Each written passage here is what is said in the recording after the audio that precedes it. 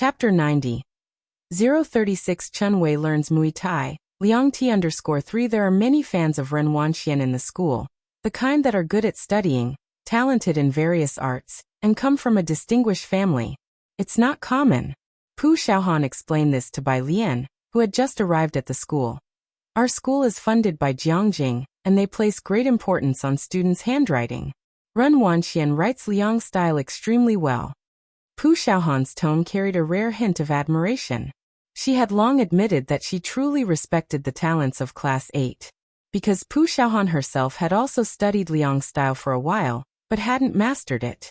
So she knew how difficult it was to achieve the level of Ren Wanxian. Liang style. Bai Lian, who was carrying a vocabulary book, paused and slightly turned her head. Pu Xiaohan knew that Bai Lian wrote in the imperial script. Lu's mom had mentioned it in class, saying it was neat and nice looking. Not just Lu's mom. Many teachers who taught Class 15 started collectively disdaining the handwriting of science students. The test papers of Pu Xiaohan, who always had neat handwriting, were not much affected by this. It's Liang Zuan's handwriting. Pu Xiaohan thought Bai Lian might not be aware, and so she explained, "You can't not know about it, right? Many people in our school can use this handwriting, but only Ren Wanxian writes it the best, so whenever someone from Jiangjing visits, the school would ask Ren Wanxian to meet those big shots. As for exactly which big shots they would meet, that's not something ordinary people like Pu Xiaohan would know." "I see." Bai Lian retracted her gaze. "Here we are." Sun Qian led Bai Lian to the renovated backstage entrance. She lifted the curtain and guided Bai Lian through the procedure on stage. "When it's time, you'll go up from here, the spotlight will focus on you, and the final stance will be centered right here." The school anniversary was being taken very seriously this time, and every member of the student council was working diligently to ensure there were no mistakes on the day of the celebration. Not far away, a few sturdy girls were escorting someone as they approached. The student council president paused briefly and then went to meet them. "Chen Wei, what brings you here?"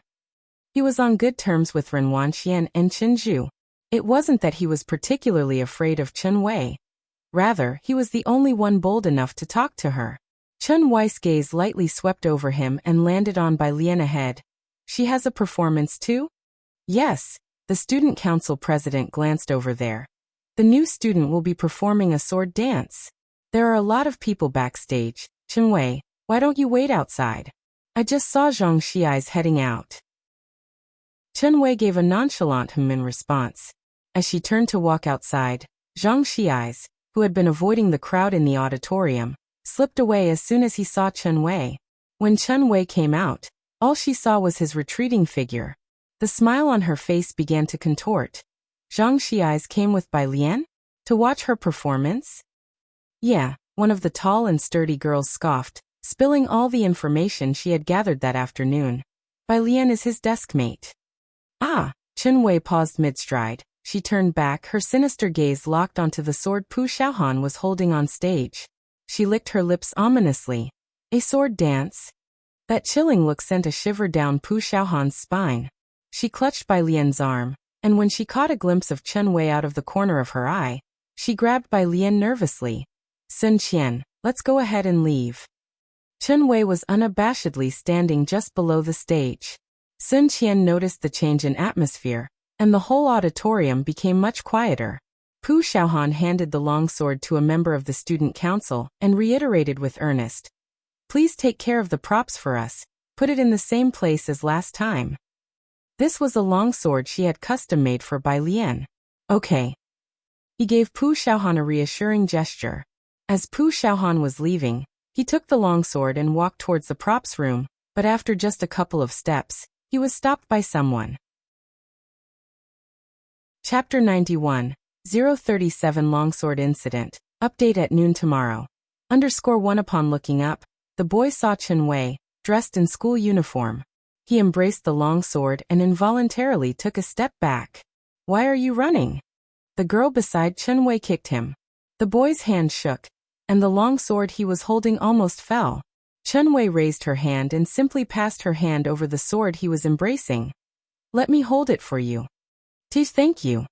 The boy's hand trembled as he handed the long sword to Chen Wei. Chun Wei took the long sword, drew it out to look at it, and made a few gestures with it, snorting coldly. He likes this sort of thing? Her voice was chilly. What are you still looking at? Don't you hurry up and leave? The tall and strong girl by her side kicked him once more. The boy staggered away as if fleeing. What's wrong? Sun Qian looked at his flustered appearance, surprised. No, nothing. The boy shook his head frantically.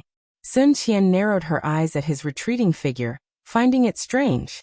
Outside, Pu Xiaohan handed 2 tickets to Bai Lian.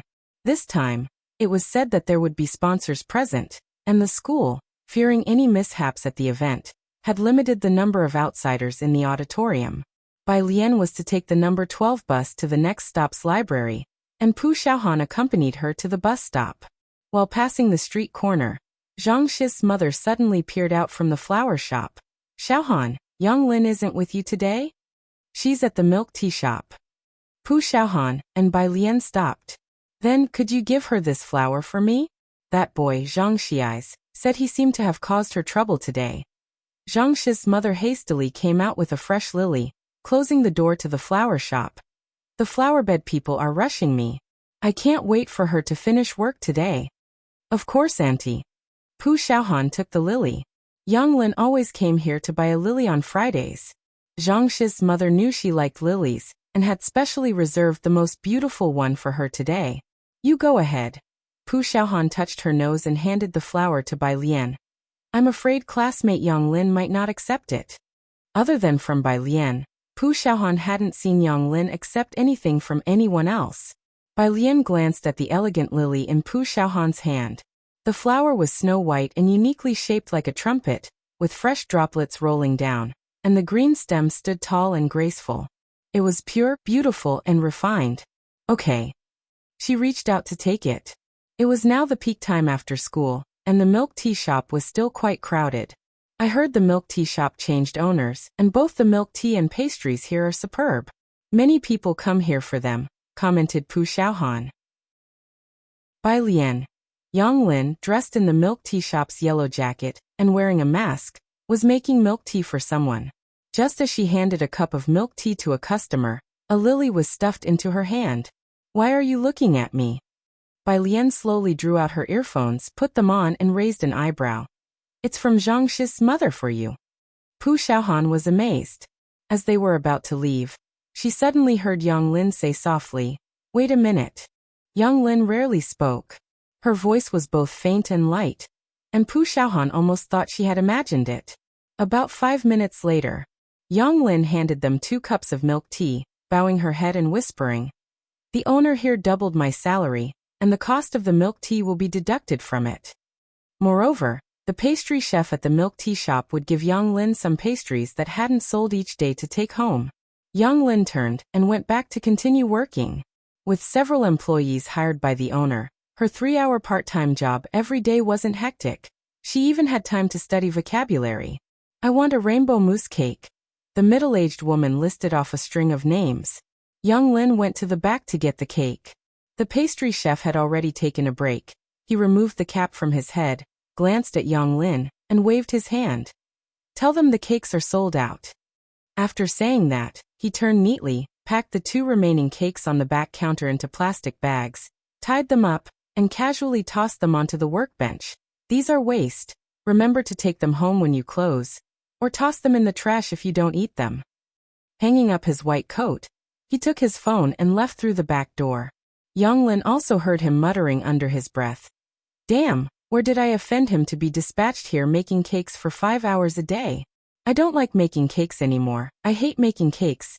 2 tickets, one for Jiang He and one that Bai Lian would take home to Jihang. By the time she arrived at the library by bus, Ming Dongheng and Chief Chen were there with Jiang He at the entrance to the library. When Bai Lian arrived, Chief Chen, while smoking, complained to Ming Dongheng. I finally managed to arrange to meet him yesterday, but his subordinate tells me he's fixing an old lattice gate. Tell me, how ridiculous is that? Chapter 92. 037 Longsword Incident. Update tomorrow noon. _2 Ming Dongheng, with one hand casually tucked into his pocket, stood coolly 2 steps away, holding a cartoon backpack emblazoned with a daikon radish. Without even looking up, he responded. Nothing outrageous. Sister Beixian helped an old granny cross the street before. She really did that. Director Chen was surprised. She's so cold, and she'd help an old granny cross the street? I always thought you guys were just joking with her. Director Chen would not dare joke with any one of them. Jiang Ziju's smile concealed a knife. Su Nanjing's gentleness was like a drawing knife. Chen Beixian was formidable. Every cut drew blood. Ming Dongheng, on the other hand, was easier to get along with, simple. Ming Dongheng glanced at him. Go look it up on the Military Academy forum. You can still find her post there. Director Chen didn't dare to ask Chen Beixian. Upon hearing there was a post, he was intrigued. As they were talking, Bai Lian got out of the car, and Director Chen hurriedly pinched out his cigarette. Ming Dongheng promptly straightened up. He had business with Director Chen and wanted to leave Jiang He with Bai Lian. Sorry to trouble you. He respectfully handed over Jiang He's school bag to Bai Lian. Both of them were exceedingly respectful towards Bai Lian. Ming Dongheng stood at the entrance of the library. Watching Bai Lian and Jiang He enter the main gate, they then got into their car. Bai Lian obviously had the ability to rein in Jiang He. With her by Jiang He's side and people lurking in the shadows to protect him, Jiang Fulai felt reassured enough to transfer Ming Dongheng away. Fortunately, we have Miss Bai. Director Chen looked at the library in the rearview mirror and sighed. Library. Leisurely, Bai Lian pulled out a ticket in front of Jiang He, teasing, going the day after tomorrow? Jiang He didn't speak, just reached out to grab it. Bai Lian raised an eyebrow, lifting the ticket higher and nonchalantly flicked it. Your silence means you don't want to go. Jiang He's hand could not reach Bai Lian's wrist. Seeing the other person actually put away the ticket and calmly started pulling out a biology notebook, Jiang He, "Oh, go." He spoke sullenly. Bai Lian, with her legs crossed, flipped through the notebook with her long fingers, rested her arm on the table, casually holding the ticket, and lazily tilted her head at his words. Go where? To see the school anniversary. Bai Lian elegantly folded the ticket and stuffed it into Jiang He's vest pocket. Hold on to this. Late at 10 o'clock at night, Chen Wei, wearing a school uniform, was going home with a longsword. At the gate, the servant saw her and quickly opened the iron gate. Miss, the master is waiting for you. Chen Wei entered the house expressionlessly with her school bag and longsword. In the hall, a man was standing with his back to her. Dad. She stood at attention. Slap. A harsh slap struck her face. Missing a monthly test is one thing, but did I send you to school to cause trouble? Chen Gang looked at her coldly. If only you could learn a bit from your brother, I wouldn't be so disappointed in you. A streak of blood appeared at the corner of Chen Wei's mouth. She covered her face, her expression dark and ominous. Did I lose face for you again? That's really great. Chen Gang extended his hand. Where's the ruler? Don't. The distraught woman finally rushed over, sobbing as she pleaded with Chen Gang, then turned back, tears streaming down her face. Chen Wei, apologize to your father. Apologize to him. The servant bowed his head and handed over the ruler. 5 minutes later, Chen Gang glared down at Chen Wei, who was lying on the ground barely able to get up, and said indifferently, Take her to the confinement room. The servant approached to help Chen Wei. Using the longsword to support herself, she staggered to her feet and viciously grabbed a cup from the side table, and hurled it at the servant's head. Get lost. Struck on the head, the servant bled and retreated while holding his forehead. The others were used to it. Early Wednesday morning, Jiang He got up early. When Jiang Fulai came down from upstairs, Jiang He had finished his breakfast and changed into a white shirt with black and white striped suspenders, now squatting to put on his shoes.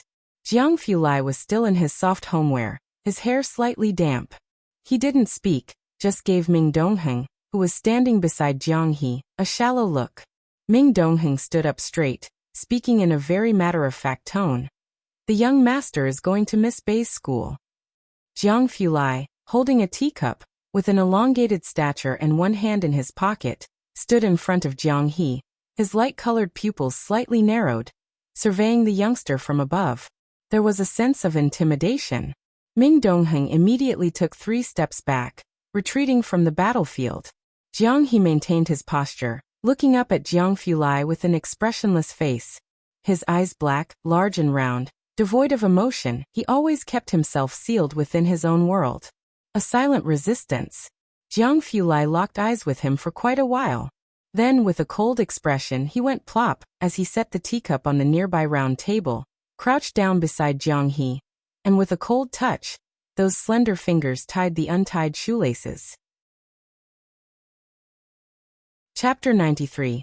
037 Longsword Incident. Update tomorrow noon. _3 It was a neatly tied bow. After tying it, Jiang Fulai stood up, crossed her arms, and looked down at Jiang He with an indifferent gaze. It was then that Jiang He slowly spoke. There's a performance at the school celebration, Sister Bai. As he said this, he took out his own ticket. I only have one ticket. Jiang Fulai looked at him coldly. She took out her phone while heading upstairs to change clothes. She tapped on Director Chen's profile picture. As a result, Director Chen, who had just awakened, received the 4 cold words from Jiang Fulai. School celebration ticket. Director Chen stared at those 4 words, instantly shivering with realization. Through the screen, it was almost as if he could feel the chill and murderous intent coming at him. And he couldn't help but shudder. He hadn't even had time to ponder why Jiang Fulai wanted tickets. Meanwhile, at the Chen family's place, in the dark confinement room, Chen Wei, who had just woken up, got up from the floor. The confinement room had no windows. There was only a small slot in the door through which meals were passed to Chen Wei. Supporting herself with her hand on the longsword, she crawled to the door and clung to it. Where is everyone? The servant who was on guard outside cautiously approached, and before getting close, Chen Wei's hand reached out and grabbed the collar of his clothes, pulling him closer. Give me your phone. Chen Gang, who had put her in confinement, always took away her phone. The servant, trembling, handed her the phone and told her the unlock code. Chen Wei turned on the phone and dialed a number directly. After ringing for quite a while, it was finally picked up by a groggy voice. Who's calling Dad so early in the morning? Chen Wei leaned against the door. She only remembered Zhang Shi's number. As the wound on her body tore, she hissed in pain, then slowly sat down. Zhang Shi eyes, this is Chen Wei. I have the white stringer longsword. I can't go to school. You go find Chen Zhu from class 8 and have him come back to fetch it. Chen Wei knew everyone in the Chen family. Chen Zhu knew his bounds and wouldn't fail to come back for it. After speaking, she hung up the phone and, trembling, leaned against the door and slowly sat down. She then looked down at the sword in her hand with cold eyes. It truly was a pity. She hadn't even used it for 2 days at school. Whether Zhang Xi's was fond of this sword dance or genuinely admired the transfer student, she licked her dry lips. Zhang Xi's. On the other end of the phone, Zhang Xi's suddenly perked up, his drowsiness completely dissipating. He hastily got up, washed up in a rush, and without eating breakfast, went to the school to find people. Because it was the school celebration. Today, the school was decorated with lights and colors, and everyone was dressed in their finest, creating a lively scene. Zhang Xi's lived close to the school. He rushed into the campus and after inquiring around, he finally found someone from class 8 in the art building, and relayed the whole situation exactly as it was. Upon hearing it was at the behest of Chen Wei, the people from class 8 didn't dare to delay. Finally, having delivered the message, Zhang Xi's leaned against the wall wiping off his sweat, his long legs carelessly crossed as he slowly exhaled. Despite his exceptional good looks, not a hint of dishevelment showed. A few girls couldn't help but glance over several times. His popularity in the school was no less than that of Chen Zhu. Even Ren Wanxian, who had just entered the music room, recognized him. What's he doing here? Chen Wei sent him to find Chen Zhu. The person from class 8 began to explain and then added, by the way, where is Chen Zhu? Haven't seen him all morning. Could you let him know for me later? Neither Chen Zhu nor Wanxian ever joined the class group chats. Even those in class 8 who could add them were scarce. Ren Wanxian kicked away a Guzheng stool blocking her path and walked up to the piano, her voice cold. Upon hearing this, the boy sighed with relief. Thank you. He went out to move other stuff. Ren Wanxian sat in front of the piano, tested the sound, and her phone rang. It was Chen Zhu. Where are you? Come to the principal's office to prepare first. The old Chun is about to arrive. Okay, Ren Wanxian quickly stood up. Her classmates, knowing she would be accompanying the principal to meet VIPs, watched her enviously as she left. The principal's office wasn't far from here.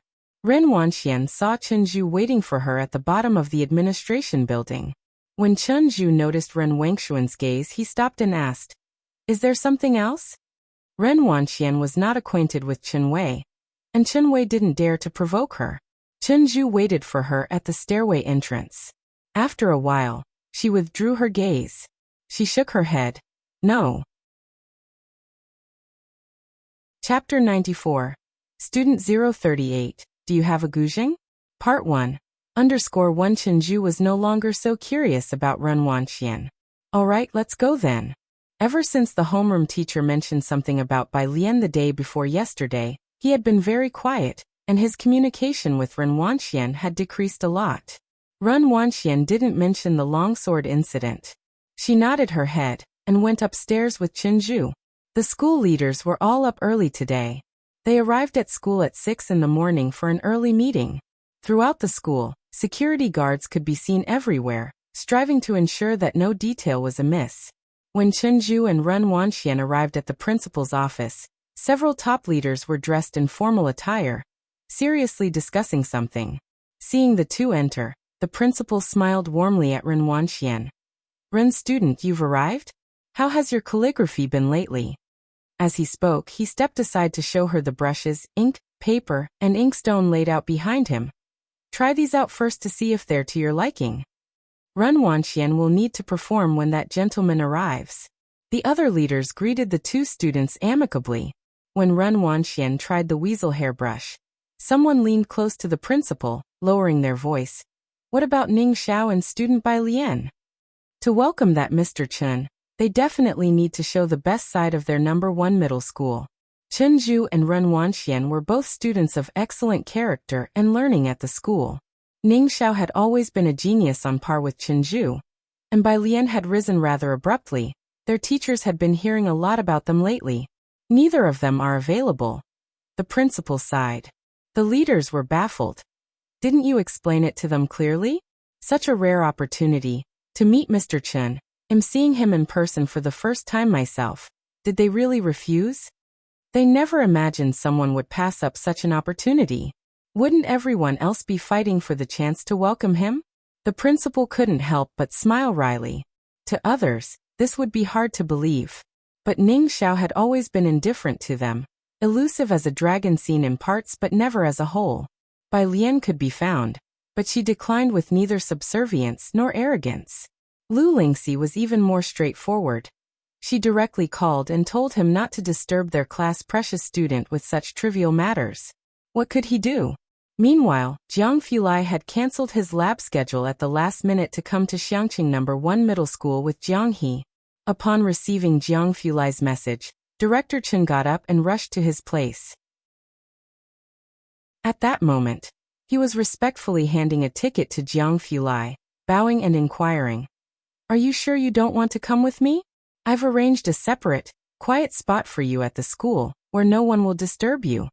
Director Chen couldn't imagine how Jiang Fulai would look with a cold face in the company of a bunch of students in the audience. He himself didn't need a ticket. When the school found out he needed one, they were quite surprised. Director Chen was helpless. Could he really manage the son of the Jiang family? Jiang Fulai's pale fingers hooked onto a black face mask, fastening a black cap on his head, his expression haughty and indifferent. No need. He glanced at Jiang He, his demeanor as noble and aloof as ever. His eyes lacked any hint of emotion. Jiang He climbed into the car. Director Chen dared not look around, standing still, waiting respectfully until the car had driven far away before daring to look up and letting out a deep breath. Turning to the servant beside him to ask, "What's with the young master today?" Why so forbidding? He hadn't dared to make eye contact with Jiang Fulai from the start to end. Bai Lian was waiting for Ji Heng, so they let Pu Xiaohan meet Jiang He first. Ning Xiao and Pu Xiaohan were waiting for Jiang He at the school gate. When the black car stopped, Pu Xiaohan lifted her hand about to call Xiaoniao brother. When she saw the tall, black figure descending from the car, The person was slightly looking down, wearing a black cap. Even without a glimpse of the face, Pu Xiaohan just couldn't bring herself to utter, "Xiaoniao brother." The alarm bells ringing in her brain made her forget the school's infamous, "Keep away from strangers" Ning Xiao, and she hastily turned her head, nervously grabbing Ning Xiao's arm. "Essie, scholar." Then she realized, originally standing next to her with one hand in his pocket, a brooding Ning Xiao abruptly withdrew his hand, both hands hanging by the seams of his pants, his stance suddenly becoming constrained. "Pu Xiaohan." "Student Bai hasn't arrived." Ning Xiao led the way for the two, the cold and somber scholar acting as their guide. "I'll take you to the auditorium's viewing area first." "Thanks," Jiang Fulai spoke. Today, with Jiang Fulai present, Ming Dongheng didn't provide personal security for Jiang He. The group entered the school gates. With Jiang Fulai's air of lofty coldness, particularly the intense, low pressure emanating from him today. Even from 2 meters away, the standing security guard was sharp enough to recognize him. From a distance, they deeply bowed to their group. Chapter 95. Student 038. Do you have a guzheng? Part 1. _2 Jiang He, dressed in a white shirt and black suspenders, worked hard to keep step with Jiang Fulai. A big and small figure on the road attracted countless gazes. At the entrance of the auditorium, a student council member was checking tickets. They wanted to greet Pu Xiaohan with a smile, but upon catching a glimpse of the person in front, they hastily withheld their voice. Inside the auditorium, Pu Xiaohan didn't dare to go in with Ning Xiao.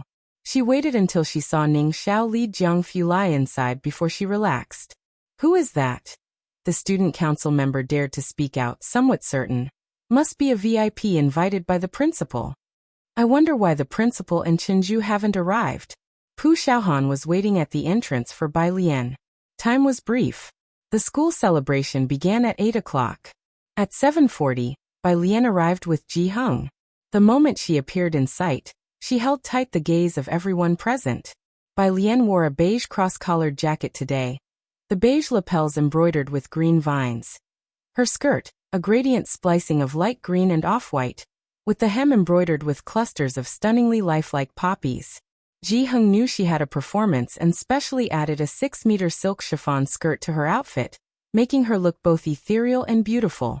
Atop her head was still a loosely tied plain wooden hairpin. There were no extraneous hair ornaments. Facing the morning sun, walking step by step, causing the embroidered poppies on her skirt to bloom gently, she looked like an elegant white tiger stepping out slowly from mountains of bones soaked in blood. In this world of colors, none seemed as multifaceted as her. Most of the people passing by stopped in their tracks. All of a sudden, Pu Xiaohan thought of the line, "Not vying with the peaches and plums of this world." Pu Xiaohan. Bai Lian, not hurriedly tapping on her phone, noticed that Pu Xiaohan was spaced out for quite a while, so she raised her eyebrows. "Ah." Pu Xiaohan's face turned red all at once, and she quietly greeted Ji Heng. "Grandpa, good day." In Pu Xiaohan. As she said this, she turned her head to look at Bai Lian's grandfather. The grandfather wore a black long gown, had a stern face, and held a smoking pipe in his hand, but the tobacco pouch hanging from it was empty. Pu Xiaohan accompanied Bai Lian and Ji Heng inside. Today there were many people in the auditorium. Most students had no seats, standing in a large open area at the back, with a few rows of chairs in the front reserved for teachers, school leaders, and some members of the student council.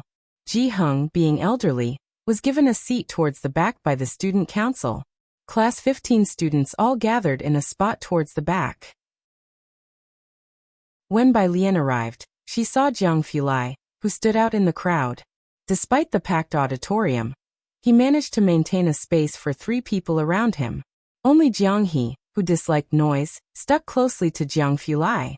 "Ah, Teacher Jiang, would you like to go backstage and wait?" Bai Lian paused her thumb mid-tap.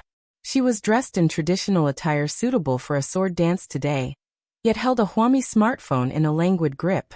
When the corners of her lips hooked slightly, it always gave a sense of misty collision between the ancient and the modern. It was like seeing flowers through the mist, at once roguish and refined.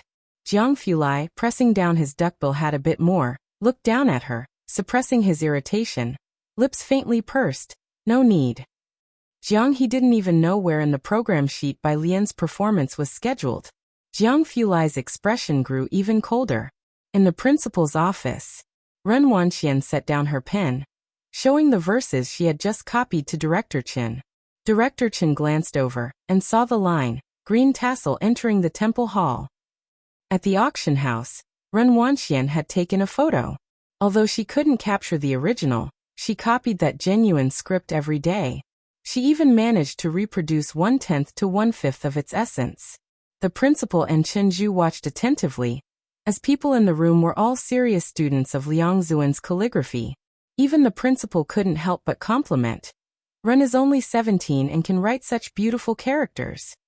Praises were heard endlessly, but Director Chen's expression was somewhat calm. If it were any other time, upon seeing such writing and the young age of the writer, he would have the same expression as the principal. However, the original that was auctioned off was now in Jiang Fulai's collection room. Director Chen had visited it many times and even video-called the old master to admire together. Even the modest Liang Zuan, esteemed as an imperial teacher through the ages, could not bear to do without it, preferring to resort to sneaky acts of thievery to take the calligraphy that was about to be burned. This illustrated just how extraordinary that piece of writing was. These past few days, he had been spoiled by the masterpieces, and now looking at Ren Wangshuan's characters felt like chewing on wax. Director Chen, with hands clasped behind his back, evaluated slowly. The character shapes are good, but they lack vigor. You need to work harder on wrist strength, though it's common for girls to lack force in their wrists. To write like this is already quite impressive. Ren Wanxian, who had expected praises, was somewhat surprised. Chapter 96. Student 038. Do you have a guzheng?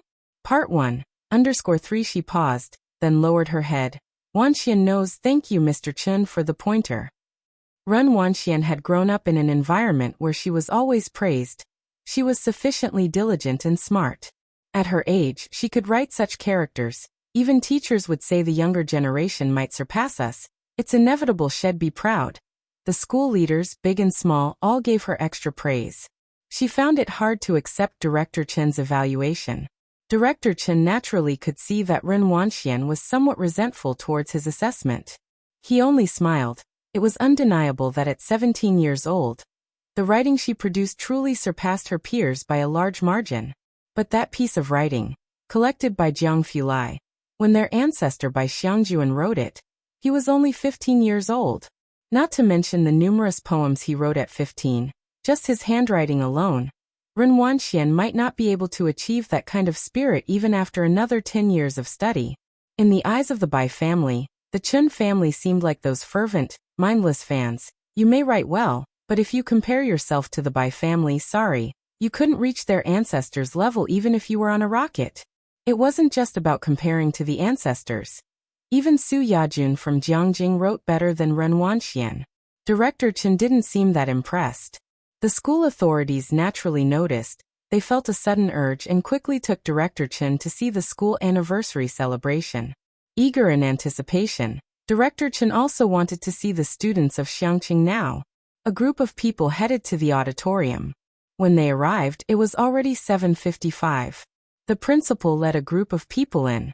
The student association members checking tickets at the door saw the principal respectfully following a middle-aged man, and couldn't help but gape. Wasn't that the person the principal invited as a distinguished guest? The first row of the auditorium seats was reserved for school leaders. Director Chen walked inside while covertly observing the crowd, knowing Jiang Fulai was also there today. Finally, he saw someone standing in a corner of the auditorium, and Director Chen was startled. He really came? He wasn't supposed to be free? Mr. Chen. The principal was somewhat stunned. Director Chen quickly averted his gaze. It's nothing. He thoughtfully wondered if Miss Bai had a performance. School anniversary programs. Every class took it very seriously. Not a single school leader in the front row had left, especially since one of them was regarded as Mount Tai. To protect that dignitary, there were nearly bodyguards every 10 meters, with a tense atmosphere spreading throughout the whole auditorium. At 11 o'clock, It was almost time for the finale. The last few performers all went backstage to prepare, Pu Xiaohan accompanied by Lian along with the arts committee member. "You're not nervous?" Pu Xiaohan calmed down her own heartbeat, comforting Bai Lian. Looking up, she saw Bai Lian walking while earnestly memorizing words. The last of her word "zhang" was swallowed into her own belly. All right then, the big shot doesn't need to be anxious. Bai Lian's clothing was her own, no need to change. "Miss, help us touch up the makeup." Pu Xiaohan pushed Bai Lian to the makeup artist. The backstage makeup artist, holding a powder puff, stared at Bai Lian's face. After a long while, she asked Pu Xiaohan in a faint voice, "You're not asking me to jokingly dab a powder puff on a bowtie's face, are you?" The exceedingly nervous Pu Xiaohan. She calmed herself down, telling herself not to be so anxious. The arts committee member went to fetch the longsword. Just then, the arts committee member ran in from outside, looking pale at Pu Xiaohan, her voice trembling unstoppably. "Xiaohan, where's the longsword?" Pu Xiaohan's heart, just calmed down, violently surged. She pushed through the crowd and ran straight into the storage room. Indeed, she didn't see the longsword there. Everyone backstage knew how important today was, and the student council members began their search. The commotion was anything but small, and Class 15 soon caught wind of the situation. Among the crowd, Zhang Xiais received the news. His face changed instantly, and he hurried backstage. Backstage. Almost everyone was there. Zhang Xiais grabbed the collar of that person from Class 8. "Didn't you say you'd pass the message to Chenju for me?" The Class 8 student was also startled. His gaze flicked towards Run Wanxian, who was touching up her makeup, realizing she had not relayed the message to Chenju at all. I couldn't find Chenju." He dared not offend Run Wanxian. Bai Lian had been watching since Zhang Xiais came in, turning off her phone, slightly leaning against the wall, squinting at the male student from Class 8. "So the longsword isn't at school at all?" Pu Xiaohan, who was still searching for the longsword, heard this and almost fainted. "It's my fault, I should have looked after it myself. It's my fault." Zhang Xiais punched the wall fiercely. Backstage was in chaos. The blunder was too big for students to handle, and soon someone went to fetch a faculty leader from the audience. He came in dressed in a suit, with a stern face. "What's going on here? What are you all doing? The school celebration isn't over yet. Look what a mess you've made." Only Run Wanxian sat in a resting chair, head down, taking out her gown. "What happened? Someone explain." The people backstage stood, looking at each other with baffled expressions, none daring to speak. The faculty leader scanned the room and finally settled his gaze on Run Wanxian, softening slightly. "Run student, what happened?" "Class 15's performance prop, the longsword, is missing," Run Wanxian said, looking at her phone, without lifting her head. The next act was Class 15's. This school celebration was personally overseen by the principal, with all the senior school leaders being vigilant, and a host of security was even invited today, just to avoid any mishaps with the celebration. Unexpectedly, at this crucial moment, Class 15's prop went missing. The faculty leader's face instantly turned grim. Chunwei took it away, Zhang Xiais frowned, explaining. "So what?" The faculty leader lashed out at him. "Don't you have a backup plan? You can't even handle this small part of the school celebration? Tell me, what can you do in the future?" The faculty leader knew who Chunwei was, and although he was furious, Chunwei was someone he couldn't afford to provoke. The anger could only be directed at Class 15 and the student council. "How is the program scheduled?" the faculty leader asked sternly. "The next act is Class 15's, and it's too late to retrieve it now." Hurried over, the president of the student council explained to the faculty leader, glancing at the people present. The last two acts were supposed to be Class 15's longsword performance, followed by Run students' piano. The atmosphere turned icy. The previous act was a pop song. The backstage reception was poor, but the song could faintly be heard nearing its end. With the last two acts remaining, it was too late to find the longsword now. The faculty leader cast a cold look at Class 15's members, finally fixing his gaze on Run Wanxian. "Run student, given the situation, we can only trouble you to change your clothes and go on stage first." Class 15 was to be struck off the list. Ren Wanxian didn't say a word, but let out a derisive laugh. She picked up her gown but did not immediately change. Ren student, I thank you on behalf of class 15. Pu Xiaohan spoke up from the side. It was her own negligence. Ren Wanxian glanced at Bai Lian, arms crossed. Bai Lian, don't you have something you want to say to me? Bai Lian didn't look at Ren Wanxian. Ren Wanxian almost laughed fine. She turned around looking at the faculty leader and said directly, sorry, my dress isn't ready yet. Bai student. The faculty leader instantly understood Ren Wangshuan's meaning, and he frowned as he turned towards Bai Lian. Bai Lian merely tilted her head and grabbed a student council member. Her skin was chillingly pale, her eyes slightly downcast, the corners of her mouth curled into a slow smile, like a blood-colored mandala blooming in the endless hell of midnight. She leaned in, tugging at the person's collar while she softly inquired, classmate, do you have a guzheng? Chapter 97. 039 The White Robe Journey, Part 2. _1 The quiet backstage left no one able to follow her train of thought. Even the school leaders were a bit stunned. The boy, with his collar grabbed by Bai Lian, had an impactful view of her face at close quarters, leaving him momentarily unresponsive. Bai Lian calmly looked at him, repeating, do you have an ancient zither? Yes. He quickly came to his senses. Many things in the school were sponsored by Jiangjing, and they especially loved to donate zither to the school. The music room alone had 7 or 8 different types of zither. Bai Lian nodded her head and let go of him. She handed her phone to Pu Xiaohan standing nearby, and methodically took off the 2 iridium rings from her fingers and gave them to her, politely saying, please help me get the zither. After a moment of surprise, the boy hurried next door to fetch the zither. The performance on the stage was already approaching its end. Bai Lian smoothed out her sleeves and looked at the school leaders, her chilly eyes devoid of any emotion. Yet her flat tone sounded intimidating. The program can be changed, right? The once imposing school leaders subconsciously nodded.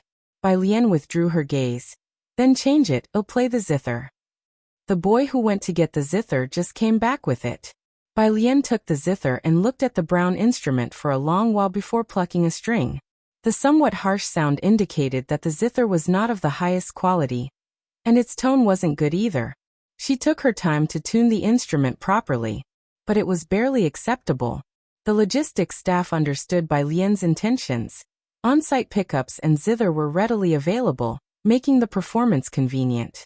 They set up the zither stool and stand, and Bai Lian, with the zither in her arms, lifted the curtain and went on stage. Ren Wanxian, who had been expecting Bai Lian to ask for her help, stood in place, frowning as she watched Bai Lian disappear backstage. Pu Xiaohan, does your classmate really know how to play the zither? Someone else also caught on and quietly inquired of Pu Xiaohan. Bai Lian had tuned the zither with quite a bearing. She didn't seem like an amateur. At this moment, Pu Xiaohan was drenched in cold sweat. With little strength, she just hummed in affirmation. But her answer lacked confidence, and she was distracted. Most people present could tell from her state, and after exchanging glances, they seemed to understand that Bai Lian probably wasn't proficient with the zither. That made sense. If she were, she wouldn't have signed up for a sword dance. As the people from class 15 went out to see the situation, there was a soft discussion backstage. It's really sad. Not only was Longsword taken away, but now she has to play the zither. Especially since, someone cautiously glanced at Ren Wanxian. Her next act is Ren Wangshuan's piano performance. Does she know that Ren Wanxian is performing the piano? Doubtful whispers constantly reached their ears. Ren Wanxian had realized by now. She pulled her gaze back and scoffed. I originally wanted to help her. Since the other party would rather force herself to play the zither than ask for help, there was nothing she could do. Outside, Pu Xiaohan and the others had already come out to watch the stage. The zither stand and stool on the stage were all ready. Pu Xiaohan and her group stood in the corner, their faces not looking very good.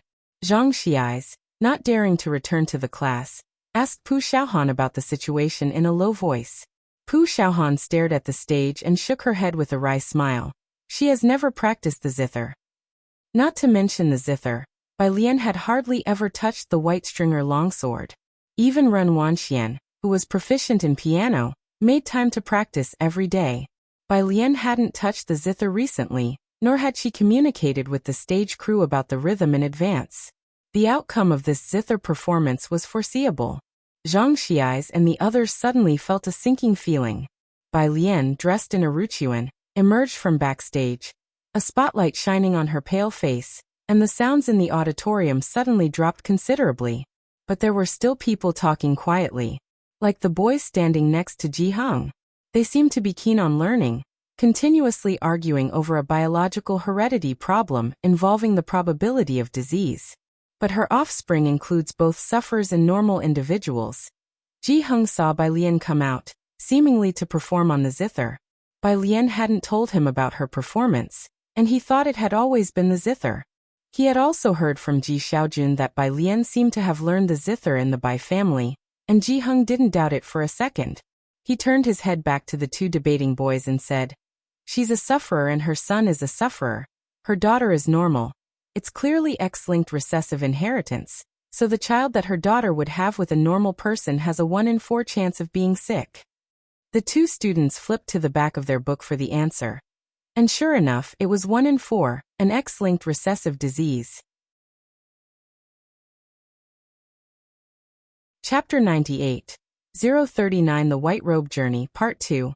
_2 They looked at the elderly Ji Hung, whose hair was streaked with white, and asked with quivering voices, "Old gentleman, where were you a biology teacher before?" "Me? A tailor." The two of them stared at Ji Hung's solemn face, which did not seem to be joking, and were flustered. "A tailor?" Their tone sounded as if they were about to cry. "Yes," Ji Hung said expressionlessly as he watched them, then pointed at the stage and said, "My granddaughter is about to perform. You two be quiet and watch, and remember to applaud later. Look, the clothes she's wearing were made by me." The two turned their gaze to the stage, looking at the exquisite clothes on Bai Lian. Oh, was he really a tailor? Finally, the two of them started to cry. The first row. Director Chen saw Bai Lian come on stage, still holding a guzheng, and he suddenly sat up straight. He watched Bai Lian without blinking an eye.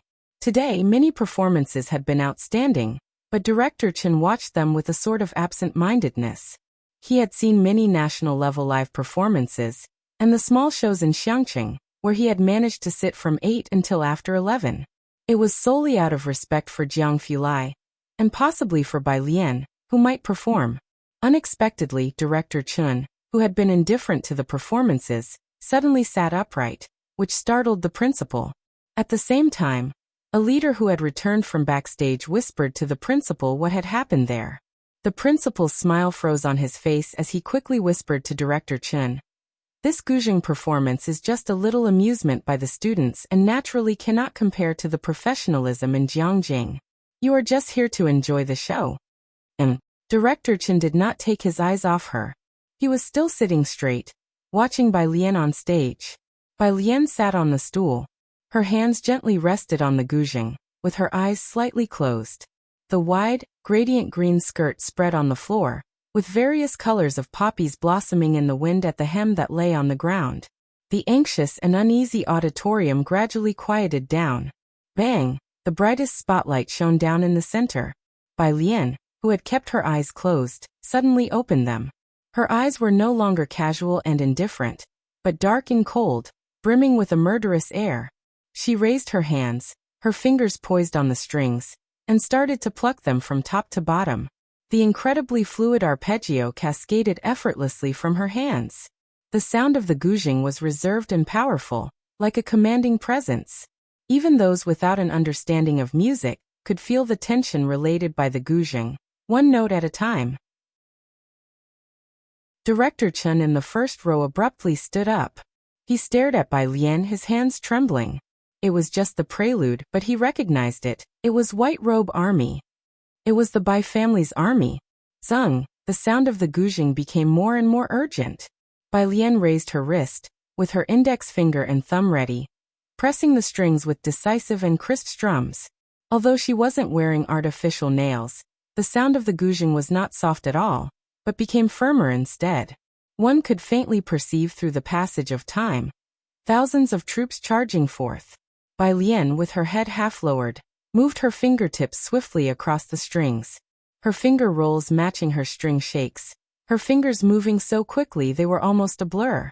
The gushing sound, whether slow or fast, light or heavy, clashed into a symphony of swords and shadows. The gushing's rapid and cutting sound, full of ups and downs, did not offer the audience a moment's respite. At its most exuberant peak, it quickly descended sharply.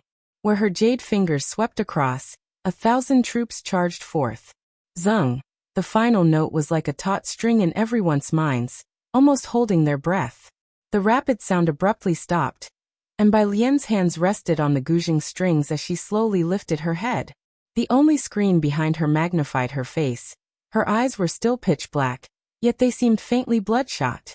Although the piece had come to an end, the hall was still utterly silent. Only the poppies on the stage fluttered elegantly, and only her slowly lifting peach blossom face seemed to weave together a picture interlacing 1,000 years with reality, an image etched in the vast cosmic wildness. Bai Lian's fingers pressed on the guzheng strings, pausing for 2 or 3 seconds before she stood up with her instrument. With one hand, she swept aside her skirt and took a small bow in thanks. In Class 15's gathering spot, Jiang He was held by Ning Xiao, his mouth slightly open as he stared at the stage. Beside him, the tall and upright Jiang Fulai also quietly stood in place. His usually unemotional eyes were now surging with waves, his fingertips almost trembling. And in the first row, Director Chen's eyes were also almost red. Everyone on site was from Xiangqing, and some understood Director Chen's feelings. This song, being Jiangjing University's anthem, just listening to it was enough to stir the hearts of the listeners. Imagine, this was a pre-war piece composed 1,000 years ago by the Bai family's young mistress and played to send off the Bai family's army. Now, to think of it being almost perfectly recreated in such a spirited performance filled with pride and trembling excitement. Chapter 99, 039 The White Robe Journey, Part 2, _3 This was the white clothing routine. No need for drums, no need for piano, no need for guitar. Just one guzheng sufficed to conjure the tumult of 1,000 troops. After Bai Lian stepped down, the venue remained quiet for nearly a minute. Then, applause rumbled forth like thunder. Chun family had also snapped back to reality. He didn't say a word and immediately pursued to the backstage. By his side, the principal finally came to his senses, too, and as he followed, he asked someone beside him, "Didn't you say that Bai Lian wasn't very good at it?" "Not very good at it." The school leader, who had just exploded in anger backstage. The 2 senior year hosts also finally recovered from the ups and downs, walking out from behind and continuing with a smile. "Next, please welcome the last performer." On this side, once Jiang Fulai came out, he saw Bai Lian standing lazily by the left side of the gate. She was waiting for Pu Xiaohan, looking ahead with a serene gaze. A wooden hairpin on her head, standing against the wind in the backlight. The hem of her garment was gently lifted by the breeze. It seemed as if she could drift away with the wind at any moment. A half-yellow leaf gently landed on her shoulder. Jiang Fulai reached out and delicately plucked the leaf off, his fingertips still hooking onto a black mask. He lowered his eyes, his face hidden in shadow, and said softly, "What are you looking at here?" Following her gaze, he saw nothing but a teaching building blocking the view. Upon hearing the voice, Bai Lian tilted her head and replied, "Reflecting." "Reflecting?" Jiang Fulai stood there gracefully, his light eyes narrowing slightly. "How did you get here?" Bai Lian suddenly remembered to ask, "Didn't Jiang He say that you were busy?" At this, the young master Jiang fell silent for a while. It wasn't the weekend, and the lab was awaiting his return to test new equipment. He had already ditched work for the entire morning. Yet no one dared to question young Master Jiang on this matter. Bai Lian was the first to ask. Chen family didn't even dare to glance at Jiang Fulai that morning, let alone have the audacity to ask, for if he did, he wouldn't have time to cry before being sent off to the fighting ring by young Master Jiang. If he saw how bold Bai Lian was, he would certainly view her in a new light. During the silence of young Master Jiang, the Chen family also came out from behind. "Miss Bai," he always addressed Bai Lian with respect. But now, His respect came intermingled with indescribable excitement and admiration. After uttering Miss Bai, he looked up and saw Jiang Fulai by her side. The keep away or perish coldness from the morning was gone from him, but those faintly sweeping eyes were still chillingly aloof. Chen family head's next words were choked back in his throat. Bai Lian tilted her head lightly towards Chen family head, raising an eyebrow. Miss Bai, Chen family head braced himself to inquire. You play the guzheng very well. May I ask where you studied? He only listened to music. It seemed like the Chen family members were all missing a screw in their heads, failing to master the liang technique and lacking talent for music. Even though Chen Beixian was as clever as they come, his guzheng playing was as grating as sawing logs. The same went for the Chen family head. But not being able to play didn't mean not understanding. Having followed the old master, he had heard countless professional-level performances, yet none had been as shocking as today's. Aside from seeming a bit esoteric at the start, the performance had become increasingly exquisite as it progressed. The Chen family had paid attention to various guzheng schools under different associations, but there was no style like Bai Lian's, and he wanted to know where exactly she had come from. The Chen family head was genuinely curious. However, Bai Lian looked at him somewhat quizzically and responded, "Play very well."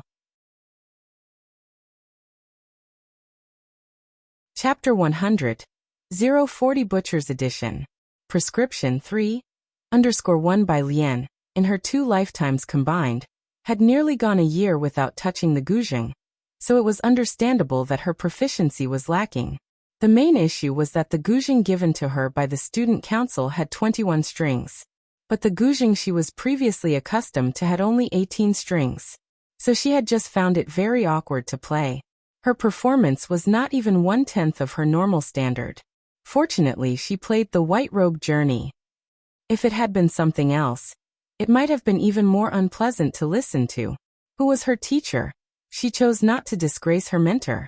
Bai Lian silently wondered if the founding master had received her reflections and repentance. Isn't that so? Chief Chen looked at Bai Lian as if she were dissatisfied with herself and couldn't help but exclaim in surprise. He didn't understand guzheng, but he could still feel the music's power. With her performance, Bai Lian could now join the Jiangjing Guzheng Association, and, with another 2 years of practice, it was not impossible for her to become a concert-level guzheng performer. Is Bai Lian setting such high standards for herself? Chief Chen wanted to continue questioning, but the slow, deliberate gaze of the person beside him made him shudder all of a sudden. Looking back, he indeed met Jiang Fulai's faint gaze. Chief Chen stiffened.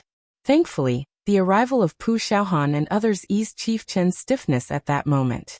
Pu Xiaohan and Zhang Xiais were just as puzzled as Chief Chen, but with Jiang Fulai standing next to Bai Lian, not a single person dared to utter a word.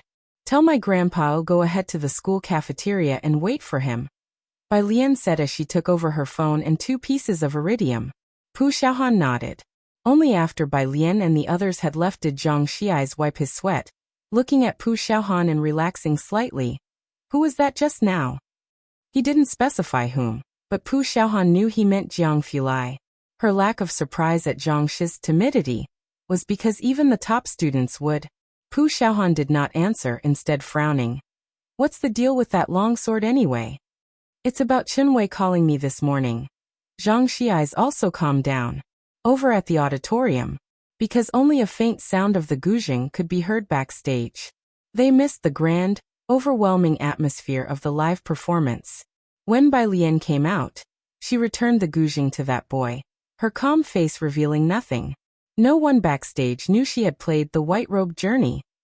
The logistics staff removed the guzheng, and several people lifted the piano for Ren Wangshuan's performance onto the stage.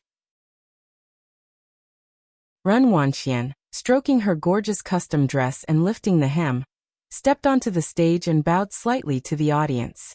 As she sat down, her eyes lifted, and the smile at her lips suddenly froze. The first row of school leaders' seats in the auditorium were almost all empty. Even Elder Chen was gone. For whom was she performing then? Not knowing what had happened, Ren Wanxian played a piece with a disturbed mind, and sparse applause followed from the auditorium. This had never happened before. Even if she hadn't put her heart into it today, Ren Wanxian knew her piano performance had met the standard. Why was the auditorium's reaction so lukewarm? She was puzzled in her heart but showed no sign of it as she walked backstage, dragging her dress, feeling vaguely uneasy. The Chen family and the Ren family had both been busy with Chief Chen's underground market affairs lately. Nobody had found the time to come today. Ren Wanxian changed into her regular clothes and went outside to find Chen Zhu. Students passing by were excitedly checking their phones, and she could distantly hear words like "guzheng" and "so cool." A bad premonition faintly formed in Ren Wangshuan's heart. Chen Zhu was still sitting in the first row, quietly sitting with his phone, lost in thought. Where did the principal and the others go? Ren Wanxian looked around. Chen Zhu came to his senses and looked up. They probably went to find Bai Lian, I guess? Bai Lian. Ren Wangshuan's heart clenched, yet her face remained indifferent. What do they want with her? Chen Zhu didn't respond, just tossed his phone to Ren Wanxian. See for yourself.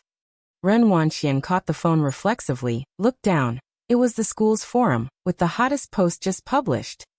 Ah, Bai Lian's guzheng performance was epic. I got goosebumps. You really missed out if you weren't there to see her live today. Video attached. Just 5 minutes long. There were already over 200 replies. As Ren Wanxian scrolled further, all the posts were about Bai Lian's performance. She didn't see a single one about her piano. The entire school forum had been completely taken over by Bai Lian. Ren Wangshuan's hand holding the phone was a bit unsteady. She started to understand why the atmosphere had been so tepid during her piano performance. But how could Bai Lian play the guzheng? She didn't return the phone to Chen Zhu. Instead, she stood still and directly opened the video. Chapter 101. 040 Butcher's Edition. Prescription 3_2 The canteen of number 1 middle school. Bai Lian got her meal and waited for Pu Xiaohan to bring Jiheng back. Jiang Fulai was called away by a phone call halfway there, so Jiang He followed Bai Lian to the number 1 middle school canteen.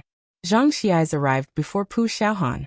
He brought that male student from class 8 and apologized to Bai Lian. I'm sorry, Bai student. Was it you who took long sword? Bai Lian was memorizing words. Hearing the apology, she looked up slightly, leaning gently against the canteen chair, her emerald green skirt spreading over the stool in full bloom. The peonies blossoming in luxurious and extravagant beauty.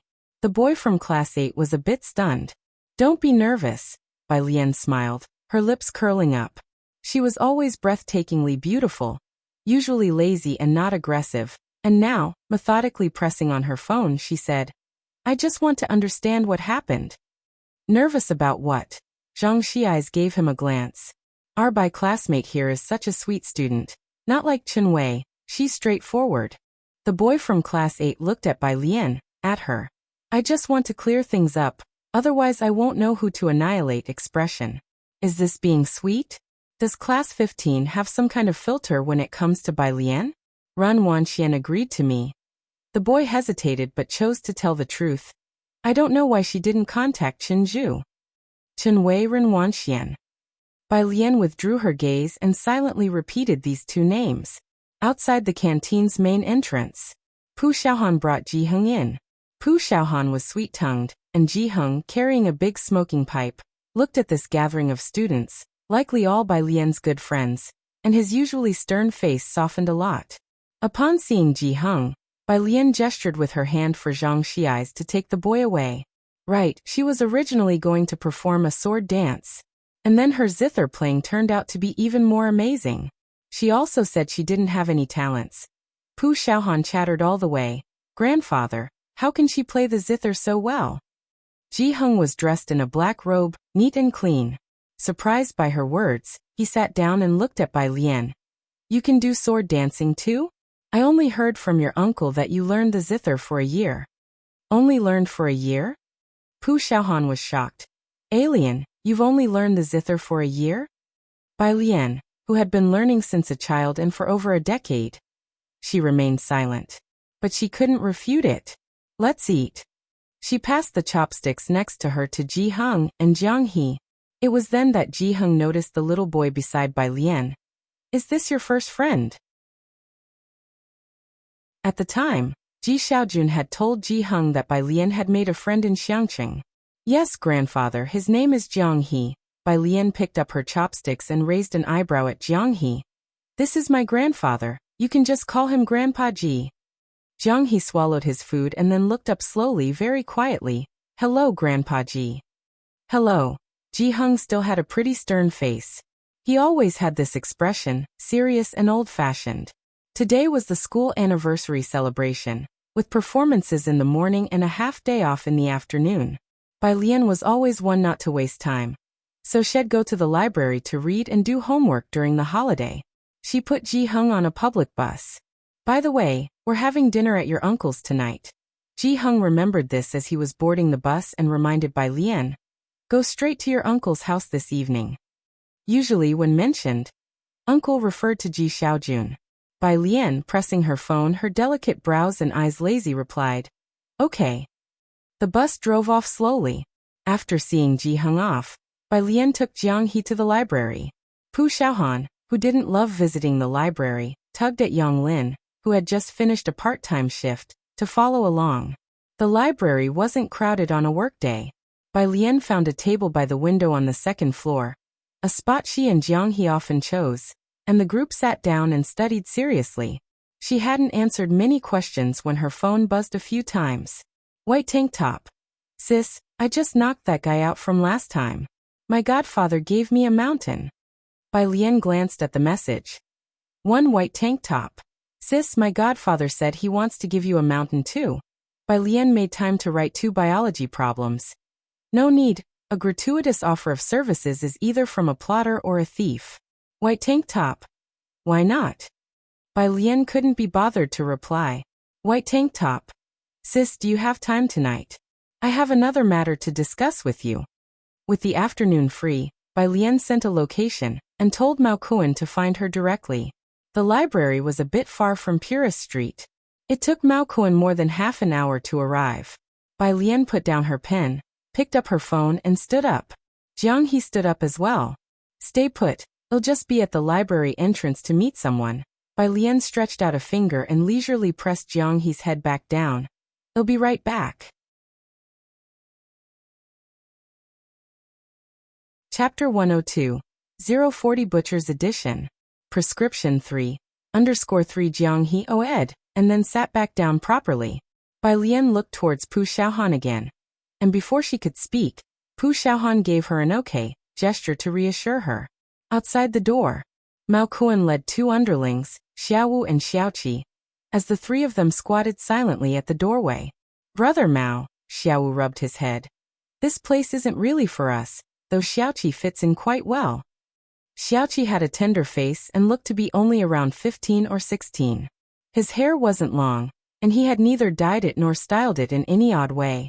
If he hadn't been following behind Mao Kuan, he would have looked more like a delicate high school boy. Mao Kuan, with a cigarette between his lips, didn't argue. As they were talking, Bai Lian emerged from inside, prompting Mao Kuan and his companions to immediately stand up. Sis. Mao Kuan scratched his head while introducing the 2 beside him to Bai Lian. This is Xiaowu and Xiaoqi, whom I picked up on Bachter Street. They both share the surname Mao with me. Sister Bai. Both of them called out in unison.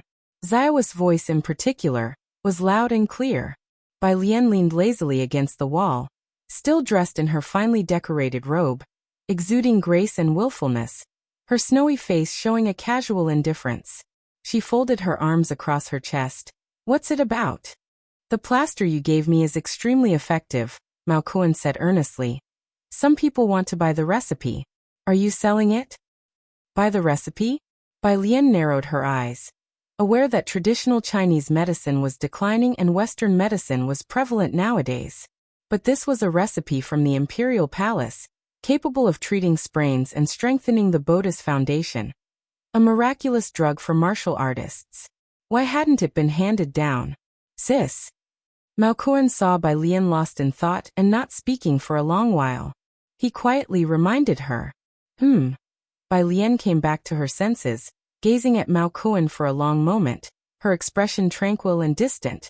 All right, but the name of the recipe must be stated. Imperial Revitalizing Plaster. Imperial Revitalizing Plaster? Despite never having heard of it, Mao Kuan thought the name sounded cultured. I'll handle this, rest assured. Although I'm not smart, Xiaoqi is knowledgeable about these matters, and will make sure you're not taken advantage of. Xiaoqi seemed not to speak much, just standing quietly behind until Mao Kuan called him. Then he would offer a reserved smile. Bai Lian just leaned there, looking at Xiaoqi. How old are you? 17, Xiaoqi responded. Not in school. Bai Lian tapped her phone screen with her slender fingertips and furrowed her pretty brows. At that age he should be in the first year of high school. 9 years of compulsory schooling. The orphanage only let him finish middle school and didn't allow him to continue. Later, he was tricked into Bachter Street, and I picked him up. Mao Kuan explained for Xiaoqi as if such things were commonplace. Also sis, my godfather wants to meet you. Are you going to Bachter Street? He looked at Bai Lian, seeking her opinion. Mao Kuan was originally just a small-time hoodlum, and it was just good luck that his godfather took him in. His godfather had many capable people under him, and like the poison scorpion, those people called him Young Master Mao to his face but didn't really regard him, something Mao Kuan was well aware of. Yet in recent days, his godfather had taken a liking to him. Mao Kuan knew it was all because of someone, so when his godfather said he wanted to see Bai Lian, Mao Kuan didn't accept on her behalf. Bai Lian stood up straight, smoothed out her sleeves gently, but did not reply. Mao Kuan immediately understood what Bai Lian meant. She did not want to meet. He always knew what Bai Lian was thinking. Suddenly, a ringtone sounded from the phone. Bai Lian glanced down and saw it was Pu Xiaohan calling. Her eyes narrowed slightly, and she answered immediately. From the other end of the phone came a cacophony of noises and intermittent cursing. Ah, alien, come quickly. Bai Lian's head snapped up, and without a word, she strode into the library, her skirt tracing a proud, cold arc behind her. Mao Kuan and the others exchanged glances, then followed her in. Chapter 103. Even if you invite Rin Qian himself over, 4th watch. _1 second floor of the library. At the entrance of the public restroom, chaos reigned. An elegantly dressed elderly woman was gently coaxing a 5 or 6-year-old child, who was crying incessantly, while looking coldly ahead. Be good, my treasure. I won't. The little boy struggled and wailed. Grandma, he pushed me. The old grandma looked at the swelling on the boy's head with distress, and gave a cold glance to the bodyguards beside her. One of them immediately reacted, grabbing Jiang He, who was squatting aside. Which family are you from? Where are your parents? Are you blind? You pushed our young master to the ground. Grandma, I want his watch, the little boy said, breaking into laughter when he saw Jiang He being picked up. His watch glows. Without a reminder from the elderly woman, the bodyguard immediately went to snatch Jiang He's watch. Suddenly lifted up, the silent Jiang He suddenly began to struggle violently. He was making strange noises with his mouth while trying to bite the bodyguard's wrist. The bodyguard didn't expect him to be so strong and got bitten accidentally. You little beast! He hurriedly squeezed Jiang He's neck to make him let go, then firmly grasped his wrist and handed it to the little boy to please him. What are you doing? Pu Xiaohan and Yang Lin hurried over after hearing the commotion. Pu Xiaohan immediately called Bai Lian. Yang Lin didn't say a word, running over trying to stop the tall and sturdy bodyguard. The old lady sized up Yang Lin and Pu Xiaohan. Yang Lin's hair almost covered her entire face, a dead air emanating from her. She was wearing the most ordinary school uniform. The old lady quickly withdrew her gaze, indifferent to the two of them. Seeing her grandson struggling to remove Jiang He's watch, the old lady walked over and forcibly tore it off Jiang He's wrist. As soon as Bai Lian came upstairs, she saw Jiang He being choked and controlled by a man.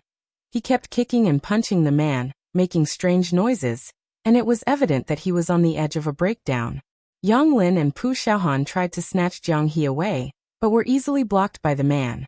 An old woman was forcefully taking off Jiang He's watch, and his wrist was already red.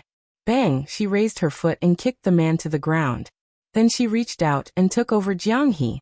Jiang He was trembling all over, his eyes nearly unfocused, just shaking with cold. His neck was swollen, and his wrist was red as well. Sis, Mao Corin had just come up when Bai Lian handed Jiang He to him. She then turned around and stomped hard on the man's chest. Mao Corin could clearly hear two cracking sounds, the sound of ribs breaking. Bai Lian's gaze slowly shifted to the old lady. She walked over slowly, her eyes narrowed. The smile that slowly formed on her lips was like that of a Rakshasa stepping over a sea of corpses. The old lady held her grandson protectively as Bai Lian's chilly eyes bore into her. She couldn't help but retreat backward. Ah! Bai Lian stopped and stared at the black watch in her other hand, her almond-shaped eyes squinting. She directly grabbed the old lattice collar with one hand, choking her neck with the other, and slowly retrieved the watch. You. The old lady was suddenly lifted up, struggling to breathe, and began to speak in terror. Do you dare? Do you know who my son-in-law is? Bai Lian's fingers gradually tightened. Pu Xiaohan finally snapped out of it. She got up from the ground, held Bai Lian's hand and shook her head. Alien. Bai Lian looked down at the old lady for a long while, finally releasing her grip before the woman suffocated. The old woman fell to the ground, coughing non-stop while clutching her throat. Bai Lian turned around to check on Jiang He. Jiang He was still shivering. She placed one hand on his pulse and wrapped her other arm around him to take him into her arms, her eyelids drooping slightly, a layer of gloom covering her overly delicate face. Mao Kuan coldly looked at the old lady and her entourage, lowering his voice. Sis, should I? He made a slight slashing motion across his neck. What are you thinking? Bai Lian noticed that Jiang He was reacting to stress, glanced at Mao Kuan and said lightly, It's a society governed by the rule of law. Mao Kuan, for some reason he found what his sister said quite amusing. All right, Mao Kuan didn't mind. Call me if there's trouble. This kind of small matter doesn't require my godfather to take action. Alien. Pu Xiaohan didn't hear the conversation between Bai Lian and Mao Kuan. She just looked worriedly towards the old lady. That person doesn't seem like an ordinary person. Mao Kuan scratched his head. Really? He couldn't tell. Meanwhile, the library staff who had pretended not to see Jiang He getting caught, seeing the old lattice side at a disadvantage, started to panic and called security to maintain order. Madam Li, are you okay? Chapter 104. Even if you invite Ren Qian himself over, 4th watch, _2 they helped the elderly woman up. Damn it. The old lady was helped to stand up, with her nearly frightened witless grandson beside her. She looked in the direction of Bai Lian, her voice hoarse as she said, What are you all staring at for? Call the police. The police arrived quickly and took everyone involved in the incident to the police station. Bai Lian, with Jiang He, cooperated fully throughout the whole process. In the police car, Jiang He's body trembled continuously as he lay across Bai Lian's legs, while Bai Lian slowly patted his back. Parental contact information. The officer was taking notes in a small notebook. Jiang He was still laying across Bai Lian's legs. Bai Lian squinted her eyes. With her pupils still holding an unvanished fierceness, she sat there in her robe, her striking eyebrows and eyes relaxed lazily. She gave Ji Shan's number. Ji Heng was getting older, and Bai Lian did not want to trouble him to travel such a long way. The officer nodded, turned his head for someone to make contact, and then asked the next question. Why did you hit them? The pale-skinned girl sat on the black car seat, her whole face shadowed. Those half-closed eyes were extremely cold, and her overly delicate features made her seem like a casual, spectral creature. She knew little about this matter, her tone indifferent. They initiated the physical altercation, and also snatched a watch. The watch had already been taken by the officer as evidence. Everything was going smoothly. He was probably the easiest suspect an officer had ever interrogated. He sighed and said, Regardless, hitting people is not right. You can come to us with the issue. The person you hit might have a somewhat troublesome identity. It was difficult for him to imagine how this seemingly obedient girl managed to beat a bodyguard to that state. But the very next second, a cold sweat broke out over the officer's back as he closed his notebook. He suddenly realized, ever since this girl had gotten into the car, she had almost been leading him by the nose. Even at this moment, he was still making excuses for her. This was a major taboo for a police officer. He suddenly looked at Bai Lian. and a chill surged from the soles of his feet. He had never felt this even when facing those highly intelligent criminals before. Ji Xiaojun had just finished tutoring a student preparing for an arts exam. Today, Bai Lian and Ji Heng were supposed to come over for dinner, and he was shopping for groceries with Shen Qing. Having spent so much time together, Ji Xiaojun had also learned from Ji Heng which dishes Bai Lian liked to eat. Strange, Shen Qing commented on the dishes, quite surprised. I thought she would prefer Beijing cuisine, but it turns out she still likes Xiangqing cuisine. She remembered the first time Bai Lian came over for a meal. What she cooked was Beijing cuisine. No wonder Bai Lian hardly ate anything that time. Alien is also from Xiangqing. Ji Xiaojun did not like Shen Qing saying that. His phone in his pocket rang. Ji Xiaojun, while helping Shen Qing pick out vegetables with one hand, answered the phone with the other. Hello. The person on the other end said something. What? Ji Xiaojun suddenly looked up, letting go of the vegetable in his hand. Seeing Ji Xian's reaction, Shen Qing's heart jolted, reminding her of something that happened a few years ago. What's wrong? She quickly put down the vegetables and followed him to the police station. Ji Xiaojun couldn't afford to explain and headed straight for the market's main entrance, hailing a taxi with Shen Qing to the police station. The police station. The old lady and her grandson were well settled in the reception room. Ji Xiaojun and Shen Qing arrived just as the police finished taking statements. Alien.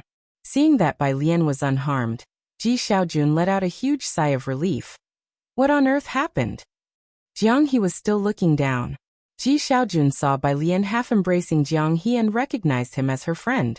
Since the police had taken Bai Lian's phone, she looked up at Ji Xiaojun, touched her nose, and admitted her fault. I beat someone up. You hit someone? Shen Qing looked at the beautiful Bai Lian with furrowed brows, quickly turned to the police, and said, Officer, you mustn't wrongly accuse people. Look at this child. Does she look like someone who would hit others? She was loud, and when she spoke, it was a bit like an unreasonable shrew. She had forgotten that when Bai Lian first visited their home, she had said Bai Lian was a wastrel who only knew how to eat, drink, and be merry. The officers were stunned on the spot by her unreasonable tirade. Bai Lian blinked innocently on the side. Thank goodness she wasn't that good at fighting. The other party's ribs were only broken, maybe only 1 or 2 or 3. Shen Qing and Ji Xiaojun were taken out by the officers. Bai Lian sat back down in the chair, resting her chin on one hand, while slowly patting Jiang He's back with the other, leisurely saying, Why haven't you recovered yet? If we wait much longer, Xiaomao is going to blow this place up.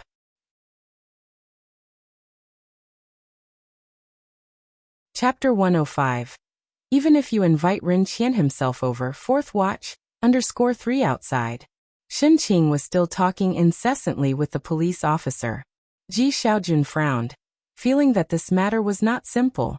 The police officer took Ji Xiaojun to the resting room to meet the old lady, and looking at Ji Xiaojun as if he were calm, he lowered his voice to remind him, It would be best for both of you to ask for each other's forgiveness.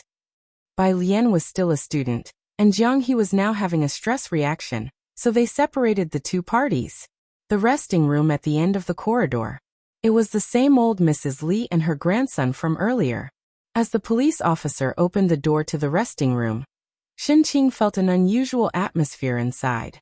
Chief, said the police officer who opened the door with great respect. I've brought the person. The chief did not reply. He was busy keeping up a placating smile. Mrs. Li, rest assured, I will handle this matter impartially. Old Mrs. Li was holding her grandson. If Bai Lian were here, he would definitely see. The watch that they said was taken for evidence was now being played with by the little boy. Old Mrs. Li's eyes, sharp as hawks, swept over Shen Qing and Ji Xiaojun. She set down her teacup with a clack. Why have you brought them here? Shen Qing, who was previously overbearing, changed her expression upon hearing the police officer address the person inside as chief. She didn't dare to say another word. Facing ordinary policemen, she could raise her voice, but a chief was not someone ordinary people could meet, usually only seen on TV news. She subconsciously grabbed Ji Xian's clothes. Didn't you hear what Mrs. Li said? The chief did not look at Ji Xiaojun or Xinqing but glanced at the police officer. Now take them away quickly. The police officer hurriedly took the two of them out. Police comrade officer. Xinqing's voice was tense. Auntie. The police officer lifted his eyelid, giving Xinqing a look, and said gravely, "It seems you haven't grasped the situation. Do you know who your niece hit?" Xinqing was taken aback. "You know about the Chen family, right?" The officer looked at Xinqing and Ji Xiaojun and sighed again. Why bother? For a watch to cause such a situation. She obviously wants to make it a big deal. You'd better be prepared. In the whole of Xiangqing, who didn't know about the two great families, the Chen family and the Ren family? Ji Xiaojun, Xinqing, holding Ji Xian's sleeve, stammered, "Call your brother." In the current situation, common people like them certainly couldn't intervene. It seemed they could only turn to the Ren family now. The police officer was about to leave, but he paused upon hearing Xinqing's words. He looked at Ji Xiaojun and Xinqing, both dressed simply, in surprise. Were these two also backed by powerful connections? The door to the resting room opened. Old Mrs. Li came out carrying her grandson. Her grandson was holding Jiang He's watch. The screen of the watch lit up with a blue light. It was silently glowing, displaying an incoming call. No one answered. It went off shortly after. Meanwhile, Bai Lian's confiscated phone also began to vibrate. But no one present noticed it. The little boy, holding the watch in one hand and posing with the other as if it were a little pistol, arrogantly shot at Ji Xiaojun and Xinqing. Old Mrs. Li had obviously also heard what Xinqing had said to Ji Xiaojun. She almost sneered. In all of Xiangqing, who didn't know that Chen Gang was her son-in-law, and her grandson Chen Zhu was the future Jiangjing University student? Especially Chen Gang, who had been so influential in Xiangqing over the past month. Even the Ren family had to curry favor with him. Even Ren Qian had to treat her with respect when he saw her. You want to make a phone call? Old Mrs. Li set down her grandson, looked at Ji Xiaojun and Xinqing, and touched her neck with one hand, as if she could still feel the choking sensation when Bai Lian had grabbed her neck, her voice hoarse and sinister. Call whoever you want, but let me tell you this. I will not let go of this matter today, and I definitely won't spare those two, even if you bring over the Ren family or Ren Qian himself. My words stand. Chapter 106. 042 Ordinary background. Who would dare to provoke him? _1 The people at the station stood to one side, quite accustomed to the scene. Just because she dared to mention the name, Ren Qian. After the elderly lady finished speaking, the chief of police barely smiled and said to her, "The young master was frightened along with you, ma'am. Please go home and rest. Leave the follow-up to us." The chief didn't have the guts to keep the Chen family at the station. The two had only exchanged pleasantries in the lounge. They hardly questioned them further about the case. Madame Li responded reservedly. As for this matter, the chief respectfully saw her out. "Mr. Chen, about that, don't worry." Madame Li placed her grandson in the car and stood by it, stroking her own neck, and spoke with a chilly tone. "I understand your predicament. If this matter is handled well, I won't mention it to Chen Gang." The chief breathed a sigh of relief. "Thank you for your understanding, madam." He stood at the entrance, watching Madame Li's car drive away. "Chief," a police officer said hesitantly after watching the car leave. "Did they take the evidence with them?" Once they entered the library, they had collected the evidence following procedure. Gathering and investigating evidence. After understanding what happened, the evidence was taken by the Li family's kid back to their house. Now they had directly taken the evidence away. The officer, who had not been working long, felt it was inappropriate for the Li family to take others' belongings like that. "It's just a watch." The chief turned and walked back. The watch was the least of his concerns. "What about the information on the other two? Show it to me." Chen Gang was a ruthless figure in Xiangqing, a martial artist from his youth. His exiled family regained attention from Jiangjing thanks to him. Unapproachable and unsympathetic, if this issue wasn't handled well and Chen Gang took notice, his good days would be over. The officer promptly handed over the recently gathered information and the written record. The chief skimmed through it on the way. All information was narrated by Bai Lian, a student at Xiangqing High School, with grandfather Ji Heng and uncle Ji Xiaojun. A very ordinary student, from a very ordinary family. He casually closed the notebook with his hand, recalling multiple times, but unable to find a family surname Ji in Xiangqing. Not one of the big shots on Bachter Street had the surname Ji. Recently, the surname Bai had been added to Blackter Street, but that had nothing to do with Ji. Madame Li was shrewd. She wouldn't dare to provoke someone truly influential. The chief and the officer walked on. Shen Qing and Ji Xiaojun, who were waiting in the lobby, hurried over to speak with the chief. "I'm sorry," an officer blocked them sternly. "Our chief has other matters to attend to." The chief wasn't someone ordinary people could see whenever they wished. If it had not been for this matter concerning Madame Li, such a trivial issue wouldn't have required his attention. Watching the chief's retreating figure, Shen Qing wondered, what can we do now? She had clearly heard what Madame Li said. Even seeking Ren Qian would be useless. In Shen Qing's knowledge, Ren Qian was the most powerful person she could think of. Let's first ask Alien exactly what happened. Don't tell Dad to avoid worrying him, Ji Xiaojun said calmly. Instead of panicking like Shen Qing, he spoke with a composed voice. As for going to the Ren family, Ji Xiaojun didn't consider it for a moment. He held his phone, deep in thought. Shen Qing had begun like a headstrong brat, but compared to Madame Li, she was far outmatched. The officer, witnessing Madame Li take the watch without a word from the chief, shared empathy for the weaker, and after saying that the chief couldn't be approached, he added in a hushed tone, "Try to leverage your connections if you can. You shouldn't let the student end up with a criminal record. A criminal record would complicate future civil service examinations. Stay with Alien," Ji Xiaojun instructed Shen Qing firmly. "I need to step out." Thinking he was going to seek help from the Ren family, she quickly agreed. "Okay, you go. Don't worry about her here." Meanwhile, Pu Xiaohan and Yang Lin returned to school, seeking Lu Lingxi. Most students, when faced with trouble, seek out their homeroom teacher, especially those in class 15. Hearing Pu Xiaohan's clear explanation, Lu Lingxi was alarmed. Bai Lian was pushed to hit someone? Her such a well-behaved, outstanding student forced to resort to violence? Yes, Pu Xiaohan felt like crying. "Ms. Lu, that old lady was unreasonable, snatching things and hitting people, and she seems tough to deal with. Bai won't get into trouble, right? You two go back first." Lu Lingxi gestured with her hand. "I'll handle this matter."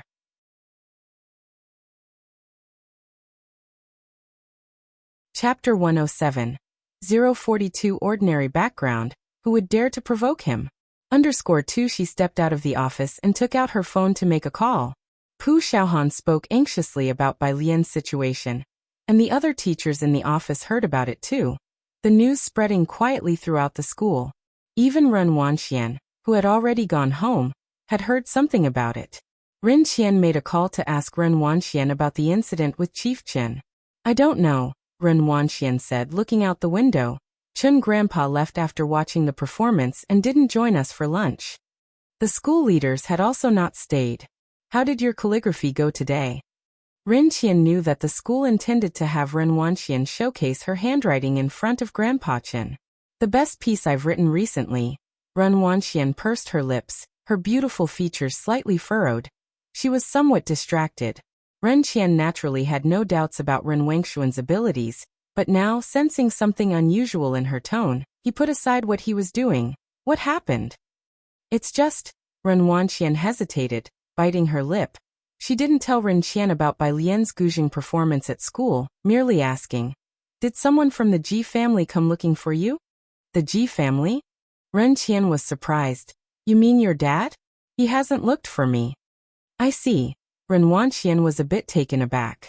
She had heard that Lu Lingxi's face had turned grim at the time, and she thought someone from the Ji family would go to her grandfather. What exactly happened? Ren Qian had been very concerned about the Ji family of late, and he asked seriously, "What's happened with the Ji family?" "It seems to be Bai Lian." Ren Wanxian withdrew her gaze from the window, lying on her bed. "She caused trouble and got taken to the police station, and it's not a small matter." This was something Ren Qian truly didn't know. After hanging up the phone, he promptly instructed the Secretary General to look into Bai Lian. Even though the Ji family hasn't approached me, we cannot pretend to be ignorant of this affair. Ren Qian had his own plans, intending to take the initiative to help before the Ji family reached out to him. The matter that Ren Qian wanted to investigate yielded results in just a few minutes. The Secretary General looked at Ren Qian and hesitated to speak. Is it serious? Ren Qian asked, looking at the Secretary General, actually surprised. He didn't think there was anything in Xiangqing that could cause him trouble, especially considering it involved the Ji family. How big could it possibly get? To Ren Qian, it was just a matter of a few words. The Secretary General bowed and reported to Ren Qian. It's not that serious, but Miss Bai, she injured Madame Li, and Madame Li is very angry now. What? Ren Qian was astonished. Whom had Bai Lian offended, to have clashed with Chen Gang's mother-in-law? Sir, the Secretary General stood to one side, expressing his concern. It seems that Grandpa Chen had the intention of acknowledging Chen Zhu as his foreign-born grandson. And this? Ren Qian was silent for a good long while. He knew the importance of the Chen family, and Bai Lian was worth the investment, but Grandpa Chen, even if given several more decades, he wouldn't find a chance to connect with the Chen family of Jiangjing. Eventually he waved his hand. Ren Qian slowly said, let's not deal with this matter for now. If the Ji family calls, you help me find an excuse to delay them. Understood. The Secretary General lowered his head. Xiangqing CRFS Dark Matter Research Institute. Jiang Fulai took off his glasses, his black coat open, his cool gaze fixed on the data, the fluorescent marker being slowly tapped between his fingers. No interaction between dark matter particles and other particles detected. Expand the variety of particles. Got it. Yuan noted down the important points. Standing behind Jiang Fulai, he observed him covertly, estimating the mood of young Master Jiang. Eventually, the quest for knowledge overcame the fear of young Master Jiang, and he won, holding his notebook, spoke cautiously. Young Master Jiang, have you done the new questions from the app recently? Jiangjing University's app training camp has a basic question bank and a challenge question bank, with 20 new questions released each month. They cover mathematics, physics, chemistry, and biology, with 20 basic questions every month. Getting all the questions right grants 10,000 base points. The scores are determined by the system. The challenge question bank is composed of questions set by a group of tutors from Jiangjing University, randomly refreshed. Solving one question multiplies the monthly score by 1. The number of questions solved is equivalent to how many times the score is multiplied. The question bank is refreshed each month. The basic question bank is generally manageable, but for the challenge question bank, no one aside from young Master Jiang has completed it. The system's best answer is still young Master Jiang's. However, Jiang Fulai hasn't logged into the system for 2 years. He hadn't realized how he won and the others had spent these 2 years. Unable to finish the challenge questions, they dared not ask. A few days ago, someone downloaded the app and even followed someone. The people from several laboratories were almost brought to tears. But after waiting 2 weeks, Jiang Fulai neither brushed the questions nor left any answers. What kind of questions? Jiang Fulai picked up his phone and looked at the time. It was just past 4.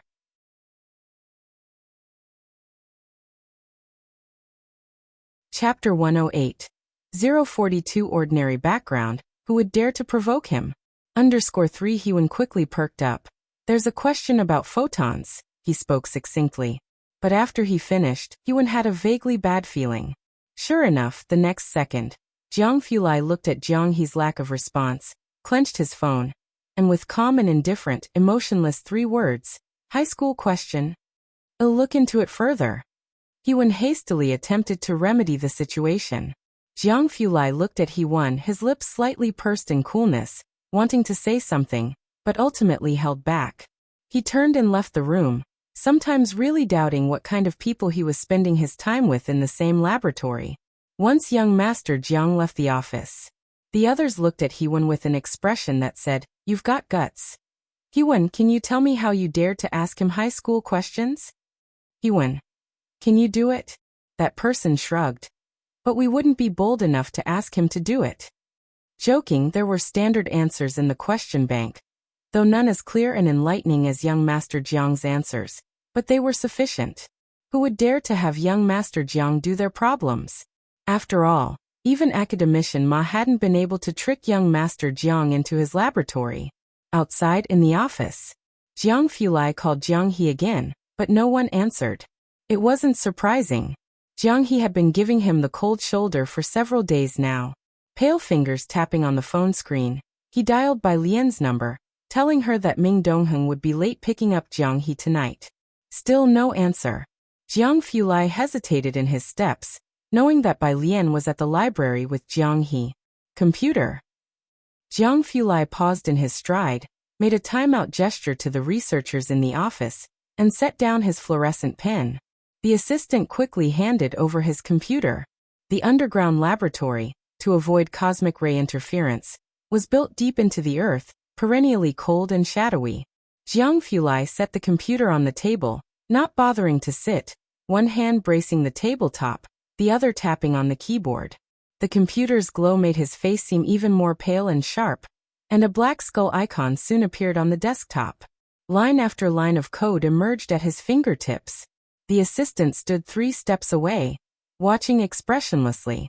Jiang's business scope was too broad for him to understand anything. Pale fingertips struck the enter key with a snap, and a large map of Xiangqing popped up on the computer screen with a small red dot moving slowly. The assistant behind only saw Jiang keying in several lines of code, with the map continuously zooming in. It finally stopped on a street. He was tracking the location of Jiang He's wristwatch. Jiang He often disappeared without reason due to his personality.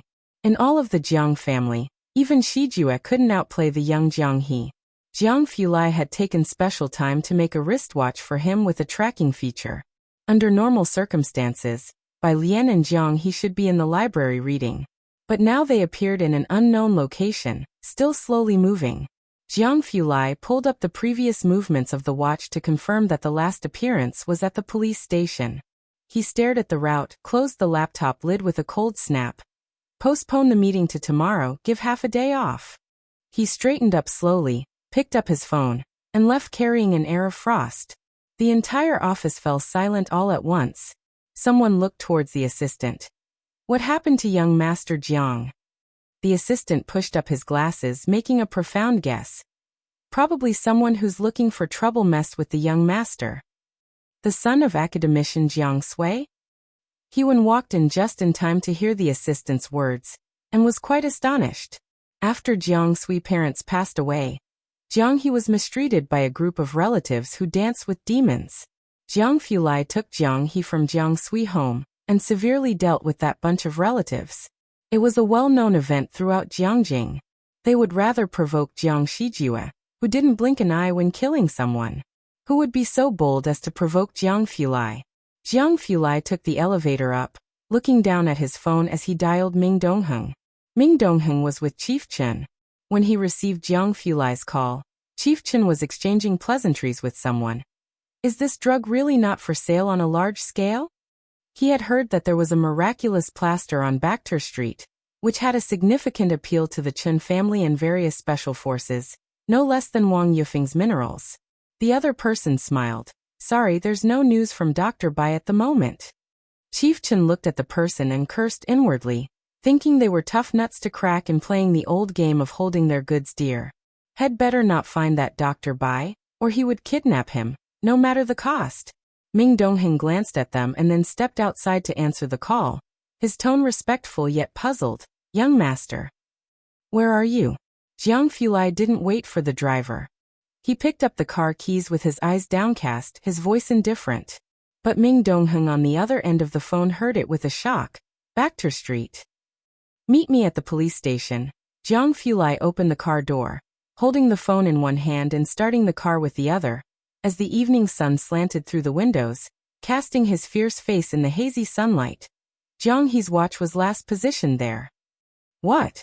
Ming Dongheng's heart skipped a beat. His hands became somewhat unsteady.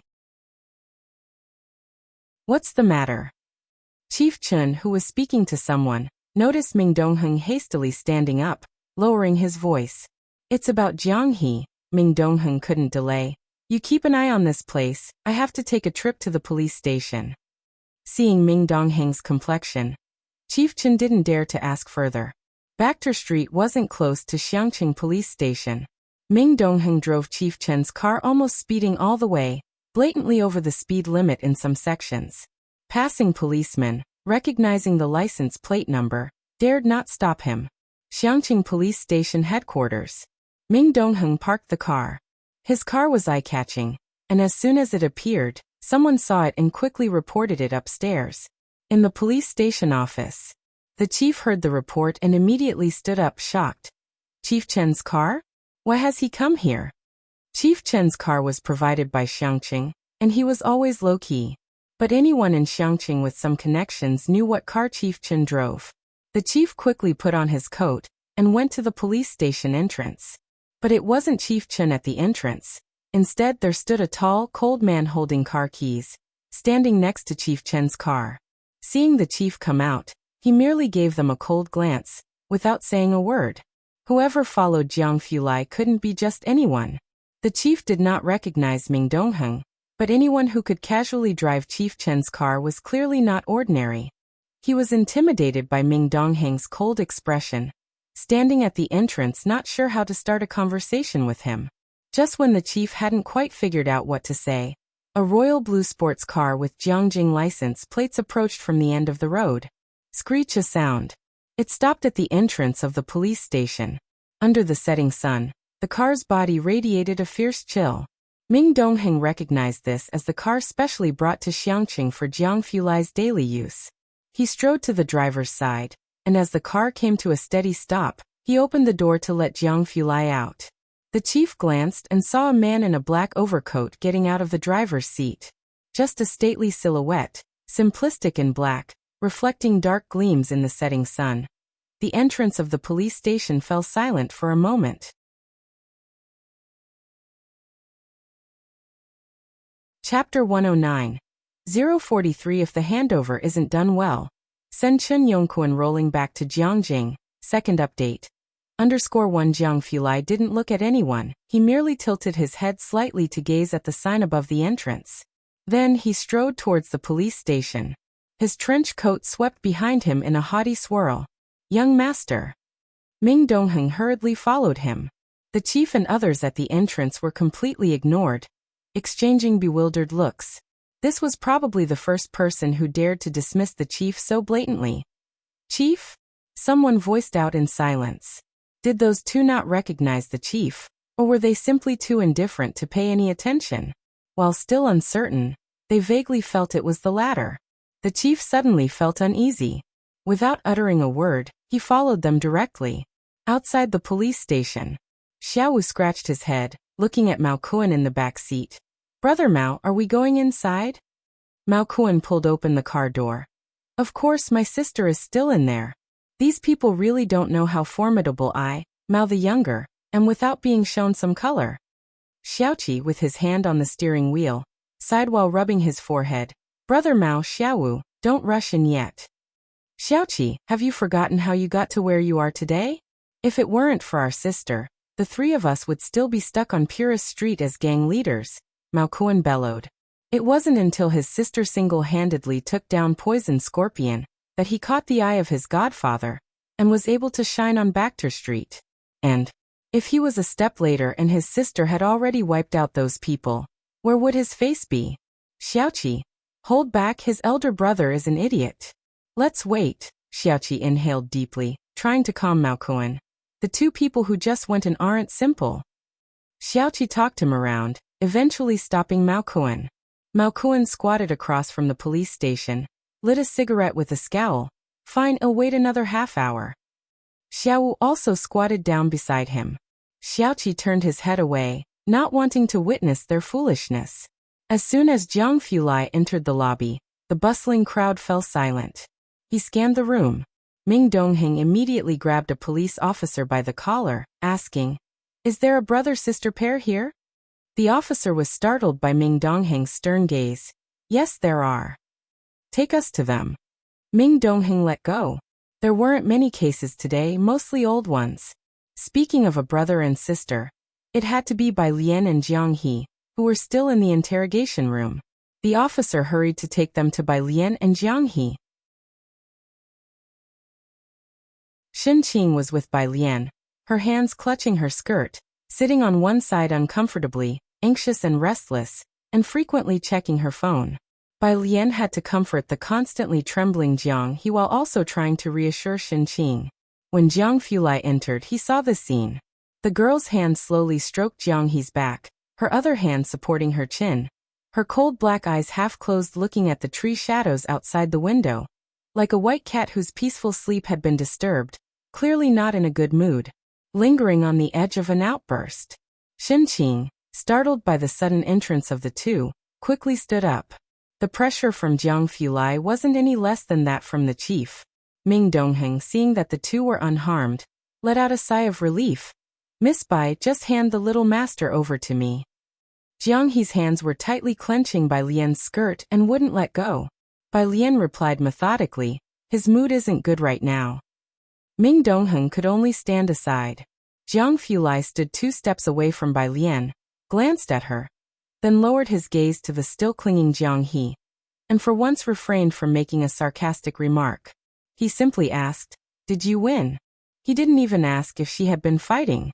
Even Xin Qing didn't think she seemed like someone who would fight. Bai Lian. MHM. Bai Lian's gaze drifted out the window. "Then that's fine."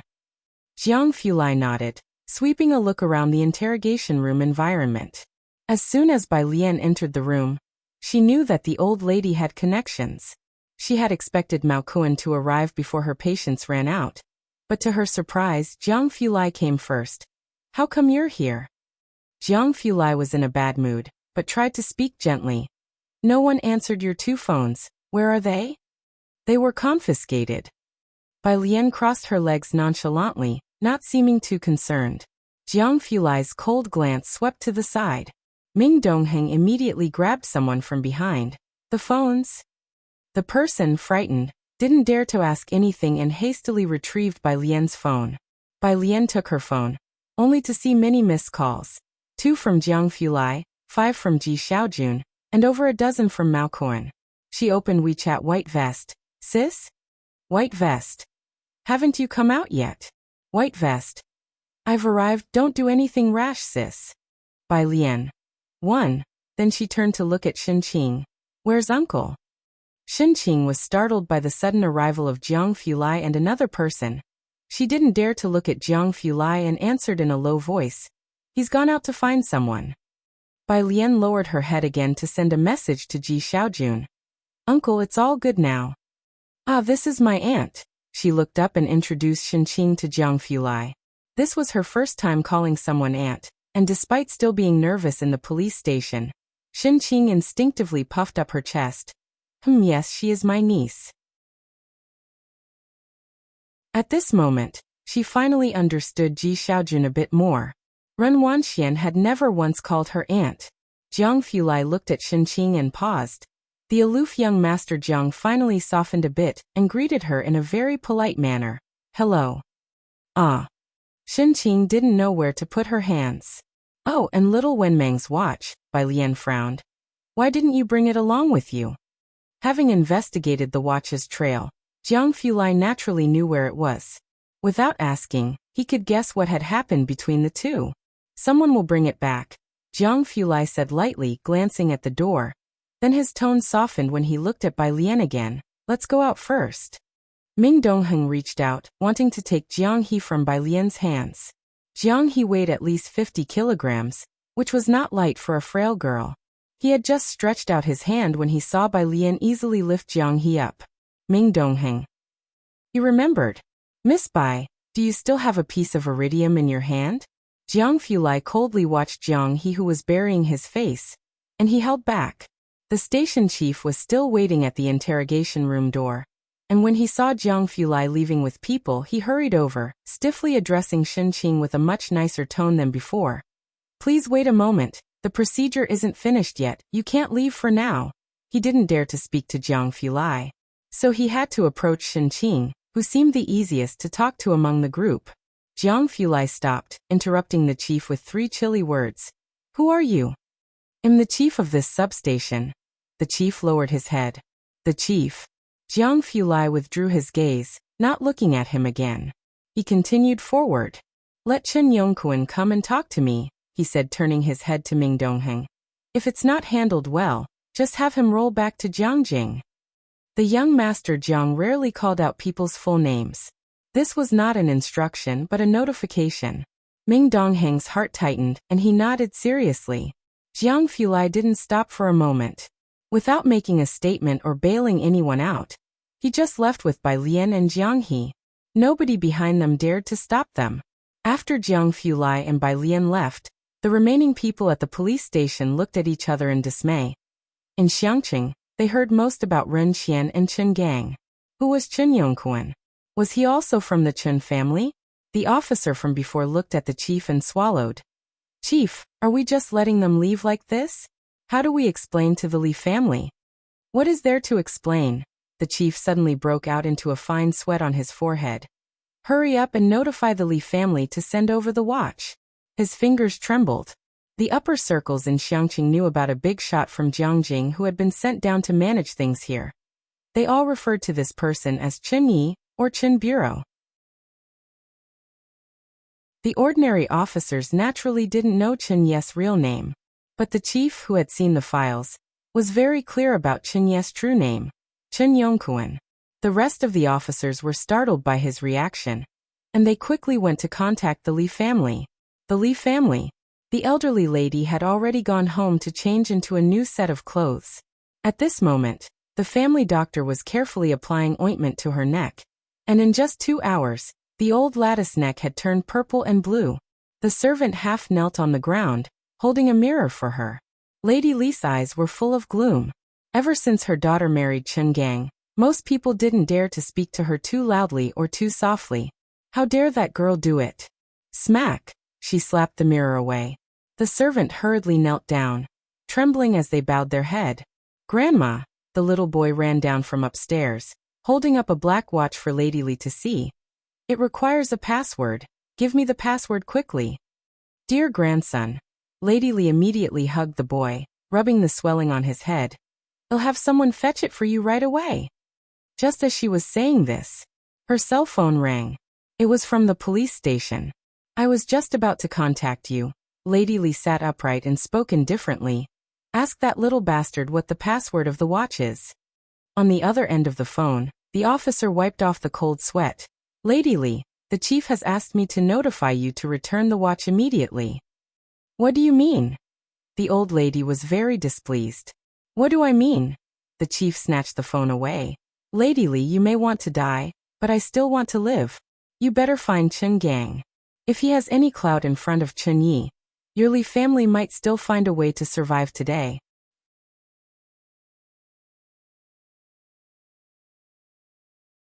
Chapter 110.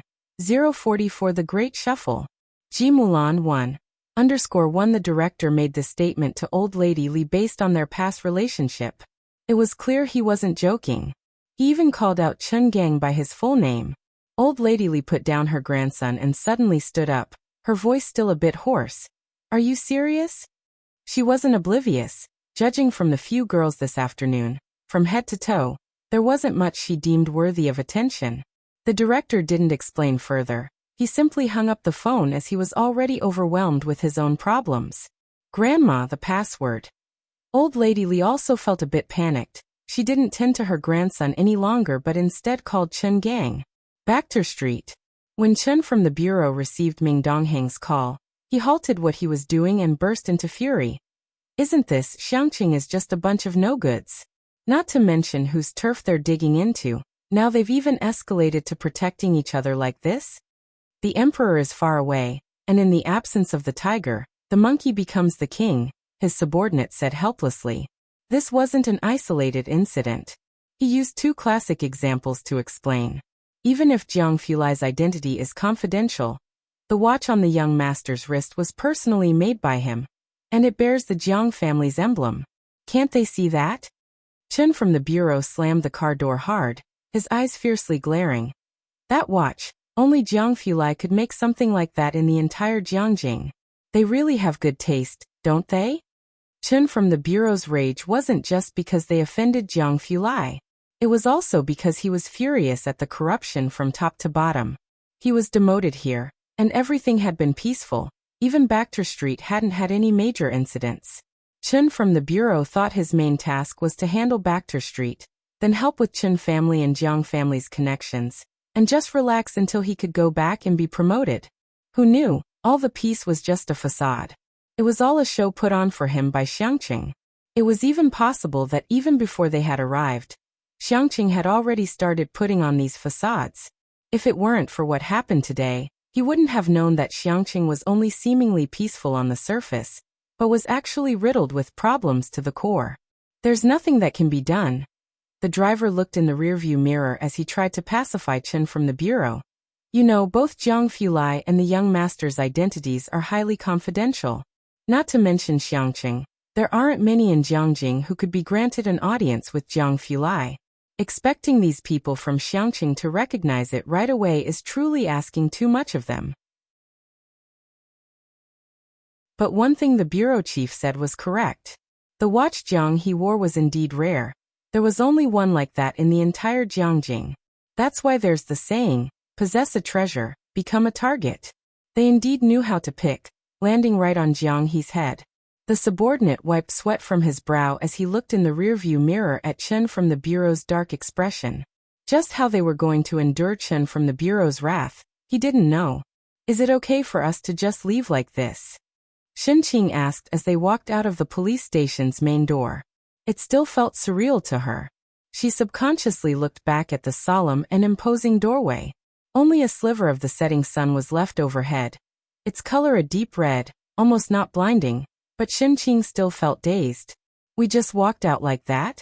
It's fine. Ming Dongheng saw Jiang Fulai treated Xinqing with respect, so he lowered his posture and with a cold gaze glanced back before saying, you can leave with peace of mind, they wouldn't dare to trouble you again.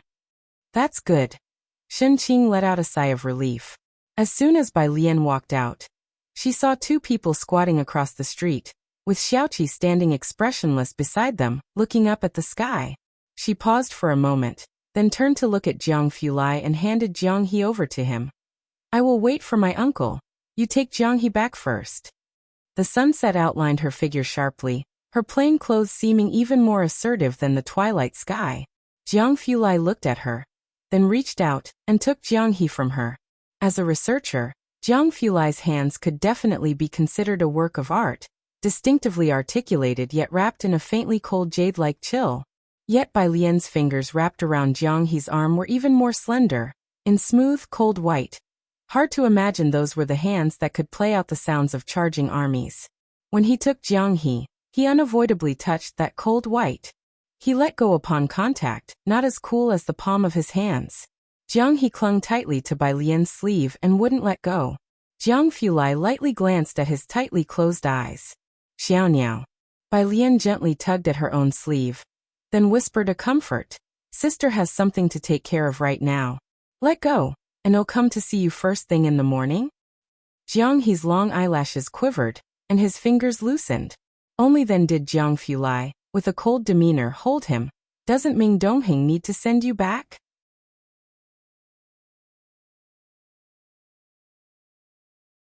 Chapter 111. 044 The Great Shuffle. Jimulan 100 No need. Bai Lian lazily smoothed out her sleeves and skirt hem. Once Ming Dongheng drove off, the three people on the opposite side sheepishly walked over. Sis. Bai Lian stood against the sunset and casually introduced, this is my aunt. Mao Kuan and the others spoke up loudly. Auntie hello. Xiaomao. Xinqing was startled. Mao Kun's bleached hair always made him seem a bit untrustworthy, but compared to Ming Dongheng, Mao Kuan couldn't be more normal. Xinqing relaxed a lot. Xiaomao, are you also friends with Alien? Yeah. Mao Kuan scratched his head somewhat guiltily. Not far away. Ji Xiaojun, who was on the phone, walked towards them. On the other end was a woman's voice. She's back in Xiangqing? Ji Mulan, what kind of tone is that? Ji Xiaojun frowned and scolded. I left her with the Bai family because they have a big family business. With her antics, who else could protect her but the Bai family? And what does she do? Just to gratify a whim, She pats her butt and heads back to Xiangqing, causing trouble for me everywhere. Ji Xiaojun stopped walking. This has nothing to do with her. Do you think you know better than I do? Ji Mulan interrupted him, listing the many issues Bai Lian had caused throughout her life. You reaching out to me is less effective than a single word from Bai Qiming. You have a new family? Ji Xiaojun suddenly asked. Ji Mulan went silent. Found your so-called true love again? Ji Xiaojun, noticing Bai Lian standing not far ahead, looking obedient and charming, sneered. Once this matter is settled, we won't need to mention Bai Qiming. You disappeared for over 2 years without a word. You should at least come back to see your daughter and your father when you have the time. Ji Mulan, you're no longer the capricious teenager you once were. Dad is getting old. Don't do something you'll regret. He finished speaking and hung up without waiting for her reply. His expression soured. He had only one sister, and most of the time, he was stuck between Ji Mulan and Ji Heng. But this time Ji Mulan had left Bai Lian alone with the Bai family, which disappointed Ji Xiaojun deeply. Ji Xiaojun had always had Ji Mulan's phone number. He just never contacted her before, and today, for Bai Lian's sake, he reached out for the first time. He pocketed his phone and approached Bai Lian and Shen Qing, softening his expression considerably. When he saw Mao Kuan and the other two with Bai Lian, he paused, his gaze lingering on Zioki's face for a moment. Uncle Ji, hello. The three said with great politeness. Ji Xiaojun responded with a regaining his composure, emanating authority. He was much like Ji Heng in that he didn't talk much. Shen Qing, on the other hand, was quite chatty, insisting on having Mao Kuan and the others over for dinner. We shouldn't, Auntie. Mao Kuan scratched his head. My godfather is looking for me. Shen Qing watched the trio leave with a touch of regret. She had a good impression of the three, especially Xiaoqi. Let's go shopping for groceries. Dad will arrive soon, Ji Xiaojun said, withdrawing his gaze and patting Bai Lian's shoulder. Let's not talk about this with your grandfather, to avoid worrying him. As for what actually happened at the police station, Ji Xiaojun hadn't asked Bai Lian, staying silent, thinking about the matter with Ji Mulan. Today was Bai Lian's second time visiting Ji Xian's home, but her mindset was completely different from the last. Shen Qing and Ji Xiaojun were cooking in the kitchen. On the coffee table in Ji Xian's living room were many trophies and photos. Bai Lian's gaze fell on the photo in the center, featuring Ji Xiaojun in his middle age with a girl in the picture. The girl wore a black t-shirt, holding a trophy, looking very petite and smiling brightly with pure joy. She always felt that person looked familiar. Those are his students. Ji Heng, following her gaze, noticed the picture, took a deep drag on his cigarette, his voice muffled. Each of them got into Beijing University of Arts, except for Yang Qiang. Beijing University of Arts was the best art school among the 4 major cities. You could say that in his years of teaching, Ji Xian's students were everywhere. Ji Heng's gaze turned distant, and he didn't continue. Yang Qiang. Bai Lian lounged on the couch with a carefree posture, her eyes narrowing slightly. She had never heard the name before. Dinner's ready, what are you two doing there? Shen Qing came out with a dish, interrupting Bai Lian and Ji Heng's conversation. Come prepared to eat. Oh. Bai Lian withdrew her gaze. She went to wash her hands in the kitchen, helping with the serving. Don't bother, Shen Qing chased her out. Let your uncle do it. He's thick-skinned, he'll be fine.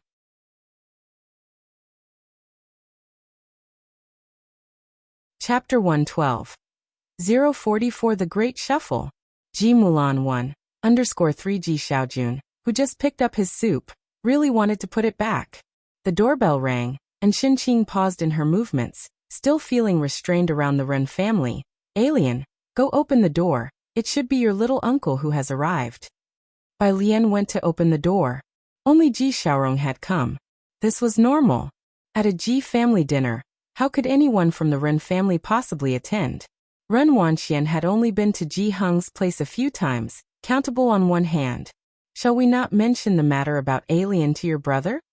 Shen Qing caught Ji Xiaojun in the kitchen, glancing at the living room and lowering her voice. Ji Xiaojun shook his head, his voice very indifferent. If Alien said it's nothing, then there's no need to bother for now. What kind of relationship do we have with the Ren family that we could possibly climb up to? Seeing Ji Xiaojun act this way, Shenqing knew he cared a lot about the Ren family. "I'm looking out for you," she snorted coldly. She had once thought about pleasing the Ren family in every possible way. But lately, it seemed she had moved on. The Ren family. At dinner time, there were only 3 people: Ren Wanxian, Ren Qian, and Ren Jiawei. Today was Ren Wangshuan's school anniversary, and not a single person from the family had attended. If it were any other time, she would have been angry about it. Therefore, Ren Jiawei and Ren Qian had both brought her gifts and had made a special effort to have dinner with Ren Wanxian. But today, Ren Wanxian was surprisingly well-behaved and did not get angry. "Did Teacher Cho and your senior brother come back?" Ren Qian suddenly remembered this and asked Ren Wanxian. Teacher Cho was Ren Wangshuan's calligraphy teacher.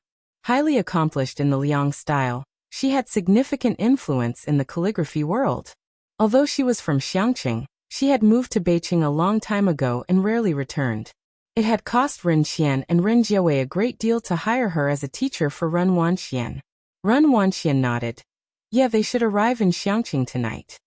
Ask Teacher Cho when she's free for me to visit." Ren Qian spoke seriously. "Let Mr. Chin know when it's time." The entire Ren family did not dare to neglect this matter. As the 2 of them were talking, Ren Qian hadn't seen Ji Xiaorong yet and turned to Ren Jiawei. "Where's Xiaorong?" Ren Jiawei reached for a tissue, leisurely wiping her hands. "He's gone to the Ji family for dinner. No need to wait for him today." Gone to the Ji family for dinner? Ren Qian had no objections to Ji Xiaorong dining at the Ji family's home. He wasn't too concerned with the Ji family members. What surprised him was the timing of it today. Quite inconveniently, right after the incident with Bai Lian, Ji Xiaorong was having dinner at the Ji family, which made Ren Qian inevitably overthink. Across the table, Ren Wanxian also looked up at Ren Qian. After dinner, Ren Qian, holding his teacup, planned to discuss the matter about Teacher Cho and Mr. Chun with Ren Jiawei. Suddenly, a servant's voice came from outside. "The master has returned." It was Ji Xiaorong. Ren Qian paused in his step, glanced outside, then suddenly set down his teacup and headed upstairs. "Jiawei, I'm a bit tired. If Xiaorong needs anything, let him come find me tomorrow." Having said that, he vanished at the staircase. Ren Jiawei looked puzzledly at Ren Qian's retreating figure. "What's wrong?" Ji Xiaorong came back only to see Ren Jiawei deep in thought. "No, it's nothing." Ren Jiawei touched her chin, contemplating, then suddenly sat up straight. "Did something happen at the Ji family? Or did you recently upset my dad?" "The Ji family?" Ji Xiaorong paused, then patted the back of Ren Jiawei's hand. "It's nothing. I've just come from my brother's place. We're planning to buy alien a Guzheng." "Oh right, do you know any Guzheng teachers?" When Ren Jiawei heard this, she relaxed. Ji Xiaorong, seeing that her focus had shifted, glanced upstairs and then frowned as he sent a message to Ji Xiaojun. The following day, Ren Qian got up much later than usual. Ji Xiaorong had spent the night at the old house with Ren Jiawei. It was only when a servant informed Ren Qian that Chen Gang had come to visit out of the blue that he went downstairs. Just as he reached the bottom of the stairs, he saw Chen Gang waiting in the lobby. Reminded of the incident with Bai Lian, Ren Qian took the initiative to speak. "Rest assured, no matter what happens, I'm on your side." "Uncle Chen." Ren Wanxian also came down with her school bag. Chen Gang managed only a weak smile. He was not in the mood to joke with Ren Wanxian. Focusing only on Ren Qian, "Mr. Ren, you're the only one who can help with this matter. Can you contact Bai Lian for me?" Ren Wanxian bowed her head, slowly changed her shoes. Her hand paused upon hearing Chen Gang's request. Ren Qian felt a jolt in his heart, sensing that things might not be as he had imagined. "What do you need Bai Lian for?"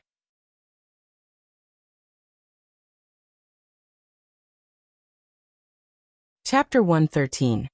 045 The New God of the Fighting Ring, the Guzheng Teacher. Second update. _1 Chen Gang held the cup in his hand. Overnight, Xiangqing had turned upside down. "It seems you haven't received the news yet," he looked at Ren Qian. "The Li family got into trouble yesterday and was sealed off. Xiangqing took over a group of people from Jiangjing overnight, and the only thing I could find out is that this matter is related to Bai Lian and Chen Yi. Chen Gang didn't even meet the Li family, He asked the relevant personnel, and the answer he always got was it's classified. Fortunately, he had made the right connections in his daily life, and finally someone told him that one of the parties involved was Bai Lian. This is why he came to the Ren family. He remembered Bai Lian was Ji Shairong's niece. Ren Wengshuan's hand, which was tying her shoelaces, suddenly stopped. She's related to Chen Yi? Ren Qian also lost his color considerably. As for the Ji family, he never took them seriously. How could they be related to Chen Yi? Ren Wanxian stood up. She clutched her school bag tightly and suddenly spoke up. Maybe it's because she played the white robe journey at the school anniversary. Ren Qian and Chen Gang both looked at her. Bai Lian learned the guzheng, Ren Wanxian said. Her eyes downcast and her mind in disarray. That day at the school anniversary, she intentionally played the white robe journey. Everyone knows the Chen family likes the white robe journey. It must be because of this. After finishing speaking, she took her school bag and went to school. Behind her, Ren Qian also recovered his composure, saying to himself that the Ji family, how could they possibly be connected to Chen Yi? If it was because of the white robe journey, then it made sense. So, did Ren Qian suddenly realize that Bai Lian was actually fine? Not only fine but had also gained Chen Yi's appreciation? Ren Qian suddenly took out his mobile phone, trying to call Ji Shaorong, but the call didn't go through. He sat on the sofa in a daze, feeling regret for the first time. So, the Ji family didn't really want to ask for his help yesterday? Then his actions last night. Ji Shaorong must have sensed it. As you can see, I can't get in touch with Bai Lian either. Ren Qian looked at Chen Gang and sighed. I think you should not get involved in the Li family's affair. It was just for show, and now that it's been discovered by Chen Yi, you'd better back away if you can. As for Bai Lian, Ren Qian then made a phone call to Ren Jiawei's assistant. The two of them spoke for a few moments. After hanging up the phone, Ren Qian looked at Chen Gang. It seems like they are looking for a guzheng teacher for Bai Lian. On Jiang Fulai's side, Director Chen had been waiting downstairs since dawn. When Jiang Fulai appeared dressed in a black shirt, he quickly stood up, respectfully handing over Jiang He's watch with a shamed expression. Jiang Xiao, the arrangements with the Li family and Xiangqing have been completed. It was almost a complete overhaul. Jiang Fulai just stood there, his cold gaze sweeping over him. Like the calm, dark sea before a storm. Director Chen's body trembled. Just as Director Chen was about to cry, a lazy voice came from behind him. Where is Jiang He? Director Chen turned in relief, turning his head sharply back. He then saw Bai Lian walking in nonchalantly from the outside, dressed in the most basic school uniform. Her long hair pinned up behind her head, her face against the rising sun, holding a string of red Chinese knots in her pale fingers. Jiang Fulai retracted his gaze and then reached out to take the watch. He's upstairs and won't come down. Oh, go take a look. Bai Lian put down her school bag. She had promised Jiang He that she would visit him and naturally wouldn't break her word. Jiang Fulai took Bai Lian upstairs to see Jiang He. Jiang He had been frightened yesterday and had slept all night after taking a sedative. Now he was already awake, sitting in front of a small table, quietly painting with a brush in his hand. Bai Lian walked quietly to his side. Jiang He was drawing the Xiangqing building. The Xiangqing building. It was also her profile picture. The lines here are wrong. Bai Lian watched for a while, then bent down, took his hand, and lazily helped him with a few strokes. The building is supposed to be in a state of disrepair. With her hand on Jiang He's, she added a few soulful strokes to his craftsmanlike drawing. Jiang Fulai didn't come close, just leaning against the door, watching intently as she taught Jiang He to paint. The morning sun had not yet fully risen, and a few rays of light passed through Jiang He's small window, quietly shining on the girl's translucent profile, creating a play of light and shadow that brought a burst of vitality to the room. After completing a painting, Jiang He looked at the vivid and perfect drawing, raised his head, and admired Bai Lian's little face filled with amazement. His mouth slightly ajar, his round eyes brimming with adoration. Jiang Fulai snapped out of it, surprised that Bai Lian could paint too. He approached, bent slightly, and took a glance. After looking, Director Jiang, the human photocopy machine, was somewhat silent. He began to understand why his teacher had trembled while saying he didn't have the talent when he first tried painting.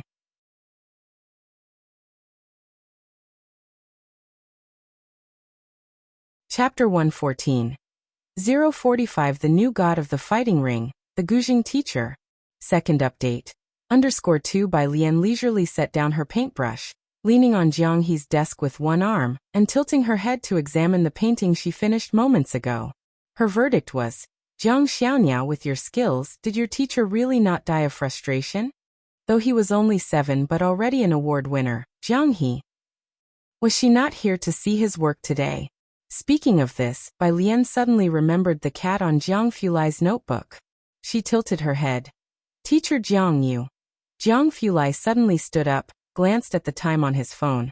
His expression unchanged, his tone calm, as if aloof. Your class is about to start, I'll take you to school. At this hour, taking the bus would definitely make her late for school. Bai Lian glanced at him and didn't refuse. Okay. But as they were going downstairs, Bai Lian, following leisurely behind Jiang Fulai, spoke up again. Teacher Jiang, besides the fact that your cat doesn't look much like a cat, everything else is good. Jiang Fulai picked up his keys, heaved a light sigh, as he knew that notebook was nothing but trouble. Downstairs, Police Chief Chen and Ming Dongheng stood aside, swept by an icy glance from Jiang Fulai, and strove to pretend they heard nothing. Once the two had left, having dodged a bullet, Police Chief Chen finally breathed a sigh of relief. He sat on the couch, poured himself a glass of cold tea, gulped it down, and then said to Ming Dongheng, Miss Bai is my lifesaver, I can't do without her. Ming Dongheng crossed his arms, looking at him dispassionately. It was hard to disagree. By the way, Police Chief Chen remembered something, looking at Ming Dongheng. Do you know about the new god listed in the fighting ring? Bacter Street Fighting Ring, where gods are made. The Muay Thai champion Tong Pa became a legend there, and took the world by storm. All the major forces were watching closely. Ming Dongheng shook his head. He had been recently searching for his master, and was not focused on this matter. This person isn't using his real name, just an alias. Police Chief Chen tapped his fingers on the couch. In just a week he climbed from last place in the fighting ring to the top 10. Ming Dongheng startled. The Ming family and Chen family both revered martial prowess. No weakling could stay close to Jiang Fulai, with the ring attracting masters from all over the globe, including champions like Tong Pa. Even making it to the top 10 was a tall order. What's the alias? There weren't many top fighters in the world that could rank in the top 10, and Ming Dongheng counted them off in his mind. The alias is quite peculiar. Police Chief Chen put down his teacup, looking at Ming Dongheng. It's White Tank Top. Chen Jingyu might come looking for him. White Tank Top. Ming Dongheng repeated the name silently. Pretty cool name. Bai Lian sat in the passenger seat. She rolled down the window, resting her elbow lazily on it, her gaze fixated on the receding scenery outside. Every time she rode in a car, it felt as fresh and exciting as the first time. Haven't you been doing the problems on the app? At a red light, Jiang Fulai stopped the car, recalling that morning when he checked and saw someone still had a 0 for their score, the very last place. Bai Lian leaned back in her seat, supporting her cheek with her palm. It's difficult, Teacher Jiang. Isn't a score of 0 quite embarrassing for you? Inside there were biology and chemistry problems, and as luck would have it, the first question she encountered this month was chemistry. What a pain. No. The light turned green. Jiang Fulai glanced at her and earnestly explained, they wouldn't dare. Shortly after, they arrived at the entrance of the first high school. Jiang Fulai parked the car. Bai Lian waved at him before blending into the sea of students entering the school. It was the busiest time for the school rush hour. Jiang Fulai didn't drive off immediately, watching Bai Lian's figure until she was out of sight. It was apparent that she was quite popular at school, especially after the weekend celebration. No sooner had Bai Lian joined the crowd than a burst of exclamations erupted from the students. Jiang Fulai sat in the car, an icy expression on his face as he watched the group of students. His demeanor as chill and sharp as a longsword's blade. When Bai Lian reached class 15, classes had not yet started. Young Lin hasn't arrived yet. Bai Lian put away her backpack, looked at Yang Lin's empty seat, and knocked on Ning Xiao's desk behind her. Pu Xiaohan and Zhang Xiai's were always late, but Yang Lin was almost certainly at school by 6. Ning Xiao looked up. She hasn't come. Not for the first time either. Bai Lian took out her books one by one. Her brows furrowed. Yang Lin had missed the first 2 classes. Bai Lian went to the office to ask Lu Lingxi about this. And when Lu Lingxi heard Yang Lin had not arrived, her brows also tightened slightly. Never mind, focus on your class. Lu Lingxi clearly knew something, yet said nothing more, only asking Bai Lian about her day yesterday. Bai Lian shared what she felt she could tell.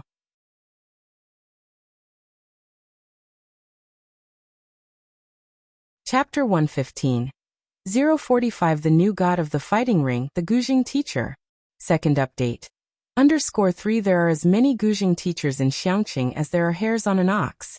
But among them, only one is the most famous. Teacher Yu. Ji Xiaorong took Ren Jiawei's words to heart, especially when it involved Bai Lian. It's my fault, Ren Jiawei, thinking back to their first unpleasant meeting which caused her to be unfriendly, as Bai Lian had been described in the same way as Shen Qing by the Secretary General, decided, I'll go find the Guzheng teacher myself. Ren Jiawei also found it strange. Although Guzheng isn't as valuable as the piano, learning it still requires a certain family background and artistic cultivation. She hadn't expected Bai Lian to play the Guzheng. Ji Xiaorong knew very little about Ji Mulan and Bai Lian. Dad said she really likes the Guzheng. As for her performance, nobody had seen it except for Ji Heng. Even Ji Heng had said so. You bring Alien to Wanhe Building at noon, Ren Jiawei haphazardly decided as she put on her sunglasses and grabbed her car keys to meet Teacher Yu. I'll have Teacher Yu wait there with you. Ji Xiaorong didn't have a chance to say a word. Ren Jiawei had already stepped on the gas and left. He could only pick up his cell phone and send a WeChat message to Bai Lian. At noon, Ji Xiaorong waited for Bai Lian at the school gate. Dad. Ren Wanxian spotted Ji Xiaorong from a distance. Seeing Ren Wanxian, Ji Xiaorong slowed down and pondered for a while. Knowing he could not hide this matter from Ren Wanxian, he explained, I'm taking Alien to meet a Guzheng teacher. Ren Wangshuan's fingernails dug deep into her palm. She lifted her head, seemingly indifferent. Bai Lian arrived quickly. Ren Wanxian watched as Ji Xiaorong took Bai Lian away, her eyes darkening. Guzheng teacher? Bai Lian trailed behind Ji Xiaorong, thumb pressing on her notebook, unfazed, and looked up slightly, thinking they had been joking just yesterday. Was this for real? Bai Lian opened her mouth, intending to say it wasn't necessary, but seeing Ji Xiaorong's excitement, she touched her nose and followed. That teacher is Teacher Yu, the best Guzheng teacher in Xiangqing, but he rarely takes on disciples. Ji Xiaorong walked while introducing Teacher Yu to her. With that, he pushed the door open and entered the private room.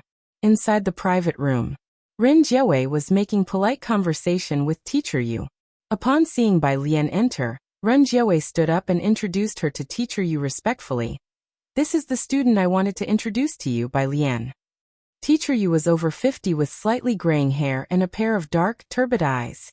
He held his teacup, his gaze subtly sizing up Bai Lian.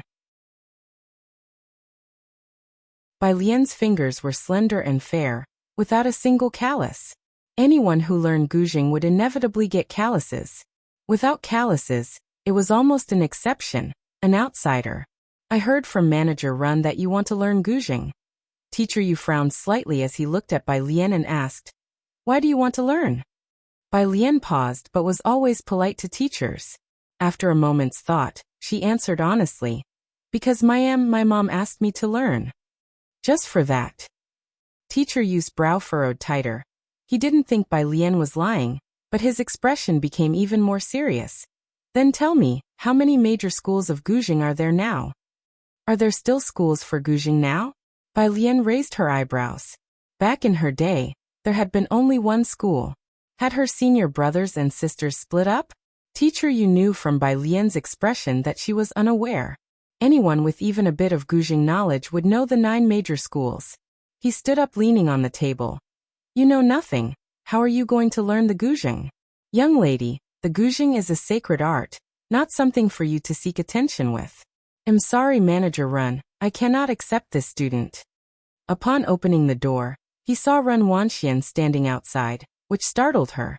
She subconsciously glanced at Bai Lian standing inside, then whispered softly, "Dad." Ji Xiaorong suddenly remembered, pulled out his phone, and opened a video. "Wait, teacher you, I have a recording of Alien's Guzheng performance. Could you take a look first?"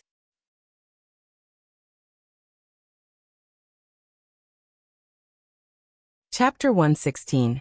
046 really doesn't need a Guzheng teacher, Wang Yufeng. _1 This video was sent to Ji Xiaorong by Ji Heng. Last night, their family had a rare dinner discussion, and Ji Xiaojun knew that Bai Lian had studied the Guzheng at the Bai family for a year. Now that they have returned to Xiangqing, they couldn't let their child miss out on learning the Guzheng. Bai Lian was memorizing vocabulary on the side, multitasking and listening in. She didn't expect that today, only the second day, Ji Xiaorong had already made arrangements. Ji Heng had heard that he found the best teacher in Xiangqing, and had specially sent the video to Ji Xiaorong. "Mr. Ji, teacher, you look steadily at Ji Xiaojun. The Guzheng is a collision between emotions and the soul. Its existence is not to show off to people, not to pander for attention. It's the cleanest, most pure form. Those who come to learn the Guzheng with a utilitarian mindset will never be able to reach the pinnacle." "I'm sorry, I don't want to listen." He had no intention of listening. He walked right past Ren Wanxian, who was stunned, and left. "Teacher you, I respect your views, but I don't agree," Bai Lian said slowly as she turned around. She didn't defend her decade-plus years of Guzheng study, nor did she explain why she didn't understand the different schools of Guzheng. She just made eye contact with him. The development history of the Guzheng spans thousands of years. Inheritance and promotion are the most important aspects. But the world is diverse, and this is the charm of civilization and heritage. While we like the Guzheng, we can also like many other things. People need to eat. Have you truly understood them by setting aside all your own perspectives? Why deny them? Teacher Yu paused in his steps, looked indifferently at Bai Lian. A successful artist should marginalize themselves, and esteem for art should be their initial aspiration. Life is a form of cultivation. Let me tell you this. You will never succeed. He had come today with hopeful expectations but left in disappointment. He didn't have the luxury to expect a student as talented and devoted to Guzheng as Master Jian's pupils. He merely wanted a student with a bit of spirit and willingness to work hard. Not one tainted with utilitarian motives, who lost their original intention, or even touched the Guzheng only a few times. Xiangqing had produced many renowned Guzheng masters since ancient times, and Teacher Yu was one of the well-known ones. Even Ren Wanxian had heard of him. Ren Wanxian had come to find out which master teacher Ji Xiaorong and Ren Jiewei had found for Bai Lian, and upon learning it was Teacher Yu, Ren Wanxian could not help but feel a pang of jealousy. But at this moment, this teacher, unlike others, did not acknowledge Bai Lian, did not think she was good at the Guzheng, and even thought she would never succeed. The slight feeling of jealousy that had just arisen suddenly dissipated. The praises for Bai Lian in the school's online forum that had accumulated in her heart for a long time finally scattered into nothingness. Her head bowed. She suppressed the urge to let her mouth curve upward. "Dad, I came to tell you there's a parent-teacher meeting this week. Since you're busy, I will be taking my leave first." After saying this, she forcibly held back, then left. "What artist?" Ren Jiewei sat down crossing her arms and scoffed, then couldn't help but say to Bai Lian, "This Mr. Yu is just like your grandfather, useless in his loftiness and bad temper. Don't listen to him. Look at your grandfather, busy with art and tradition every day. What has that brought him? He's speaking without feeling the pain. I'd like to see him perform in public without taking a penny." "Enough," Ji Xiaorong said, his head aching as he looked at Ren Jiewei. "Don't say that anymore, or you will be heavily criticized." Ren Jiewei was indifferent. She was a worldly person after all. To her, all art was the same. Weren't all those art students burning through money? Bai Lian, with her brows and eyes downcast, was multitasking by memorizing vocabulary while listening to Ren Jiewei talk, occasionally nodding along. She sat politely, her slightly loose hair softly framing her face and eyes. Quiet and serious. Accustomed to her own way at home, Ren Jiawei had never seen someone who listened to her so seriously and responded. She paused, then started to say, "Don't worry, I'll find another master for you in Beicheng." Bai Lian's wrist rested on the table as she leisurely traced a word. After a few seconds of contemplation, she seriously said to the two, "Thank you for going through all this trouble for me, but I really don't need a Guzheng teacher." Her teacher had already taught everything that was needed. The rest was up to her, and how much she could comprehend on her own. Got it. Ren Jiawei waved dismissively, not really paying attention. "Let's eat first." After finishing her meal, Bai Lian returned to class. Teacher Yu's words had no impact on her.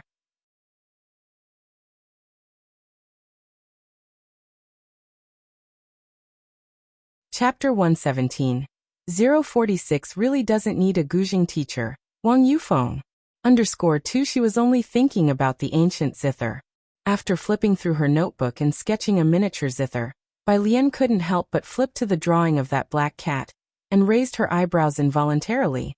She wondered if that teacher Yu would dare to tell Jiang He to his face that his drawing was too stiff and artisanal. Yang Lin hasn't come back yet?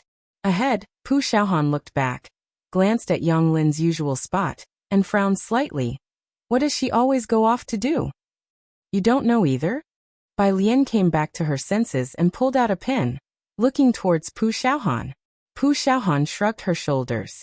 Having been classmates for over a year, Pu Xiaohan knew almost nothing about Yang Lin. Yang Lin never spoke to others, even more introverted than Ning Xiao. The only bit they knew was because of Bai Lian. They roughly knew that Yang Lin's family situation wasn't good, and she was always working part-time. Other than that, they didn't know much about her. Bai Lian opened her pen cap and glanced at Yang Lin's empty seat. She considered asking Lu Lingxi about it tomorrow. With the pen in her hand, she didn't start on her homework immediately. Instead, recalling something, she lowered her eyes and drew a line on the blank paper, then pushed the wet ink around with her clean fingertips, quickly completing the drawing. After looking at it, she opened her phone, took a picture, and sent it to Jiang Fulai. As Jiang Fulai was reviewing results, he saw the message on WeChat, casually opened it, and saw a black and white cat. Its entire body was low to the ground, lazily sprawled out and sleeping, with its tail curled up, revealing its fluffy fur spread out lazily. Jiang Fulai was somewhat silent, typing the words, "Your drawing is very good." Before he could send it, the next second, another message from Bai Lian came through. It was good, the cat he had drawn before. The contrast was stark. Jiang Fulai looked at the words he had typed and deleted them one by one. He opened the image of the lazy cat again. Then he placed his phone on the desk, glancing at it from time to time. Such a beautiful ink painting. He, who passed the laboratory report to Jiang Fulai, immediately saw it on Jiang Fulai's phone left open on the desk. He was somewhat astonished. Jiang Fulai's cool fingertips accepted the report, giving him a glance, and spoke indifferently. This was drawn with a black pen. Really? Hewen took a closer look and realized it wasn't an ink painting after all. He was even more amazed. As a result, that afternoon, all the team members who came to see Jiang Fulai learned that the young master Jiang had received a beautiful ink-style painting drawn with a black pen. It was very attractive. With a casual stroke, Bai Lian impressed a group of engineering students in the laboratory. After school in the evening, instead of going to the library, Bai Lian went straight to see Jiang He. The latter had sent her more than a dozen commas that afternoon. When Bai Lian arrived, Jiang He was holding a tablet, messaging someone. He, tell the teacher who exactly added those few strokes to the painting. Jiang He, comma. It can't be young Master Jiang, nor can it be Mr. Ming. Jiang He, comma. The other party sent another flurry of guessing texts, and as Jiang He heard someone knocking at the door, he quickly ditched the tablet and scrambled up from the floor to open the door. Bai Lian squatted at the doorway, leisurely pulling out a piece of paper from her pocket and handing it to Jiang He. Jiang He unfolded it and saw it was a cat lying on the ground. His eyes blinked in surprise. Study hard. Bai Lian stood up. Jiang Fulai hadn't been managing the lab much these days and wouldn't come back until midnight. Bai Lian remembered the app Jiang Fulai had mentioned, opened the question bank for the month, and the chemistry question from last time popped up. She glanced at it and casually took a screenshot and sent it over. Jiang He had been playing with a Rubik's Cube by her side all along. After finishing a set of papers, Bai Lian and Jiang He agreed that she would come to see him again tomorrow before she went downstairs. Downstairs, Chief Chen was talking to Ming Dongheng. Wang Yufeng did injure his leg, which led to a relapse of an old illness. Chief Chen had received information from inquiries made in the black market, and then complained to Ming Dongheng. Today he is not fixing the door. Instead, he's repairing floor tiles. Once Chief Chen could still believe it. After all, Chen Beixian had indeed helped an old lady. But time and again, Chief Chen felt that Wang Yufeng was up to no good. As the two talked, Bai Lian came downstairs, and Chief Chen stood up even faster than Ming Dongheng. Miss Bai? Are you heading back? I happen to have things to do at Bacter Street as well. Can I give you a ride back? Ming Dongheng, who had just stood up, stared at Chief Chen slowly. His gaze was very cold. Bai Lian knew that Chief Chen often went to Bacter Street. She lightly lifted her eyes and nodded politely to Chief Chen. Thank you.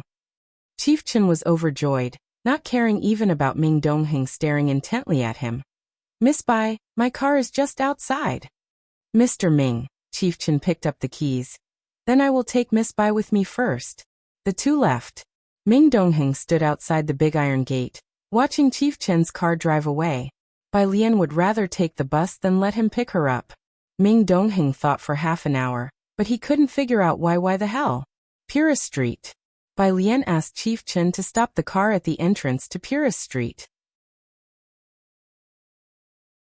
Once she got out of the car, she saw an old man leaning against the wall, squinting his eyes as if he was about to make a phone call. Recognizing that this was the old man who had fallen on the roadside last time, Bai Lian adjusted her backpack, put away her phone and supported him. Where do you live? The sky was getting dark. The old man squinted his eyes, his cloudy gaze resting on the girl in front of him. She had a pale face and delicate features, wearing the tidy and clean uniform of Yizhong School. Young girl, she recognized Bai Lian and instantly smiled. It's you. Do you live nearby? Bai Lian supported her with ease and tilted her head slightly. I'll walk you home. When you get old, you get a few aches in your legs. The old lady hesitated. Will it trouble you? I was just about to call my grandson to pick me up. It's fine. Knowing that the old lady lived in a nearby alley, Bai Lian helped her to walk slowly forward. Chief Chen slowly drove towards Bacter Street, and seeing Bai Lian supporting an old person in the rearview mirror, he couldn't help but sigh. Miss Bai is truly a good student. But Chief Chen looked into the rearview mirror. Didn't that old person look a bit familiar? Before he could recall anything, in the rearview mirror, the two of them turned a corner, and were no longer visible. In less than 10 minutes' walk, Bai Lian found out that the old lady was Grandma Wang, whose family had lived on Purist Street for generations. Alien look, wearing a baggy camouflage outfit that made her look even more frail. Grandma Wang pointed at the small yard ahead and said with a smile, "That's my home. Come in for a cup of water." She patted Bai Lian's back of the hand. As the two approached the gate, someone in the yard heard the noise. He was in his 30s or 40s, with a light beard on his face and bare-chested, revealing a blue and white tiger tattoo on his chest and shoulders. One hand holding a shovel and biting a cigarette in his mouth, he swung open the half-shut door. "Godmother, I said I would go get it." Before he could finish, upon seeing the girl supporting Grandma Wang, his words halted midway.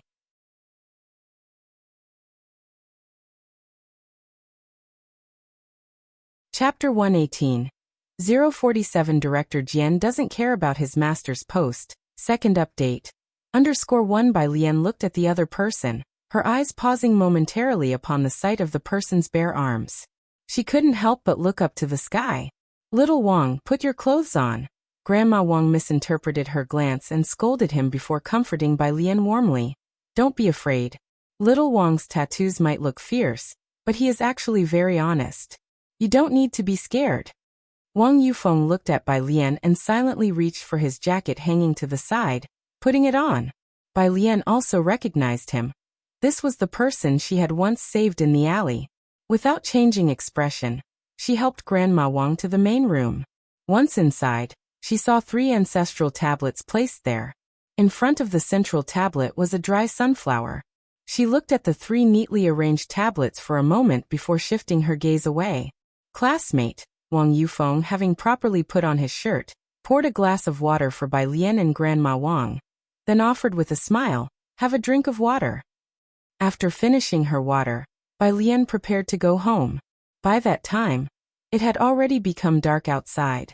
Leaning on a walking stick, Grandma Wang stepped out and looked at Wang Yufeng, who was filling soil in the courtyard.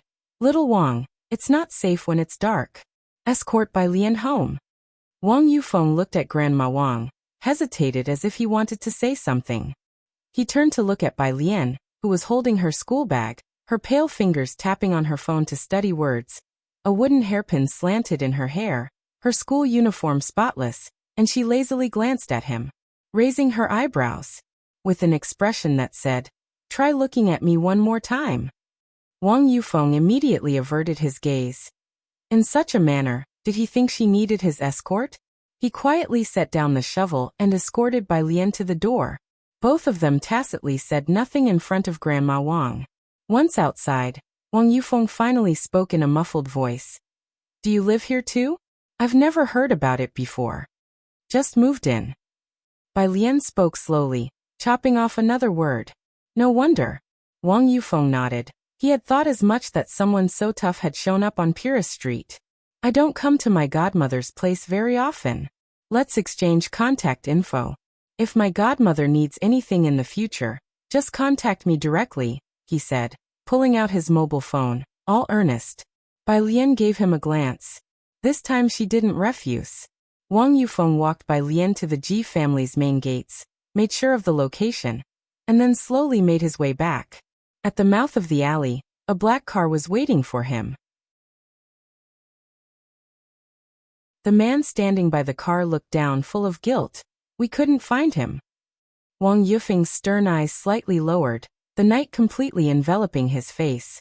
He looked at the black-clad thugs and spoke slowly. "You can't even handle a doctor.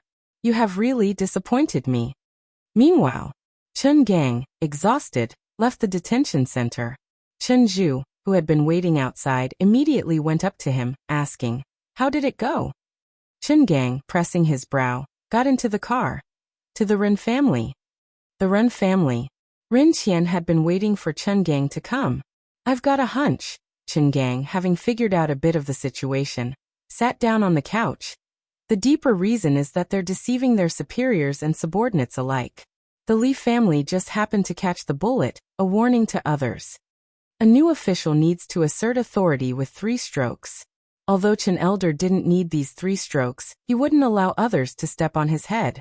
Reorganizing Xiangqing was just a matter of time." Ren Qian, holding his teacup, equally at his wit's end.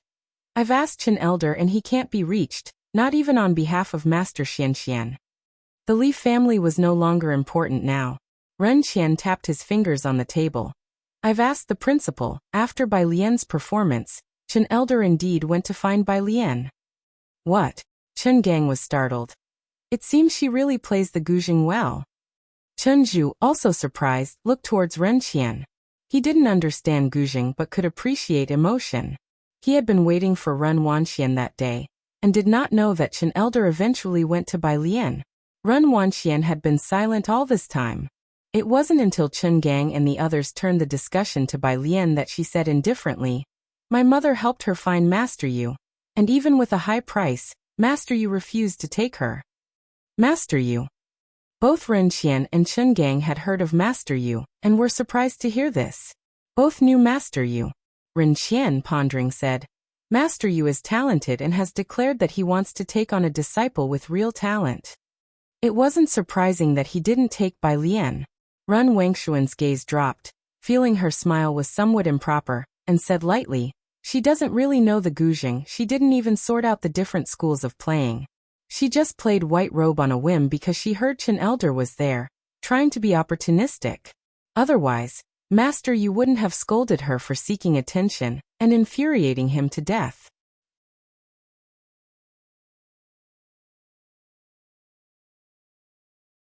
Chapter 119. 047 Director Jian doesn't care about his master's post. Second update. _2 Chenju watched Ren Wanxian and suddenly spoke up. Bai Lian was not cutting corners. She hadn't originally planned to play the zither. Ren Wangshuan's smile froze. She looked up, incredulously at Chenju. Chenju, however, did not look at her. Bai Lian's program was originally a sword dance. Chen Wei asked me to go back and fetch the longsword, but Wanxian did not inform me of this. The longsword went missing unexpectedly, which is why Bai Lian ended up playing the zither instead. You. Ren Wanxian pursed her lips. She did not know why Chenju, who had always stood by her side, was suddenly turning against her. Chen Gang hadn't expected Chen Wei to be involved in this matter either, and his expression turned cold as well. Wanxian, Ren Qian rebuked loudly, looking at her. You'll come with me to apologize to Bai Lian tomorrow. Ren Wangshuan's mouth fell open. At Ren Qian's side, the Secretary General discreetly shook his head at Ren Wanxian. Ren Wanxian took a deep breath, holding back, her nails almost digging into her palms. She lowered her head. I understand, Grandpa. Jiang Fulai didn't get home until almost 1 in the morning. Jiang He's mood had improved quite a bit. Sitting on the living room carpet playing with blocks, the empty house filled only with the slight clinking noises of the blocks. It was very quiet. Jiang Fulai lowered his eyes, unhurriedly unbuttoning his coat while opening a picture Bai Lian had sent him. A chemical question. He glanced at it and hung his black coat properly. As he passed by Jiang he paused. Jiang He was sitting cross-legged by the blocks, attentively arranging them, with a piece of white paper by his feet. On the paper was a lazily sprawled cat. Jiang Fulai squatted down, his fair and slender fingers picking up the paper. Jiang He, who had been focusing on the blocks, suddenly looked up at Jiang Fulai.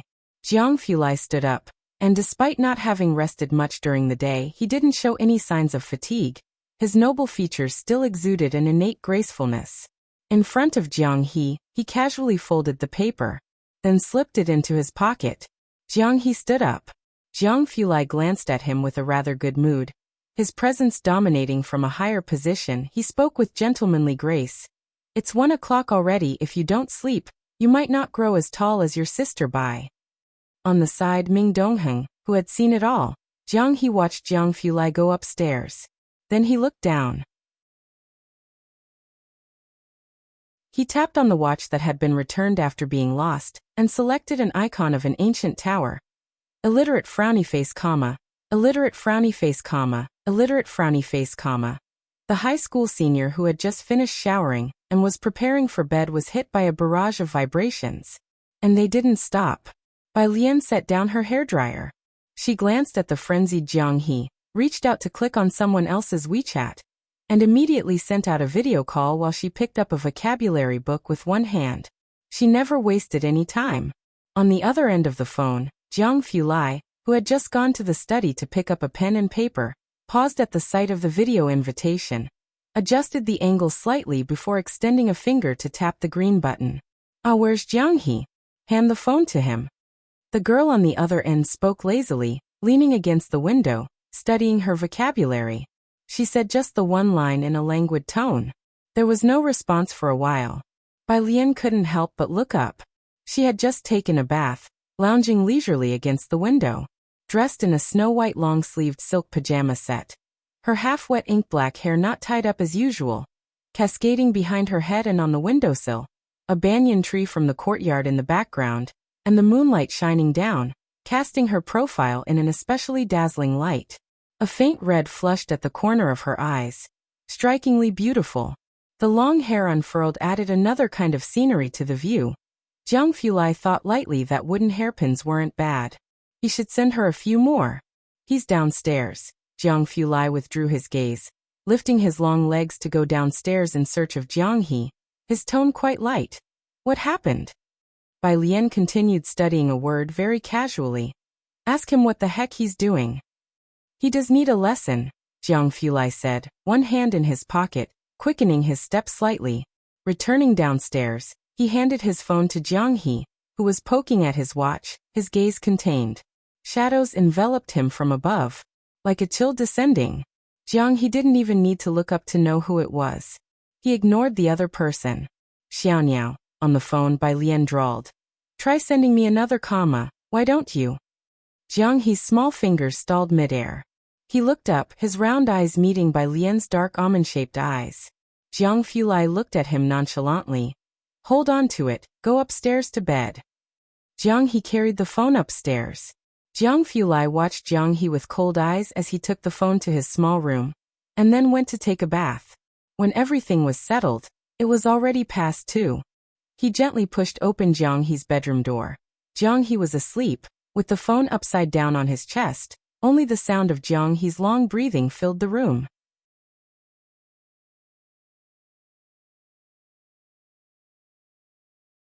Chapter 120. 047 Director Jian doesn't care about his master's post. Second update. _3 Jiang Fulai tucked the blanket round Jiang He, whom he had kicked open, and then turned off the light. Only then did he gently pick up his smartphone and leave the room. The door was closed properly.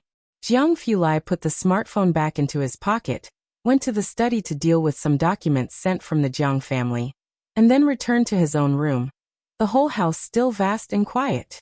He absent-mindedly picked up the remote control to close the curtains, when suddenly he heard a lazy yawn coming from the smartphone in his pocket. You last longer than I do. He was startled and looked down to light up the screen.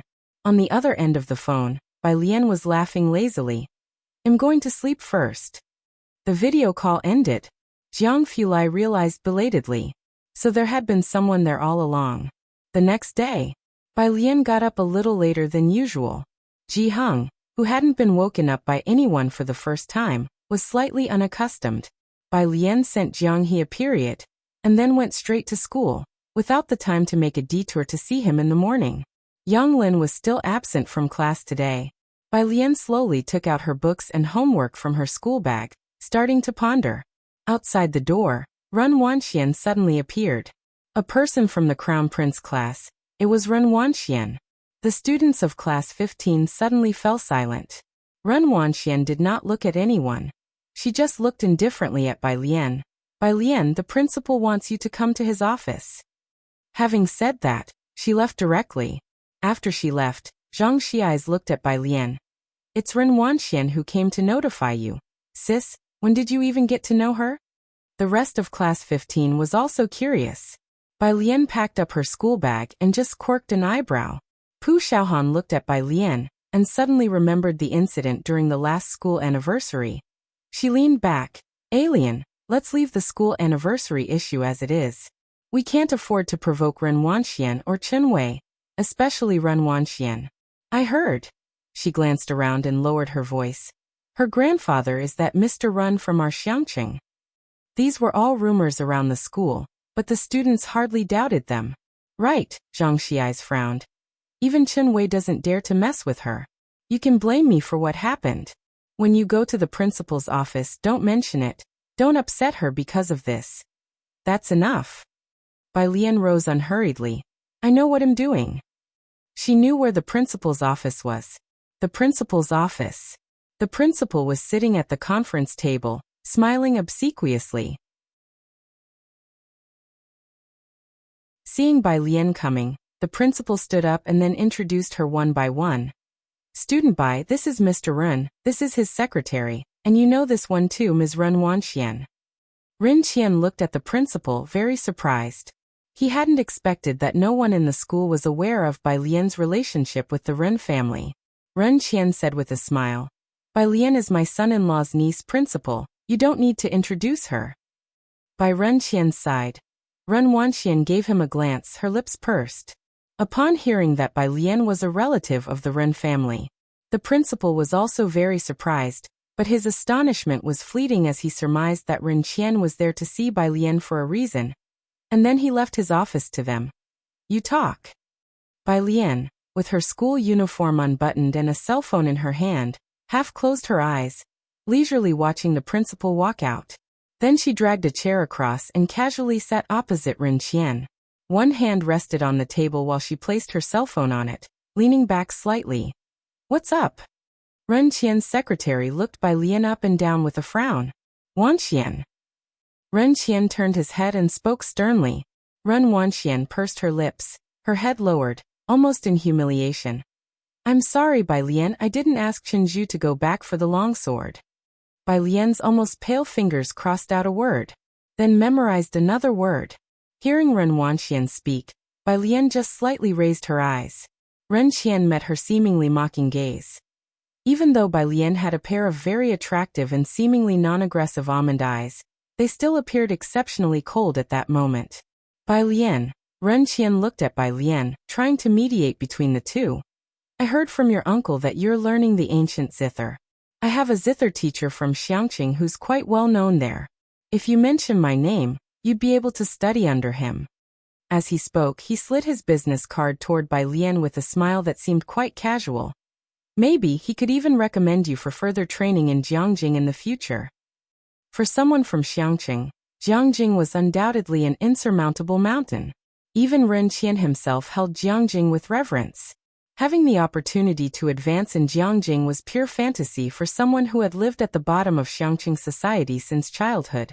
I hope you can forgive what Wanxian did, and that henceforth, we can shake hands and make peace.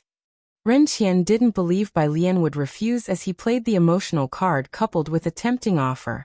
Forgive. Bai Lian's fingertips pressed on the workbook. She glanced at the business card and simply laughed. I'm afraid that's impossible. Ren Qian was stunned. He hadn't expected that after bringing up Ji Xiaorong and the opportunity in Jiangjing, Bai Lian would still refuse. Bai Lian picked up the tea that had been poured for her on the table and gave Ren Qian a toast. I have a class to attend, goodbye. She rose unhurriedly, picking up her workbook and preparing to leave. Miss Bai, the secretary standing behind Ren Qian stepped forward appropriately. I know President Ren has been trying to find Master Yu for you. But you may not be aware that Master Yu doesn't just accept anyone. He only takes diligent students with talent. Trust me, this is the best teacher our senior has found for you. I think you'd better not dwell on any unrealistic aspirations. He was very polite, but his every word implied that Bai Lian's dreams were too lofty and her lot in life too slight. Ren Wanxian looked at Bai Lian with a sneer. Enough, no more talk. Ren Qian scolded the secretary, a master of playing good cop and bad cop, and sighed to Bai Lian. But he's right. Master Yu also only takes in talent that can perform at concert level. He can't be swayed by money, and Jiawei, a businessman, doesn't have many avenues to explore.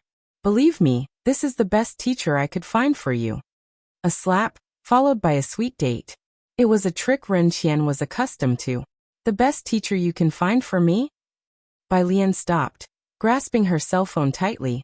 She leaned forward slightly, her two fingers picking up the business card from the table. Ren Qian, however, thought Bai Lian was coming around. He was just about to happily say, from now on we're family. I don't care about Dean Jian's letters of recommendation, Bai Lian clarified after reading the name on the business card. Let alone this Mr. Shi. Did you think I would care? She flicked the business card lightly, and it fluttered to the ground.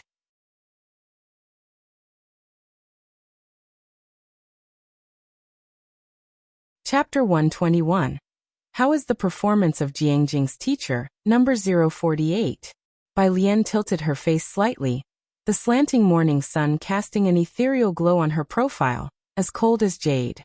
She gave a slight nod to the three people, then turned and walked out of the office with an air of calm detachment. It was not about losing face. She really didn't care about that business card. Ren Qian had always been able to control his emotions, his every action aimed at ensuring his own welfare first and foremost. To plug the gaps above and cover the bases below was the principle upon which he survived. This reshuffling in Xiangqing had unavoidably affected him. His misjudgment that Bai Lian could play the guzheng, let alone the white robe journey, was something he had not anticipated. But it wasn't as if Ren Qian had no remedy. Now Ren Jiawei was eagerly trying to find a guzheng teacher for Bai Lian, and Ren Qian could tell that Bai Lian also wanted to seize this opportunity to leave a better impression on Elder Qin. So he did his best to find a well-known guzheng teacher in Xiangqing, yet he had not expected Bai Lian to react this way. Even Ren Wanxian was very surprised. Dean Jian. Ren Wanxian was the first to react. She turned back to look at the secretary. Who is that? Which Jian? There's no such person in Xiangqing. The secretary also regained his composure, bending over to pick up the business card from the ground. Mr. Run, since she looks down on it, we'll find someone else. Forget it. Ren Qian stood up, his eyes growing dark. Since she looks down on it, let her find a better teacher. After all, she's from the Ji family, she'll experience setbacks eventually. Lacking vision, overestimating oneself. Ren Wanxian apologized. He took out the business card. In the adult world, there are no permanent enemies. They scorn each other, yet also court each other's favor, being hypocritical and inconsistent. The first step into society is to adapt to this resilience, to the rules of this world. By Lian like this, Ren Qian had seen before. But even the toughest bone would eventually be broken, bit, by this world. She had the ability and was smart enough, but her backbone was too rigid. Hearing Ren Qian's words, Ren Wangshuan's eyes lit up with pleasure, but fearing it would show, she quickly looked down again. But even teacher, you won't take her. Where else in Xiangqing can we find a better teacher? As for Ding Jian, none of the three people on the scene, Ren Qian, Ren Wanxian, and the secretary, had ever heard of him. They weren't particularly familiar with the Guzheng. As far up their circles went, they only dared dream of Beicheng.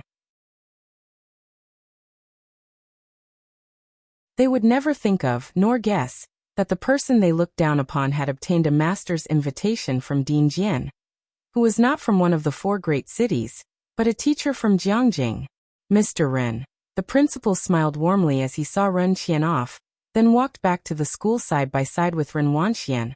I saw on the news that Mr. Chiu has returned. Do you think he could spare some time for a lecture to our senior students? Mr. Chiu mostly resided in Beijing and rarely spent time in Xiangqing. He was the cultural development ambassador of Xiangqing, having risen from a humble background to profound achievements in calligraphy. Having him lecture would undoubtedly be the best example to set. Ren Wanxian was Mr. Chiu's last closed-door disciple. This was no secret. I'll ask my teacher, Ren Wanxian said. That would be great, Ms. Ren. The principal was very pleased. Ren Wanxian was much easier to deal with than by Lian and Ningxiao. Also, there is a tourism promotion activity for our city next week with journalists attending. Please come to school on Saturday to go through the process. When Bai Lian returned to her class, it was almost time for lessons to start. Is everything okay? Pu Xiaohan turned to look at her, followed by Zhang Shi's inquisitive gaze. Bai Lian pulled out her textbook, shaking her head. Her gaze glanced at the school bag on the neighboring seat, causing her hand to pause momentarily. Yang Lin has returned. Pu Xiaohan noticed her gaze, his delicate brows furrowing. Lu Mum called her to the office. The office? Lu Lingxi reached out, wanting to brush aside Yang Lin's hair to check if her forehead had been injured, but Yang Lin stepped back. Teacher. Yang Lin's voice was always quiet, her eyes calm, with scarcely a ripple. Yet her entire demeanor was like a high wall erected, cutting her off from everyone else. You, Lu Lingxi's eyes reddened slightly. Come stay at my house. Yang Lin shook her head. He will find out. Yang Lin's hair was long, nearly covering her eyes. The little that was visible, which should have shown the vibrancy of youth, seemed instead like a stagnant pool. Yang Lin. Lu Lingxi wanted to touch her head but withdrew her hand.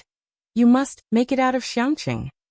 Listening to Lu Lingxi's words, Yang Lin seemed slightly dazed.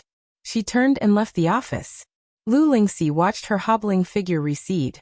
The bell signaling the start of class rang.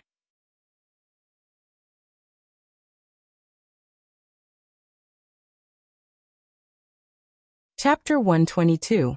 How is the performance of Jiangjing's teacher, number 048? _2 Yang Lin returned to her seat. Bai Lian only glanced at her when she stood up to let her sit down, and didn't ask more. This gave Yang Lin a sigh of relief.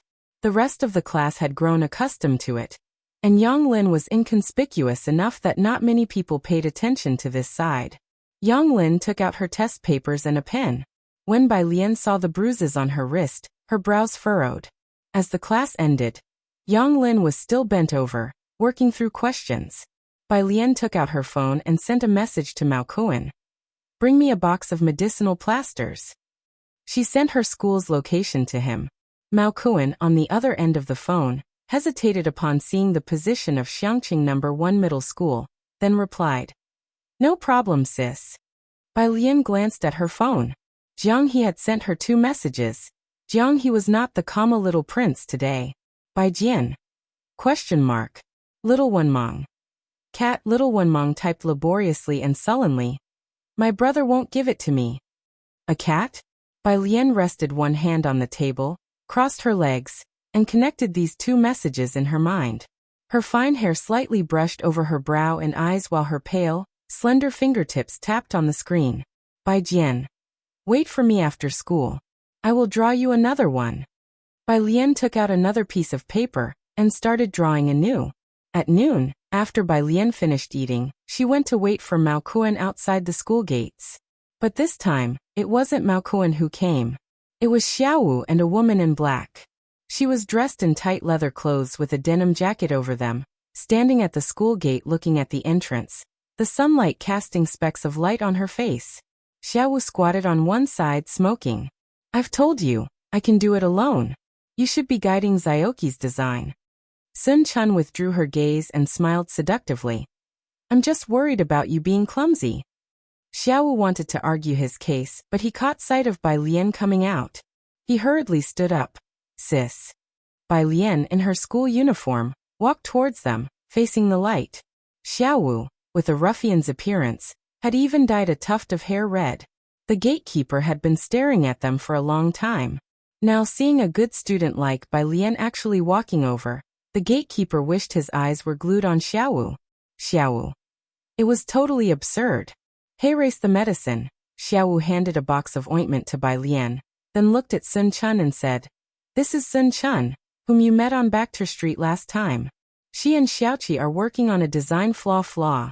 It's a logo, a brand, corrected Sun Chun, glancing at Xiaowu with a pure English accent. She looked at Bai Lian.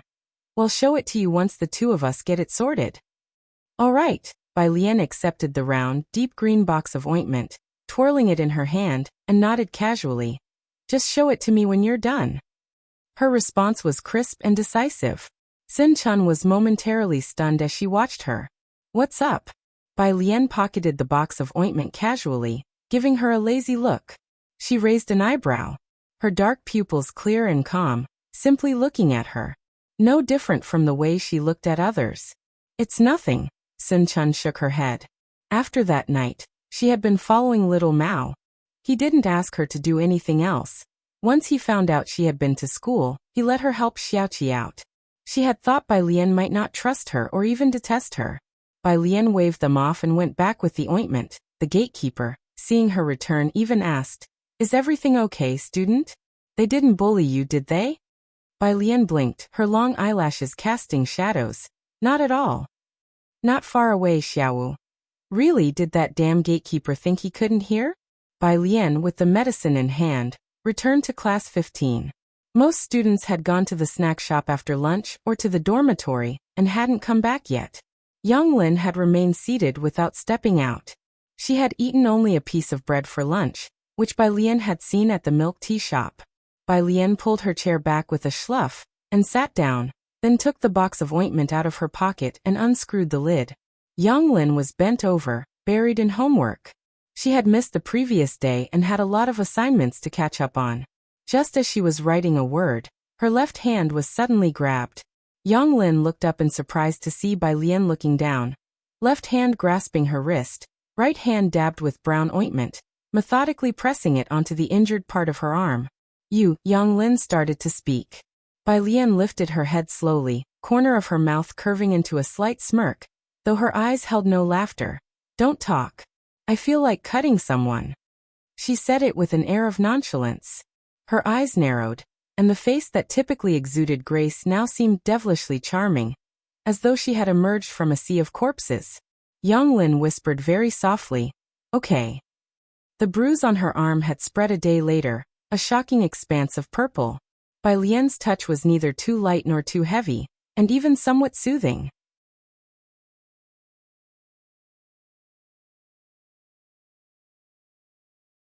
Chapter 123. How is the performance of Jiangjing's teacher, number 048?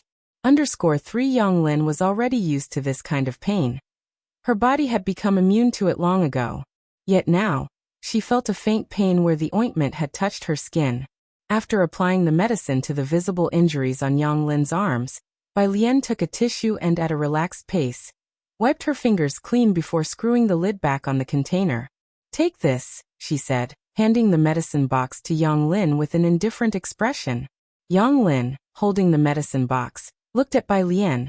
"This is—" Bai Lian tilted her head, crossed her legs, pointed her index finger in the air towards the green medicine box in her hands, and flashed her a wicked smile. "See this? A product with no brand, no producer, and no ingredients listed. Slather this on for 2 more days, and you'll be ready to meet King Yama." Yang Lin, after a long while, she seemed to explain in a low voice, I accidentally fell down the stairs." Be careful next time," Bai Lian said. Her gaze lowered as she pulled out a book. With such a calm tone, it was hard to tell if she believed her or not. The last class of the day was chemistry. Usually the teacher revises worksheets, but today, after glancing at Bai Lian, the chemistry teacher decided to take the students to the laboratory to experience the magic of chemistry. The lab was located on the 3rd floor of the comprehensive building, and was seldom used. It was perennially gloomy and cold. The teacher unlocked the door and went in. The high school chemistry lab was practically ornamental, hardly used, with a bunch of equipment placed around. Bai Lian followed the others in and took a look around.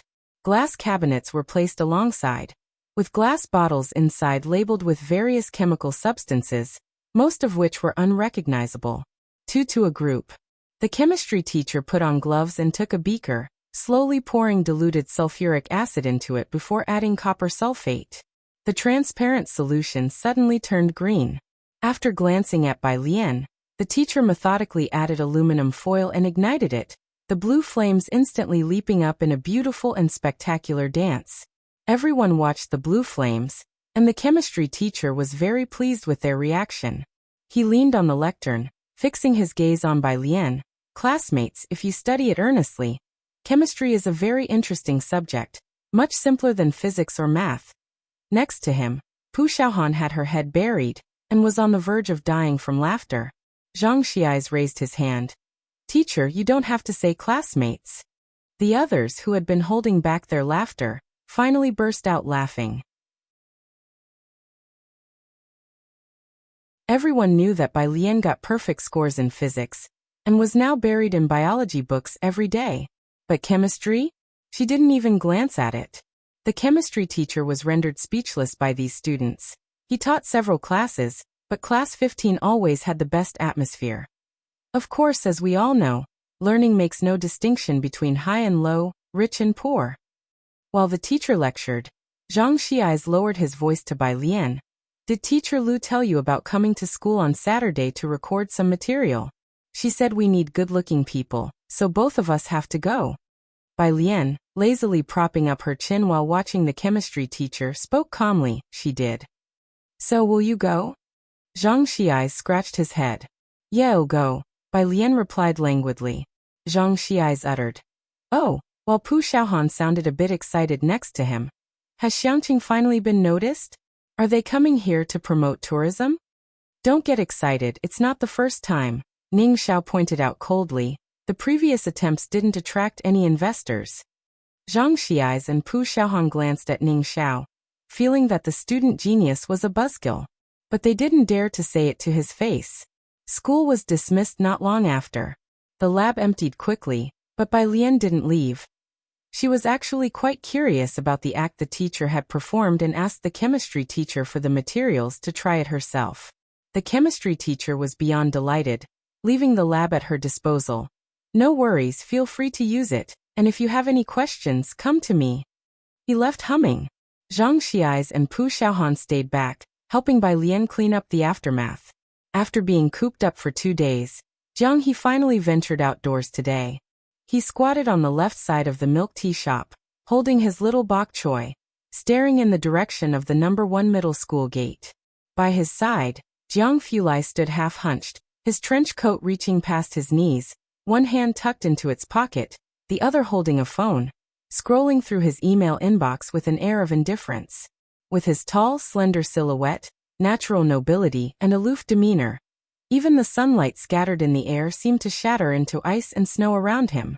Although the milk tea shop was usually bursting at the seams, today a bunch of people stood across the street, pushing and shoving each other, too intimidated to come near. Those who dared to enter practically sprinted past him. When Bai Lian arrived with Pu Xiaohan and others, they just so happened to witness a middle-aged man bowing his head and dashing into the milk tea shop.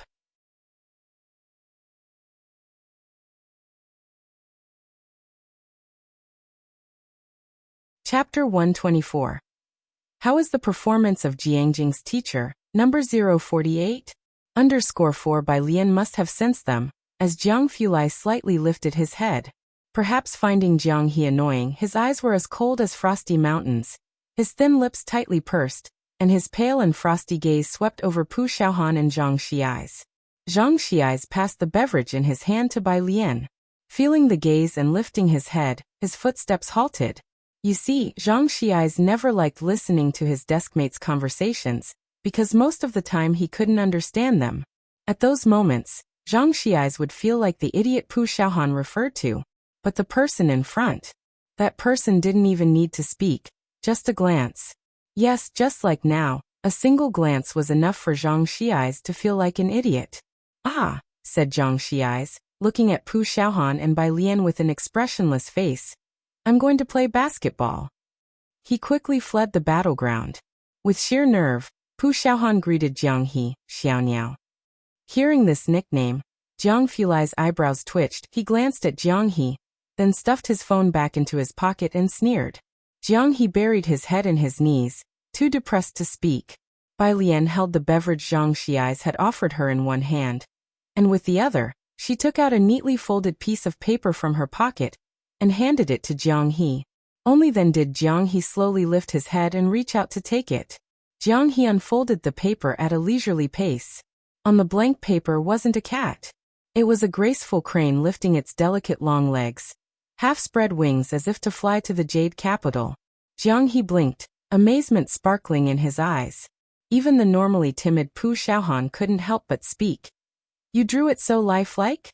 As Bai Lian passed the paper to Jiang He, she suddenly remembered someone snatching a child's possession. She looked up, about to say something to Jiang Fulai. Her phone vibrated twice in the pocket. Bai Lian looked down and saw it was an unrecognized number. She glanced at it and lazily pressed the green call button, answering, "Hello." The person on the other end probably didn't expect her reaction, and was silent, only the faint breathing coming through the radio. Bai Lian remained silent as well.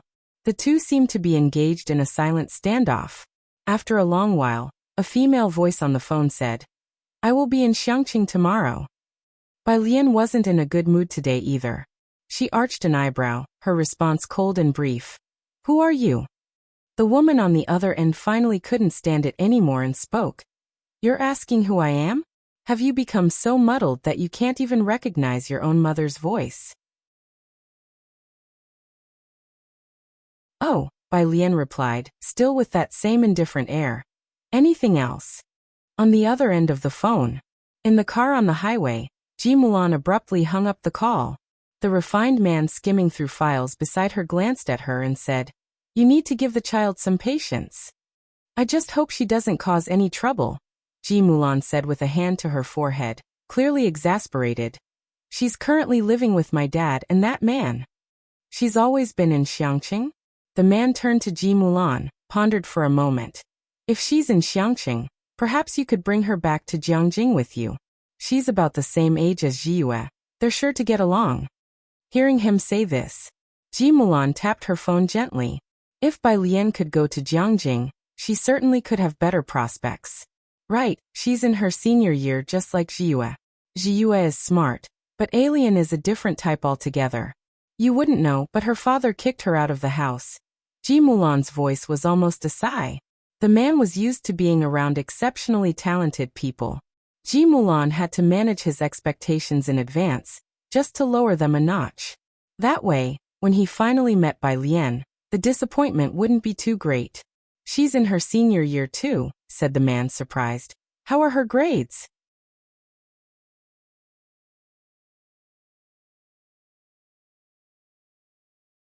Chapter 125. Ji Mulan's desire for control, the handwriting of Bai Lian. _1 She's studying arts. Ji Mulan couldn't help but recall the frustrating past, as she had originally intended for her to study sciences. Ji Mulan was naturally competitive and naturally hoped her daughter would stand out from the crowd. Since she was young, she forced Bai Lian to learn everything. But Bai Lian seemed to be inherently rebellious. The more she was pushed, the more she would go against her, resulting in hanging out with a bad crowd and indulging in all sorts of hedonistic activities. Ji Mulan looked out the car window and didn't bring up the topic any further.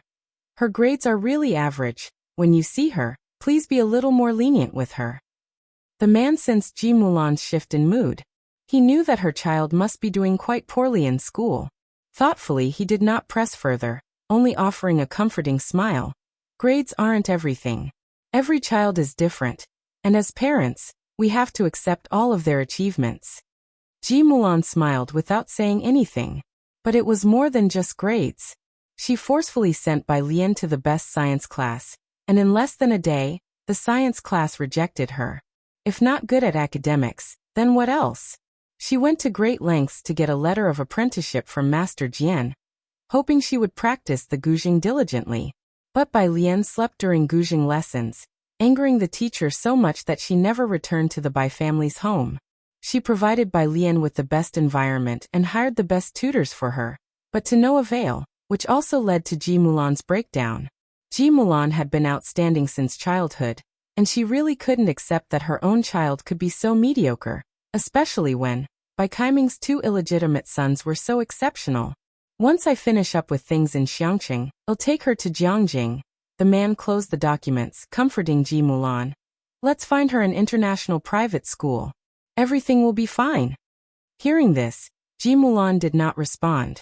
Of course, neither of them had considered that Bai Lian might disagree with going to Jiangjing with them.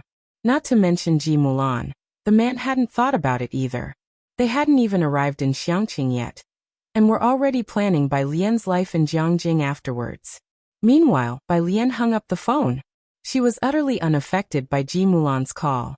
In the memories of her original self, her relationship with Ji Mulan wasn't too good either. You'll be busy later. Bai Lian glanced at Jiang Fulai, who was looking at Jiang He with indifference, and couldn't help but smile. Leave Jiang He with me and later, have Xiaoming come to pick him up. She asked Pu Xiaohan to take Jiang He to the milk tea shop first. Pu Xiaohan fled into the shop with Jiang He. Jiang Fulai, with one hand in his pocket, lashes lowered, his face colder than jade. Bai Lian, seeing that he was still not leaving, met his gaze calmly. Is there something else? Not really, Jiang Fulai spoke casually. I'm just a bit thirsty. Ha! Bai Lian raised the cola that Zhang Xiai's gave her, then felt it didn't quite fit his overall aura. This is all I have. That's fine. Jiang Fulai took the cola from Bai Lian's hand with polite ease, his cool middle and ring fingers clasping the bottle top, eyelashes half lowered. Thank you. Bai Lian watched him walk away with the cola. The noble and aloof young Master Jiang holding a bottle of cola. All the way to the laboratory. Most people couldn't help but take an extra glance at the cola in his hands as he passed. In the lab, Hewen would get scolded a bit less than usual. When he went to report for the group, he couldn't help but stare more at the cola on the table. Jiang Fulai picked up his glasses, slowly placing them on his nose with deliberate ease. His eyes slightly narrowed, calm yet detached. Do you want it? Hewen quickly averted his gaze. He wished he could put an impassable boundary between himself and the cola. He took 3 steps back. No, young Master Jiang, I've never liked cola since I was a kid. Hewen almost wanted to cry, but Jiang Fulai just glanced at him. And then he leaned forward slightly, casually handing the cola to Hewen, his fine hair falling softly. You want it? This time young Master Jiang's statement was declarative, not interrogative. Ha! Hewen confusedly took the cola. Anything else? Jiang Fulai withdrew his gaze, his icy look sweeping over through the lenses. Hewen quickly shook his head, holding the cola as he left the office with some bewilderment. Only then did Jiang Fulai leisurely open his computer to check on the experiment's progress. Cola, Too unhealthy for his taste, he coldly thought. The following day, Saturday, Bai Lian got up early, first taking her backpack to the library and entrusting Jiang He with Ning Xiao and Tang Ming. She went to the school first. Today, the school had a dress rehearsal for Xiang Cheng's promotional video. Zhang Xiais, who lived next to the school, arrived at the recording room at the same time as Bai Lian, yawning.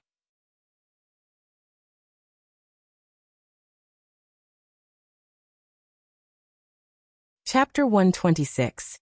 Ji Mulan's desire for control. The handwriting of Bai Lian. _2 When they arrived, the photography crew responsible for the shoot was already there, including Bai Lian, Zhang Xiais, Ren Wanxian, and Chen Zhu. At that moment, they were shooting the segment where Ren Wanxian was writing large characters.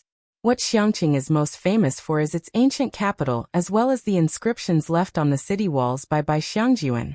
Both the Liang-style calligraphy and the Guzheng are extremely popular. To attract investors, naturally, they had to showcase the elegance of Xiangqing, and the recording staff was teaching Ren Wanxian the best angles. When Bai Lian and Zhang Xiais entered, Ren Wanxian and Chen Zhu were startled. Neither party had expected the other to be there.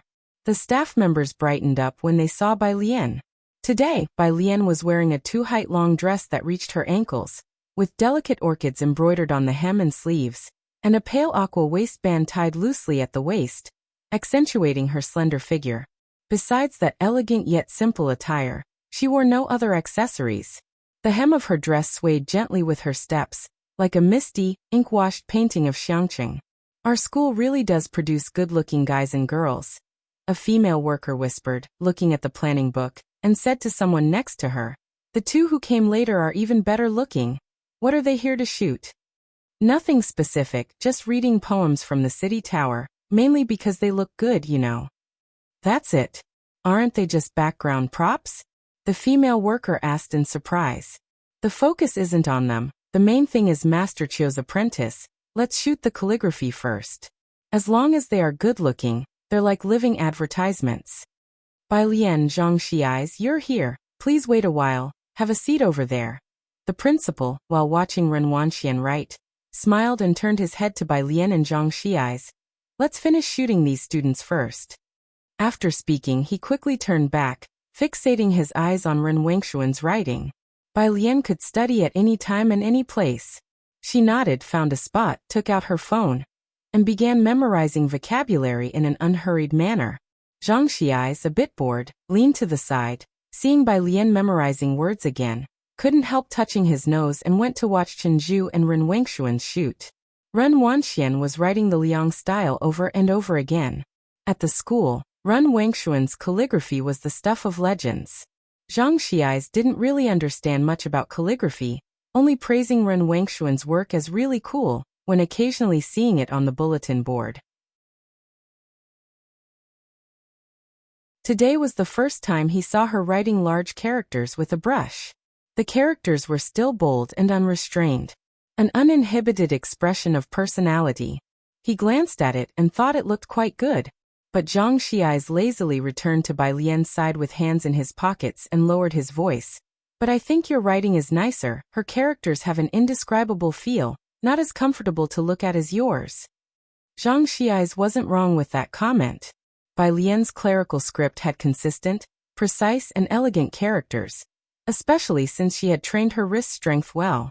Even with the strict norms of the clerical script, she also managed to imbue it with her unique style. Compared to Ren Wanxian's Liang style, which lacked maturity, Bai Lian's clerical script was already refined to perfection. Over the past month, Class 15 had been tormented by Bai Lian's calligraphy, especially Zhang Xiais. Because after most teachers saw Bai Lian's writing, they started to pick on other students' work. Bai Lian idly flicked through vocabulary words, and upon hearing him, she replied without looking up. Is that your excuse for writing chicken scratch? Zhang Xiais looked to the heavens, wondering why he even bothered speaking with Bai Lian. He went to talk to the principal. Don't you think Bai Lian writes well too? Zhang Xiais was popular at school because he was handsome, participated in many activities, and got along well with the principal and teachers. Why not let Bai Lian give it a try as well? The principal was standing just a few steps away from Ren Wanxian and Chen Zhu. They both heard that sentence. Ren Wangshuan's lifted wrist halted. Bai Lian knows how to write large characters? A trace of inquiry crossed her face. The principal, hearing someone praising Bai Lian's calligraphy for the first time, looked at Zhang Xiai's with surprise. Really? Why hasn't anyone mentioned this? Chen Zhu looked up at Zhang Xiai's. He had seen Bai Lian's characters. Bai Lian writes clerical script. Clerical script? Ren Wangshuan's thoughtful expression disappeared, and the corners of her mouth twitched upwards. Bai Lian practiced clerical script, which was actually looked down upon in the calligraphy world. Zhang Xiai's was still trying to sell Bai Lian's clerical script to the principal. He glanced at Ren Wangshuan's characters. Bai Lian writes much better than the student from class 8. Principal, you can't be biased. After Ren Wanxian finished a character, the photographer collected her work and laid down a new sheet of paper for her to write on. She remembered Bai Lian, even saying that the Bai family's Liang style was mediocre at best. Birds of a feather flock together, after all. She didn't want to talk much with Zhang Xiai's. After all, he had never studied calligraphy, and explaining it to him would be like playing the lute to a cow. But he was trying to raise Bai Lian up by belittling her calligraphy. She glanced at Bai Lian and then said, Zhang Xiai's, do you know that the clerical script is actually sneered at in the world of calligraphy? Because it lacks artistry, it doesn't even qualify to be called calligraphy. You compare your clerical script with my Liang style? You might just make others laugh their heads off.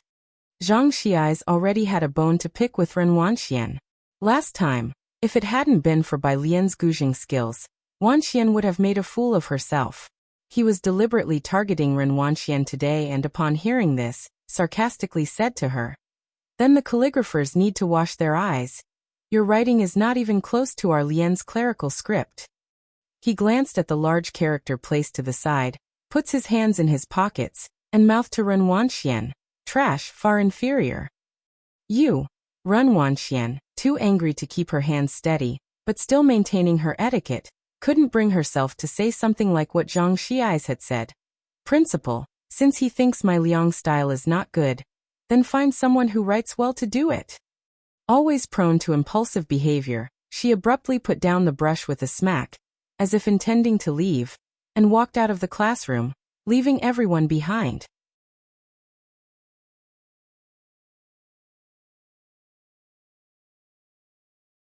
Chapter 127. By Xiangjuan, mother and daughter reunion _1. The staff members fiddling with the equipment were also extremely surprised, as they exchanged bewildered glances. Ren Wanxian had already left a group of people behind and exited the classroom.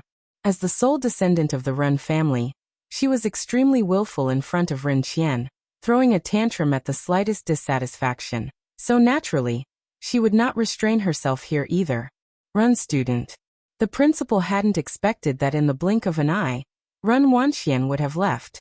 He called out twice, but far from stopping Ren Wanxian, she instead walked away even faster.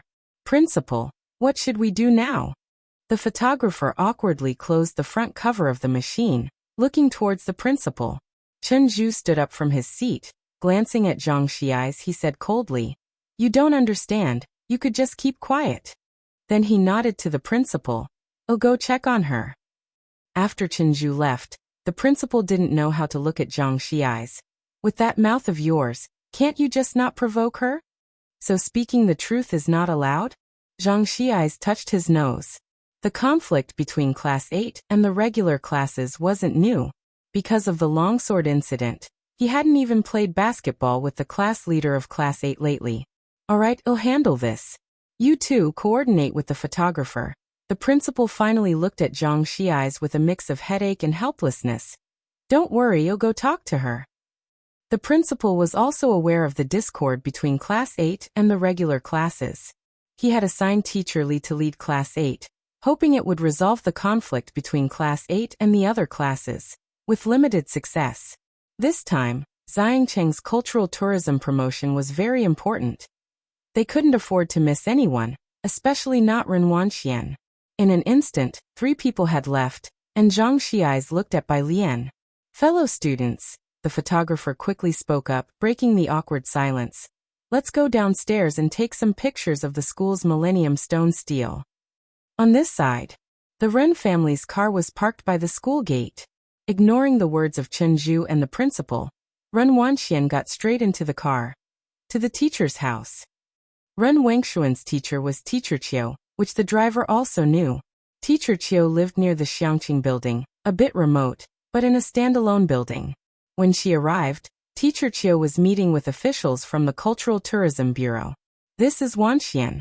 As you know, she's a student I took on in my later years, Teacher Qiu, who looked to be in his 60s with hair already graying, said with a smile to the people from the Cultural Tourism Bureau. She's very talented. The head of the Cultural Tourism Bureau, who had just been transferred here, was unclear about the Ren family members.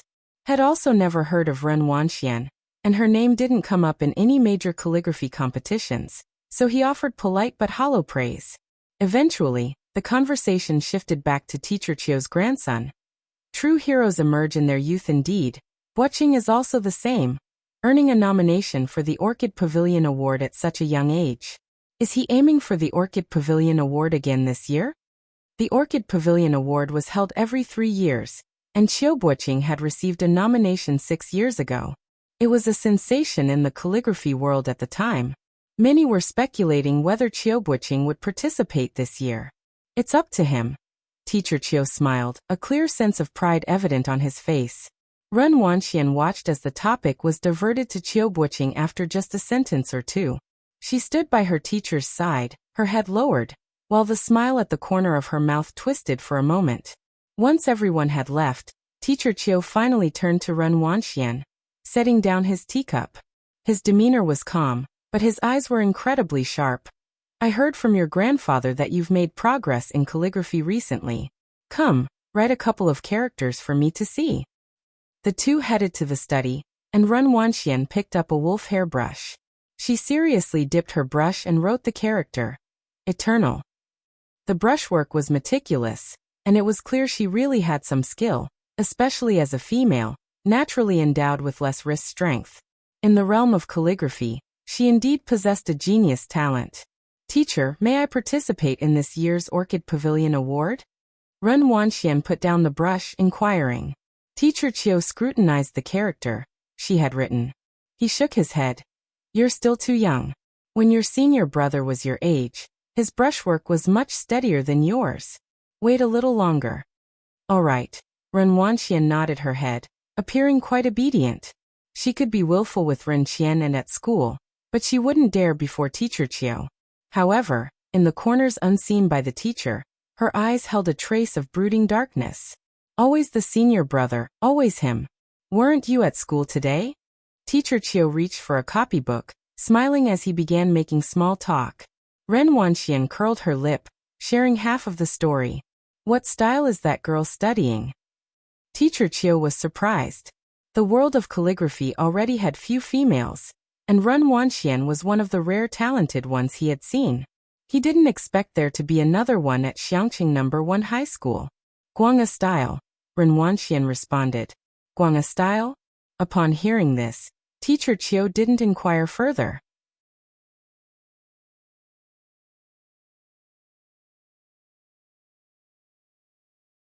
Chapter 128. By Xiangjuan, Mother and Daughter Reunion _2 Ren Wanxian saw Mr. Qiu was busy with a meeting, so she took out her phone and sent a message. Senior brother, the teacher won't let me participate in the Orchid Pavilion Award this year. Can you help persuade him? The other party replied slowly. You are too young, not yet qualified. But you also participated when you were 18. Ren Wanxian pursed her lips. Her skills were clearly on par with Qiu Guoqing's, but he was well known within the circle for being promoted by the team, because he got nominated at 18.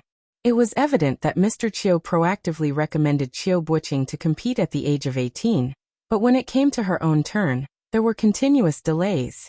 Wait some more, and the next chance will be in 3 years. She took out her phone and sent a message to Ren Qian. The teacher doesn't agree to recommend my work this year. Is he really that afraid he'll replace senior brother as the youngest nominee for the Orchid Pavilion Award?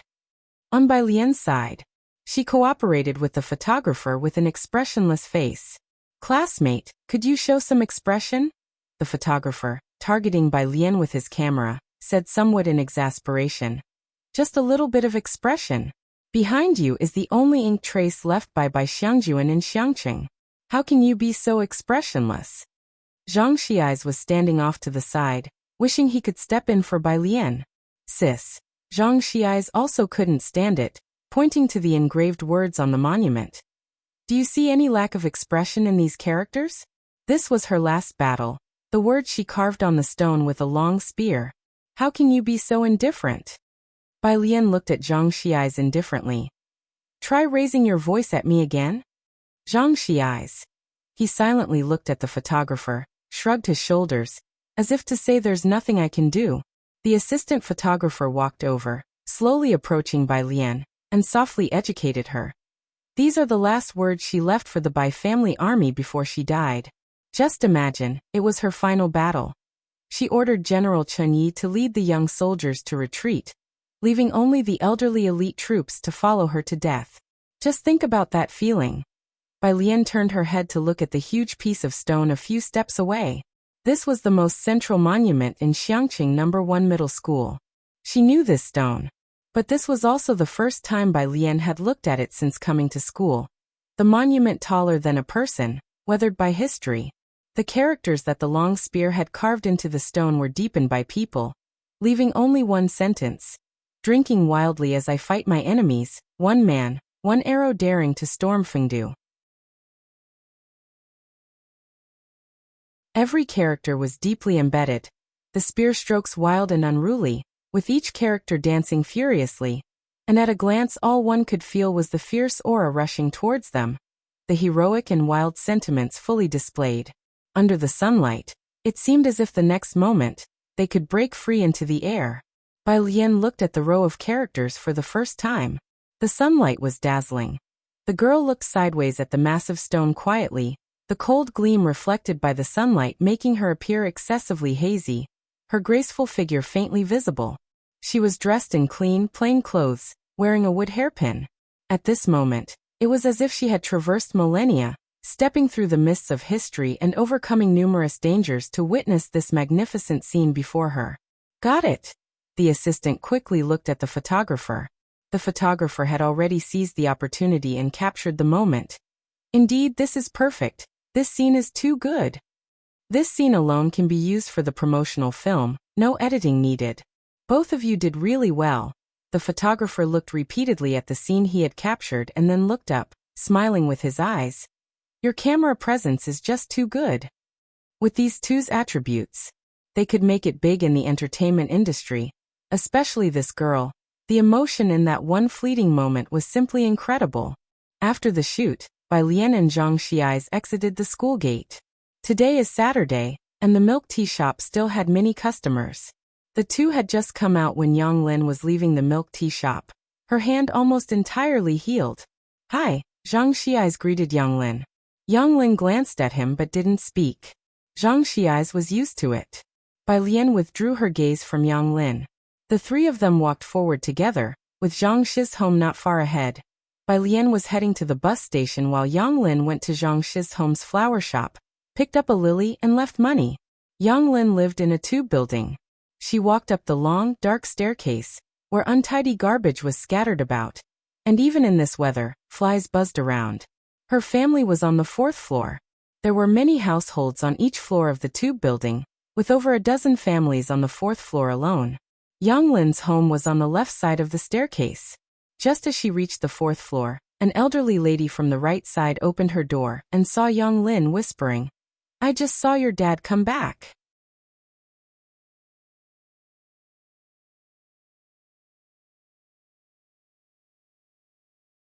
Chapter 129. By Xiangjuan, Mother and Daughter Reunion _3 Yang Lin nodded, her dark eyes undisturbed. The old man sighed, then handed a bun to Yang Lin. It seems he didn't drink too much today. It'll be better once you're grown up. Yang Lin shook her head. She didn't take the bun. Nor did she speak. She simply took out the keys to her home, and quietly went to open the door. She had grown numb to that phrase. How big did she have to get before she was considered grown up? Since she was 5, she had been looking forward to growing up. Now at 18, was she grown up? She didn't know. As soon as she opened the door, she was greeted by the blaring sound of the television, with smoke swirling in the cramped hallway. A middle-aged man who hadn't bathed for days was sitting on the sofa, with fried chicken and some cans on the table, and chicken bones littering the floor next to the old couch. He must have won some money. He glanced at Yang Lin, then immediately wobbled to his feet, his lengthy hair matted together, mumbling as he pulled out a handful of change. Xiaolin, I'm sorry. Dad drank too much the day before yesterday. Have you eaten yet? Yang Lin ignored him, until she saw that the lock to her room had been tampered with. Startled, she then charged over and flung open her room's door to find everything in disarray. Bang, she slammed the door closed and locked it securely. Crawling under the bed, she retrieved a locked metal box. The lock was intact. She let out a sigh of relief, then collapsed onto the floor, breathing heavily. It took her a long while before she pulled out today's earnings from a compartment in her backpack and neatly placed them in the metal box. Only then did she slowly tidy up her room and brought out a fresh, vivid lily, placing it in a plastic bottle on the windowsill. Yang Lin sat on the bed, quietly observing the lone lily. Its slightly flared petals were as pure as snow, an elegant white, the only splash of color in the entire room. She watched for a long while before slowly taking out a bottle of green ointment from her backpack and applied it to the bruises on her arms, legs, and torso. The brownish paste slowly melted over the dark purple bruises. A dull ache radiated from the spots. Meanwhile, a car slowly drove into Xiangcheng. Ji Mulan watched the unchanging streets ahead with an expressionless face, her mood listless. There's news that they're looking to develop tourism here. The man smiled at Ji Mulan, explaining his reason for coming to scout the possibility of opening a hotel here. Hearing this, Ji Mulan sat up straight. She looked at the man, knowing his information was always sharp. When he said this, it meant the possibility of Xiangcheng's tourism development reaching 80%. The largest hotel in Xiangcheng was in the city center, a 26-story building. When can I meet your dad and your daughter? We're going to be living together after all. He pressed the elevator button and turned his head to ask. Never mind my dad. He definitely won't see me, Ji Mulan said indifferently, pausing when she mentioned Bai Lian. She has also had a tough time these past 2 years. I hope she knows to work hard this time. Don't put too much pressure on the child. The elevator doors opened, and the man stepped in, pressing a floor number. Ji Mulan was beautifully made up, every movement exuding grace. Even past 40, her charm had not faded, and on the street, she turned heads effortlessly. Listening to the man's words, she tugged at the corner of her mouth but remained silent. His son was highly accomplished, so naturally he could utter that phrase with ease. Had their positions been switched, he might not have preserved her composure. After exiting the elevator, Ji Mulan calmly dialed a number. Bai Lian was still in the library. She was in the middle of working on a biology paper when she received a call from Ji Xiaojun.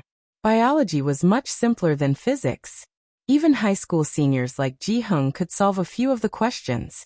Alien. On the other end of the phone, Ji Xiaojun had just finished teaching a child. He was holding a drawing board, frowning. Your mom's back, you know? She called me yesterday, Bai Lian replied. Yeah, nodded Ji Xiaojun. Come with me to see her later. We need to have a proper talk. Oh, Bai Lian drawled out her response. After they hung up, she leaned back in her chair comfortably and flicked Jiang He's forehead. I'm going out for dinner later, you heading home first? Jiang He, holding his head, looked at Bai Lian with wide eyes. I'll wait for you. Bai Lian. Okay. She waited for Ming Dongheng to arrive from Bachter Street before heading to Wanha Building. Wanha Building? Ji Xiaojun hadn't gone in yet.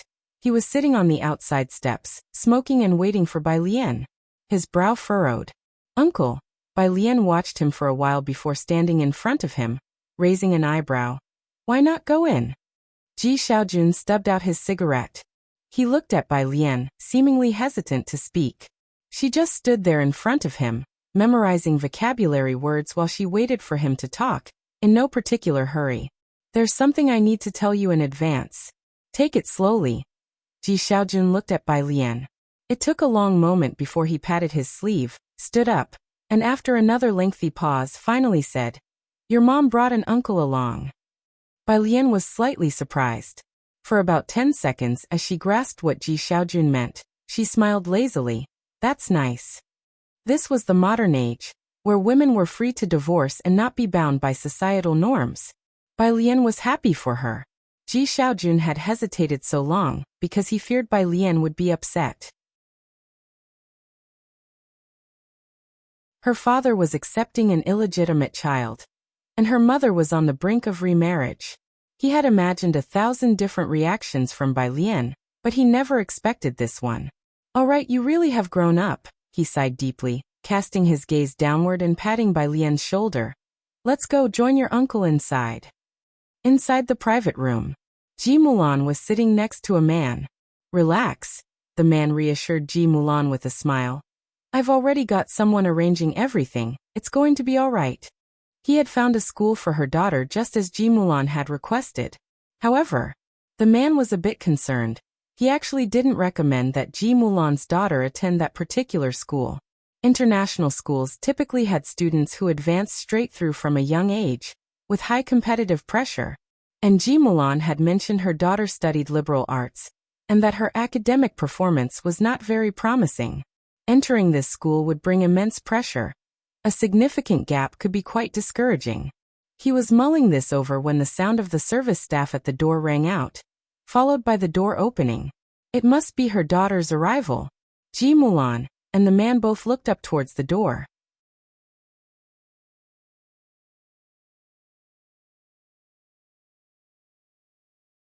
Chapter 130.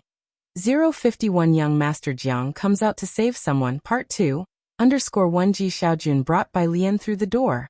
Ji Mulan had not seen Bai Lian for over 2 years, and upon seeing her now, she felt a sense of unreality. She was so different from her memory. Her daughter came in wearing a white long dress, with a light green belt slightly cinching her waist, each step as delicate as orchids. Holding a smartphone in her hand and with a slight air of indolence, the booth was brightly lit, and at a glance, her pitch-black eyes resembled those stained by an ink brush, reflecting a sky full of stars. The man was also startled, having always thought from Ji Mulan's description that her daughter was a badly behaved young girl. He hadn't expected her to seem so quiet. And there was Ji Xiaojun, who he originally thought would be somewhat nervous growing up in Xiangqing. But he didn't expect him to be so confident and at ease. The man stood up, surprised yet politely greeting Ji Xiaojun. He wore glasses, had a distinct profile, and it was clear he was well maintained, his figure not at all out of shape despite being close to middle age. "Hello, my name is Suen. I met Mulan at a maritime exhibition." He was cultured, dignified, and courteously modest. It was obvious he came from a good family and upbringing. His manner was nothing like the piercing scrutiny of the Ren family. Ji Xiaojun glanced at Suen, his expression much improved, and shook hands with him. "I am her brother, Ji Xiaojun." They sat down. Bai Lian looked at Ji Mulan and remained silent. "Why are you always playing with your smartphone?" Ji Mulan, dressed in a finely tailored dress with a shawl draped over her shoulders, squinted her shapely eyes. She watched Bai Lian fiddling with her smartphone, her gaze growing deep. Bai Lian paused for a moment. She looked up at Ji Mulan again, and put away her phone. "Ji Mulan." Ji Xiaojun lifted his gaze. Ji Mulan then withdrew her own and, without looking at Bai Lian, said to Ji Xiaojun, "I will take her to Jiangjing. Suen has found her an international private school. Although most of it is science-based, there are arts courses too, and one can go directly to a foreign university after graduation." This was not a discussion. It was a notification. Before Ji Xiaojun could speak, Bai Lian, with her eyes lowered and voice unhurried, said, "I won't go." Ji Mulan was about to get angry, but glanced at Suen and feared he would see her as a joke. So she stood up abruptly, glowering at Bai Lian. "Come outside with me." Bai Lian looked up, her long and powerful hands pressing against the table as she stood. Ji Xiaojun wanted to follow but was deterred by a look from Bai Lian, and he hesitated. Across the table, Suen smiled and said, "Mr. Gee, let the mother and daughter talk. You tell me about Mulan's childhood. After a moment's hesitation, Ji Xiaojun did not follow them out. He knew from earlier conversations with Ji Mulan that Su In was from Jiangjing. He also knew that Bai Lian would have a better future if she went to Jiangjing. On the corridor, Ji Mulan, in her elegant high heels, was barely taller than Bai Lian. Do you know how much effort it took to get you into that school? Your uncle said you've become more obedient. From now on, don't be so troublesome. The Su family's rules are much stricter than the Bai family's, just so you know. 2 years had passed, and facing Bai Lian again, Ji Mulan's heart was still troubled. The Bai family expelling Bai Lian was undoubtedly a slap in her face. She couldn't swallow this indignity. Am I just an object to you?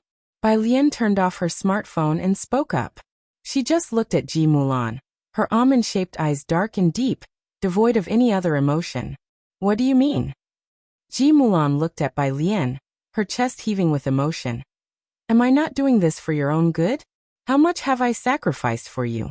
I hired the best tutors, got you into the best classes. Bai Lian listened silently to her finish.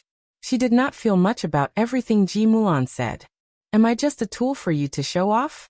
Bai Lian said softly. 2 years, it took 2 years for you to come back and see me. I was alone at the Bai family, dealing with Bai Qiming, Bai Xiaoqi, Bai Xiaoka. If you wanted what's best for me, why didn't you take me away with you? Ji Mulan was taken aback, then quickly recovered, frowning. You staying at the Bai family was the way for you to receive the best education. I was thinking of your best interests. It doesn't matter now. My household registration is with my grandfather, so you don't have to worry about my future life. Bai Lian nodded politely to Ji Mulan, walked a few steps, then stopped.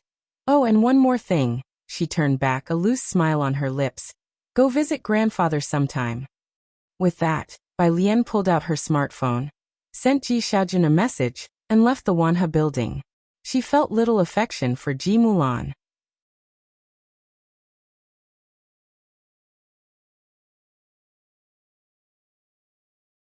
Chapter 131. 051 Young Master Jiang comes out to save someone, Part 2. _2 But the memories surfacing in her mind were slowly searing her emotions. She stepped out of the Wanha building, then squatted down, silently looking up at the moon in the sky, her dark pupils reflecting the cold moonlight. She wrapped her arms around her knees, and after a long while, she finally took out her phone. On the phone was a photo she had sneakily taken at the dinner table just now. It was of Ji Mulan. She stared at the photo, her fingertips gently brushing over the face on the screen, and then she whispered very softly, "Mother." Ji Mulan. She looked a lot like her mother. Jiang Fulai had just returned. He originally planned to take Jiang He out for dinner first. But while driving through the streets, he caught sight of a white figure squatting on the side of the road. "Stop the car," he said abruptly, sitting up. The car slowly came to a halt. Jiang Fulai, from across the street, silently gazed at Bai Lian through the window, past myriad lights, past a long river, just as the first time. She was looking at the moon, and he was quietly watching her. She wore plain clothes, squatting with her back to the street light, her snow-colored skirt spreading on the ground, blooming like orchids. She seemingly had no expression, just quietly looking at one place. But Jiang Fulai always felt that at this moment, she was fragmented, shattered into pieces, scattered on the ground. Jiang He also saw Bai Lian. He was about to get out of the car after climbing down from the chair. But he was coldly seized by the back of the neck by Jiang Fulai. Jiang He's eyes widened, full of reproach. Jiang Fulai glanced at him and casually pressed him back into his seat. "You can't talk anyway, let's go back." He got out of the car, and then closed the door behind him. "Jiang He, is there really no police to deal with this?" Ming Dongheng in the driver's seat glanced at the rearview mirror, indicating he was helpless to intervene. Jiang Fulai walked up to Bai Lian. A person usually so alert at this moment didn't sense his approach. He squatted opposite Bai Lian, following her gaze to see a full moon. After gazing for a while, Jiang Fulai commented, "Did you calculate that from this angle the moon looks brighter?" Bai Lian snapped back to reality, and upon lifting her eyes, she saw a face of extraordinary features. The sudden sight was impactful. The man's pair of phoenix eyes were squinted lightly, his brow raised as he looked at her. Even while squatting, his posture remained remarkably graceful. Ah. Bai Lian thought he would return very late today. She turned off her phone. Why would you say that? I used to like sitting in the last row of the classroom, in one particular spot, said Jiang Fulai. Looking at her, his eyes exceptionally shallow and clear.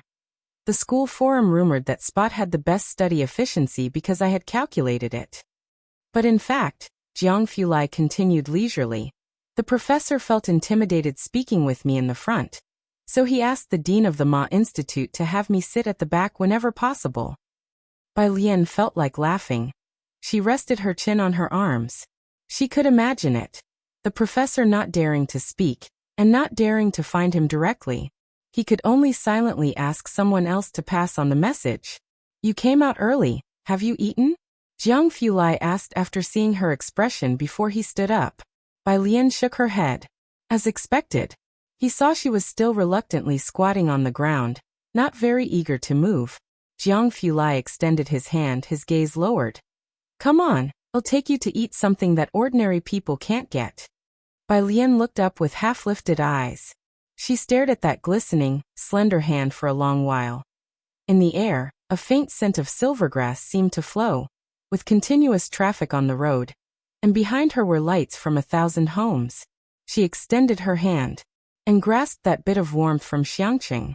Jiang Fulai took Bai Lian out for a meal, not to Wanha building, but to a private residence in an alley. When Ming Dongheng knocked on the door, a man inside came out cursing and holding a kitchen knife. What are you knocking for? Do you need me to knock some sense into you with a hammer? Hammer. Creak, the door opened. The man's gaze fell upon the tall figure in an ink-colored trench coat, standing behind Ming Dongheng. The man's light eyes, cold as a spring, swept over him dismissively. The man's machine-gun-like mouth seemed to be hit by a switch, instantly shutting. He opened the door politely, a smile playing at his lips. He stepped aside to let the line of people enter. His eyes widened when they met Bai Lian's gaze. Then he grabbed hold of Ming Dongheng's hem tightly, gesticulating with his eyes to Ming Dongheng. How come there's a girl? Ming Dongheng looked at him in surprise.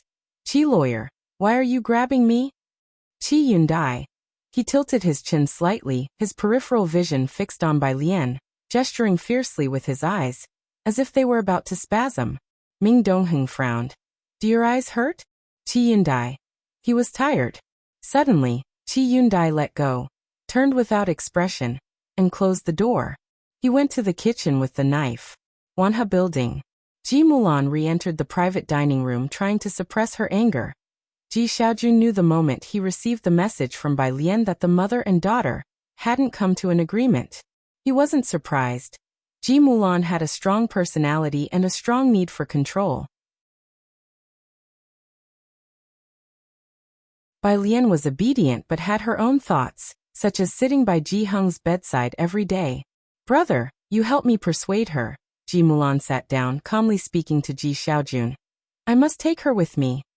Ji Xiaojun didn't say a word. So Ji Mulan turned her gaze toward Su En. Su En gave her a reassuring look and then said with a smile, throwing out the bait, Mr. Ji, you know that Jiangjing Private School has strong faculty and international connections. It's a breeding ground for diplomats in liberal arts. If she goes there to study, she will absolutely do better than anywhere else in the future. The position of a diplomat was an unattainable job for someone from Xiangqing. Ji Xiaojun shook his head. She wants to finish high school in Xiangqing. Those were the exact words Bai Lian had texted to Ji Xiaojun just now. Brother. Ji Mulan frowned. She slammed down her chopsticks with a snap. Don't you want to leave this place, or do you want her to stay here forever? Ji Mulan. Ji Xiaojun looked up. How long have you been back? And have you ever asked what Alien is thinking? Do you know that she has now switched to science? Switched to science. Ji Mulan's brows furrowed. In her senior year? Switched to science. She glanced at Su En, holding back because he was present. She didn't mention that Bai Lian had been driven to switch from the science class to the humanities by her teachers in her first year of high school. Su En's son was a junior at Jiangjing University, currently applying for graduate school. For her to mention this in front of Sue-an was something she simply couldn't bring herself to say. Can you please stop making things worse? Ji Mulan poured herself a glass of cold water. She needs to suffer to know the value of hard work. Don't you know that she can fall asleep while practicing the zither, frustrating her teacher to the point of leaving? If we don't discipline her properly and just let her do as she pleases, how will she ever get by in society in the future? Every child has a rebellious phase. Sue-an was surprised to find Bai Lian so rebellious. Afraid that the siblings would start arguing, he consoled Ji Mulan. Studying science is fine too. Maybe the child likes science. It's not like there are no opportunities. Sue-an was just saying it casually, switching from humanities to science in her senior year. It must be rebellion, as Ji Mulan said. What opportunities? He hadn't really considered it. Ji Xiaojun didn't answer Sue-an. Suppressing his anger, he pressed his hand on the table and stood up. Ji Mulan, it was bad enough you left her alone with the Bai family, but can you not impose your own ideas on her? Dad and I don't care about her getting into Beijing University or what grades she'll get, so what's wrong with letting her study science if she wants to? Also, Alien has only been learning the zither for a year, and she already plays so well. What more do you want from her?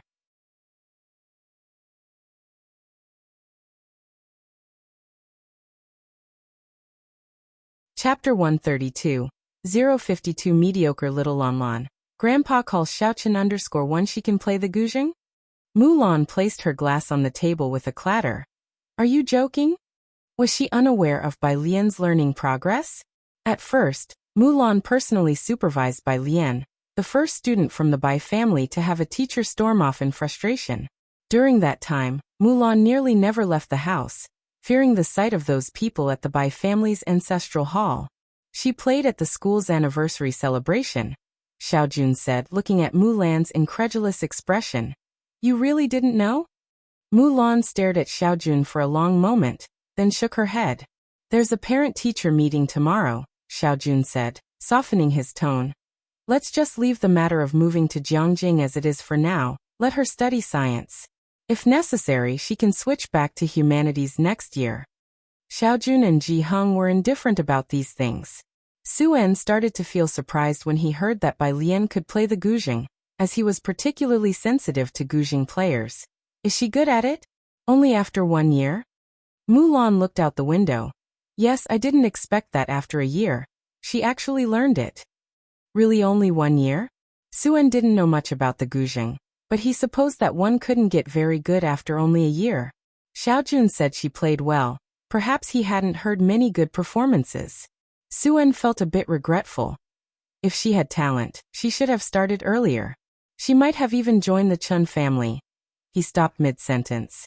Saying more wouldn't necessarily make the others understand. When the three finished eating and went downstairs, Xiaojun declined Sue-an's offer for a ride and took the bus home instead. He also found time to call Bai Lian. Sue-an's assistant came to pick them up. What? Mrs. Jis' daughter doesn't want to transfer here? Z's assistant, who had come to help with transferring Bai Lian's school registration and household registration, didn't expect to hear this news from Sue-an. Utterly surprised. Between Xiangqing and Jiangjing, wouldn't anyone know which to choose? Sue-an nodded at his assistant. Xiaojun was eloquent and cultured, but he lacked a bit in vision. Going to Jiangjing was an opportunity most people could never get. He planned to marry Mulan during the new year, and Bai Lian would be his adopted daughter. To the Su family, raising one more person made no difference, and raising one fewer made no difference either. He was marrying Mulan, not her daughter. So whether her daughter stayed in Xiangqing or went to Jiangjing made no difference to him. Did he actually expect Mulan's daughter to help him gain favor with the main family? Mulan, Sue-an sighed from the back seat, speaking to Mulan. Your brother is right. Sometimes you have to learn to accept the mediocrity of your children. The assistant listened to their conversation and roughly understood the situation. If Sue-an could nonchalantly use the word mediocre in front of Mulan, that must mean quite ordinary. President Su, the assistant waited for the two to finish before reporting. I've confirmed it. Patriarch Chen is indeed in Xiangqing. Really? Sue-an sat up straight. Then this matter is settled. Mulan listened quietly to their conversation. Even though she had spent some time in Jiangjing, she still wasn't clear about the state of affairs there, and she had no idea who this patriarch Chen was. Just like how now, she didn't understand why Suan was so confident that Xiangqing could develop. She had previously thought the Bai family in Beijing was already at the peak of prosperity, but the higher she climbed, the more she realized how limited her vision had been. On Bai Lian's side, Ming Dongheng entered the kitchen to cook for Qi Yundai, and was driven out with a cold face after about 3 minutes. He's a lawyer, Jiang Fulai surveyed the hall, his light eyes and thin lips emitting an air of detached coldness as he introduced with indifference. He's pretty good at cooking. After Ming Dongheng came out, he brewed tea for Bai Lian and Jiang Fulai. After smelling the tea leaves and feeling something was off, he glanced at the kitchen. Then Ming Dongheng took a jab at Bai Lian. Last month, during an economic case, he was in a rush because of a cake at home. He felt he had the upper hand, so he left 10 minutes early. As a result, some funds were lost. Jiang Shijue didn't dare to confront Jiang Fulai, but had someone else report back. Jiang Fulai erupted in a rage, lashing out at everyone from top to bottom in the Jiang family, suspended Qi Yundai from his job, and ordered him to focus on making cakes in Xiangqing. Ming Dongheng placed the teacups in front of Bai Lian and Jiang Fulai.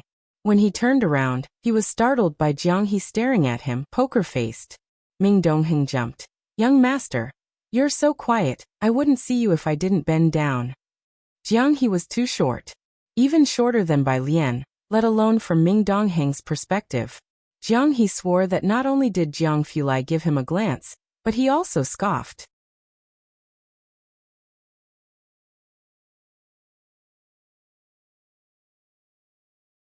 Chapter 133. 052 Mediocre Little Lan Lan. Grandpa calls Xiaochen_2. He silently climbed next to Bai Lian, ignoring Jiang Fulai and Ming Dongheng.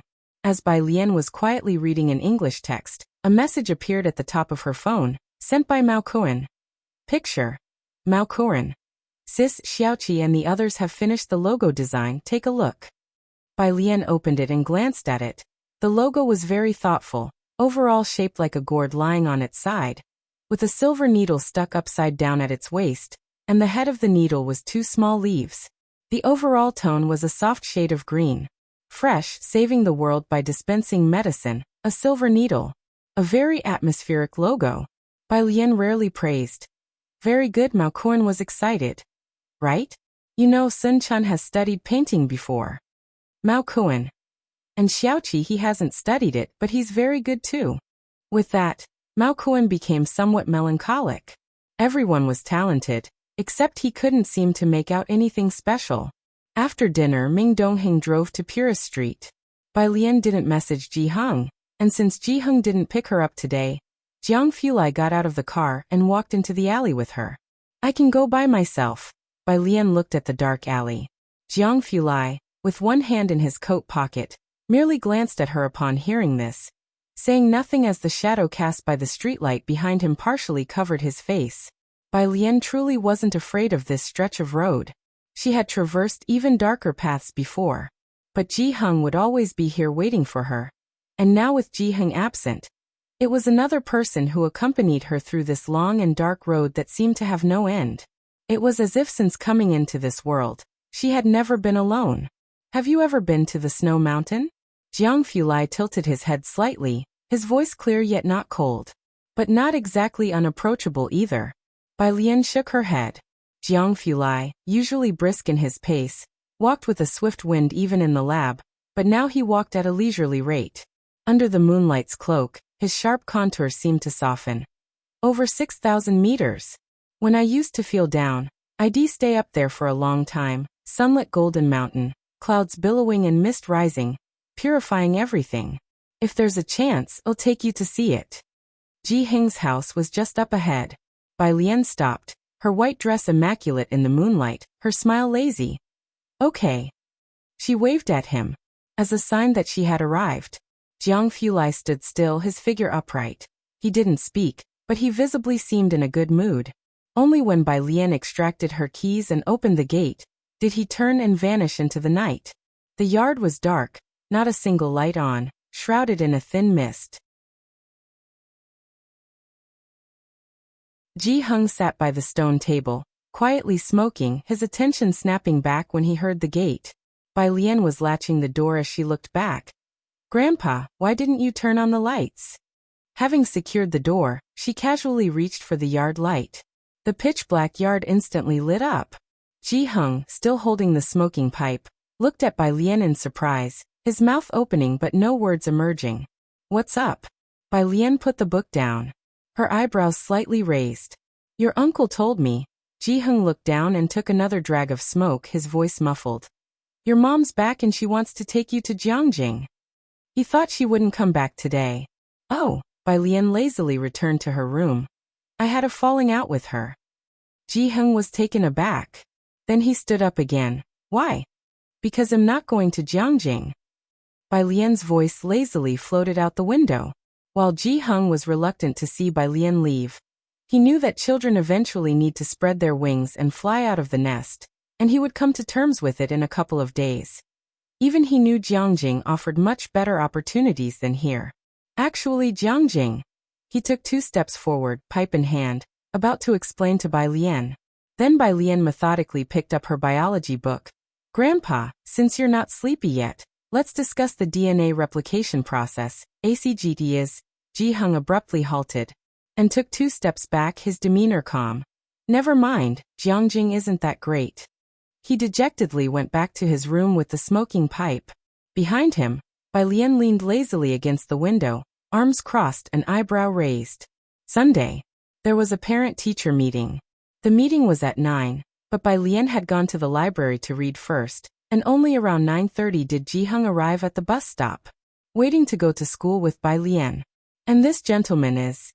Chen was looking for Ming Dongheng and saw Bai Lian waiting at the bus stop, so he joined her there. Upon seeing Ji Hung, Chen was taken aback. Bai Lian stood up straight and casually introduced the two. "My grandpa, last name Ji."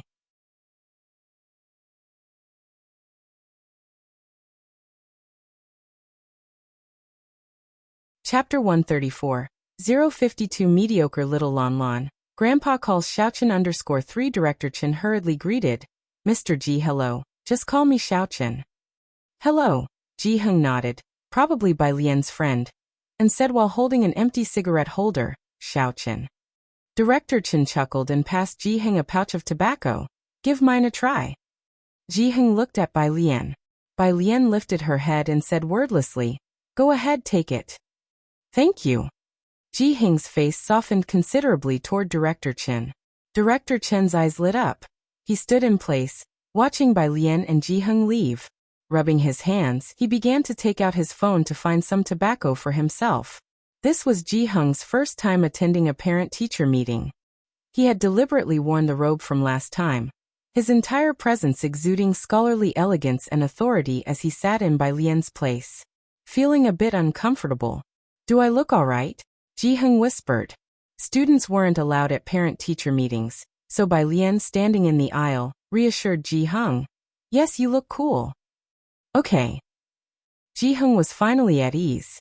Bai Lian saw he had adjusted and started to walk outside. Heaven knows this was her first time attending such an occasion too.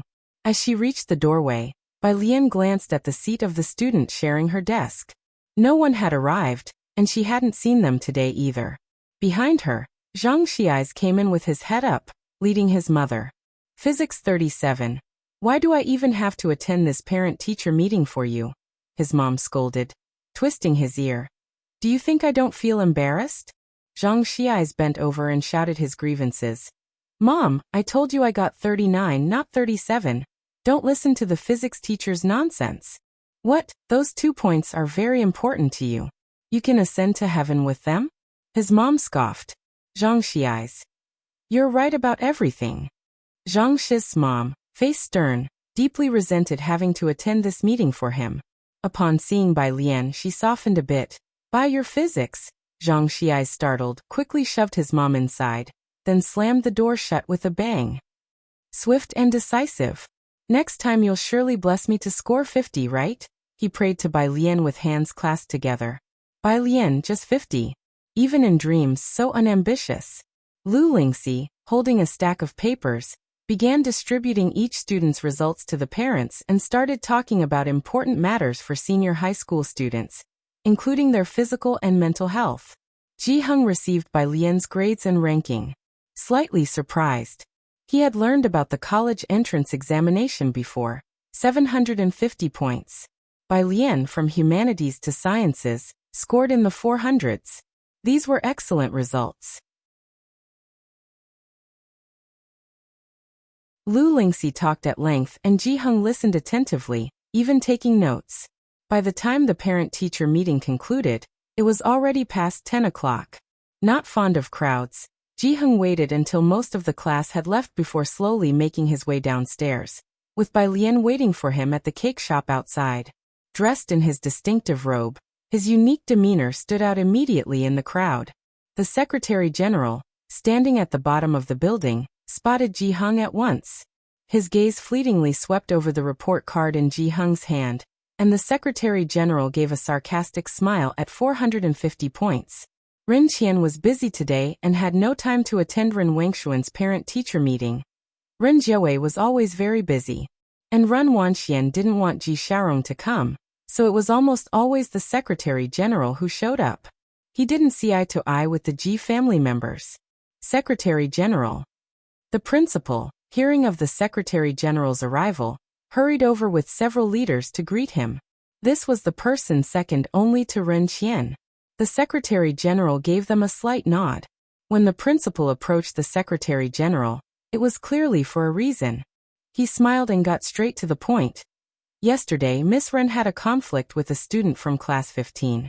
It's just a little friction between students. We hope Miss Ren is generous and will continue to shoot tomorrow. Ren Wanxian had already spoken to the Secretary General about this incident. He merely glanced at the principal and the others while walking forward, scoffing. Principal, do you really think it's just a little friction? The principal was taken aback. The students of Class 8 have good living conditions and can afford a small cafeteria. That's what their parents and grandparents worked for, the Secretary General said with a smile as he looked at the principal. How the other students live, that's their ancestors' issue, principal, do you understand? The words of the Secretary General were veiled yet mocking. Was he implying that students from other classes were jealous of Class 8 students and deliberately targeted them? The principal pursed his lips without speaking immediately. The lady is with her senior brother. The Secretary General looked faintly at the principal. I believe you've also heard of him. He might help our miss to submit an entry for the Orchid Pavilion Award this year. Everyone knew about the Orchid Pavilion Award, which had an influence not unlike the 100 Flowers Award in the entertainment industry. Those present were all quite astonished. The Secretary General enjoyed their expressions before speaking. Our miss isn't opposed to continuing writing. Possibility arose. The eyes of the principal and the others lit up. Have the people from Class 15 apologize to our miss in person. The Secretary General spoke slowly but with authority. Only then will she continue to write.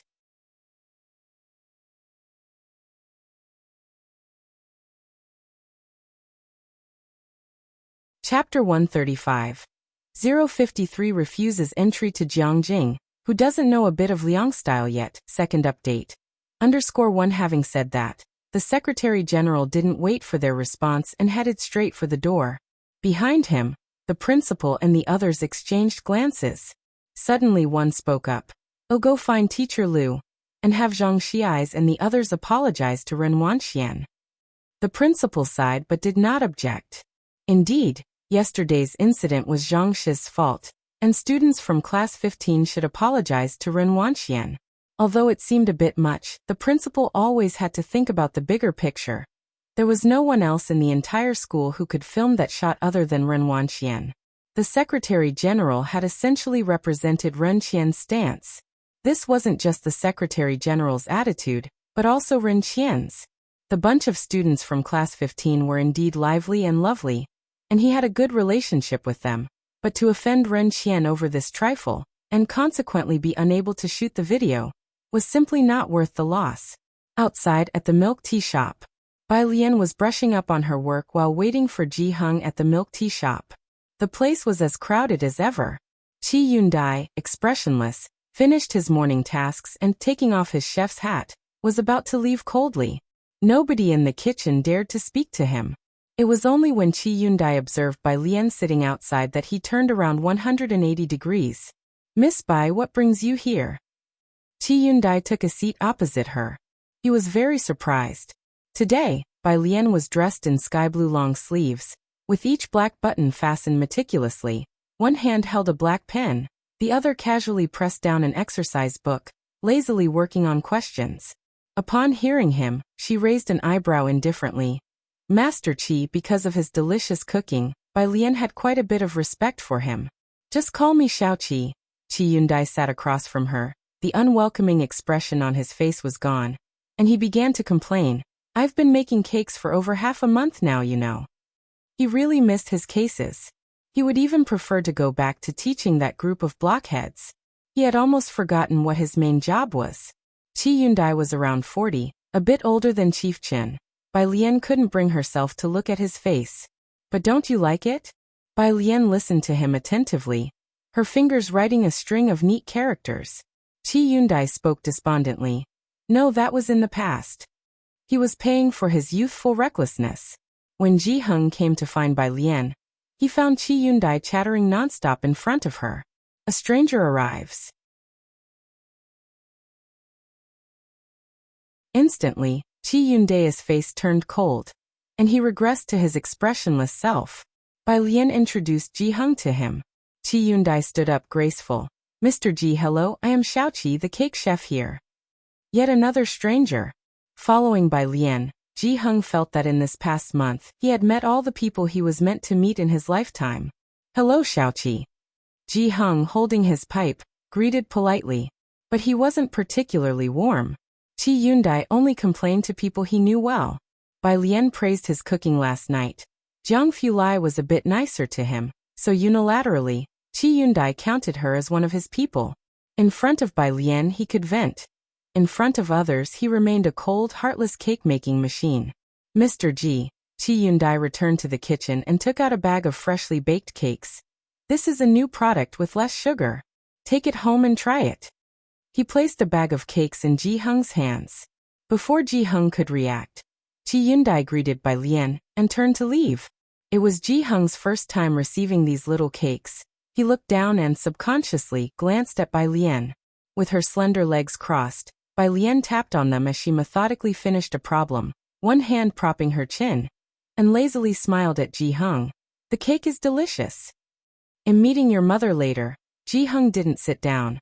Holding his pipe, he stood in front of Bai Lian, his weathered eyes deep. "Will you come with me?" Ji Hung had decided to accept Ji Mulan's invitation. If it had been 2 years earlier, Ji Hung would never have agreed to meet Ji Mulan. But now, simply because of Bai Lian, Ji Hung was willing to see her, especially since Ji Xiaojun had mentioned that the person Ji Mulan had found this time had better character than Bai Qiming. He decided to check it out. "No." Bai Lian rested her wrist on the table, calmly capped the pen with her other hand, and spoke in a light tone. Ji Hing nodded. "Okay." Not wanting to see Ji Mulan again, Bai Lian headed back to the library to plan dining out with Jiang He. It was a small restaurant near the school. With her legs propped up, her slender, fair fingers pulled out a menu hidden under the teacup, and she tilted her chin toward Jiang He, casually asking, "Is there anything you don't eat?" This wasn't her first meal with Jiang He.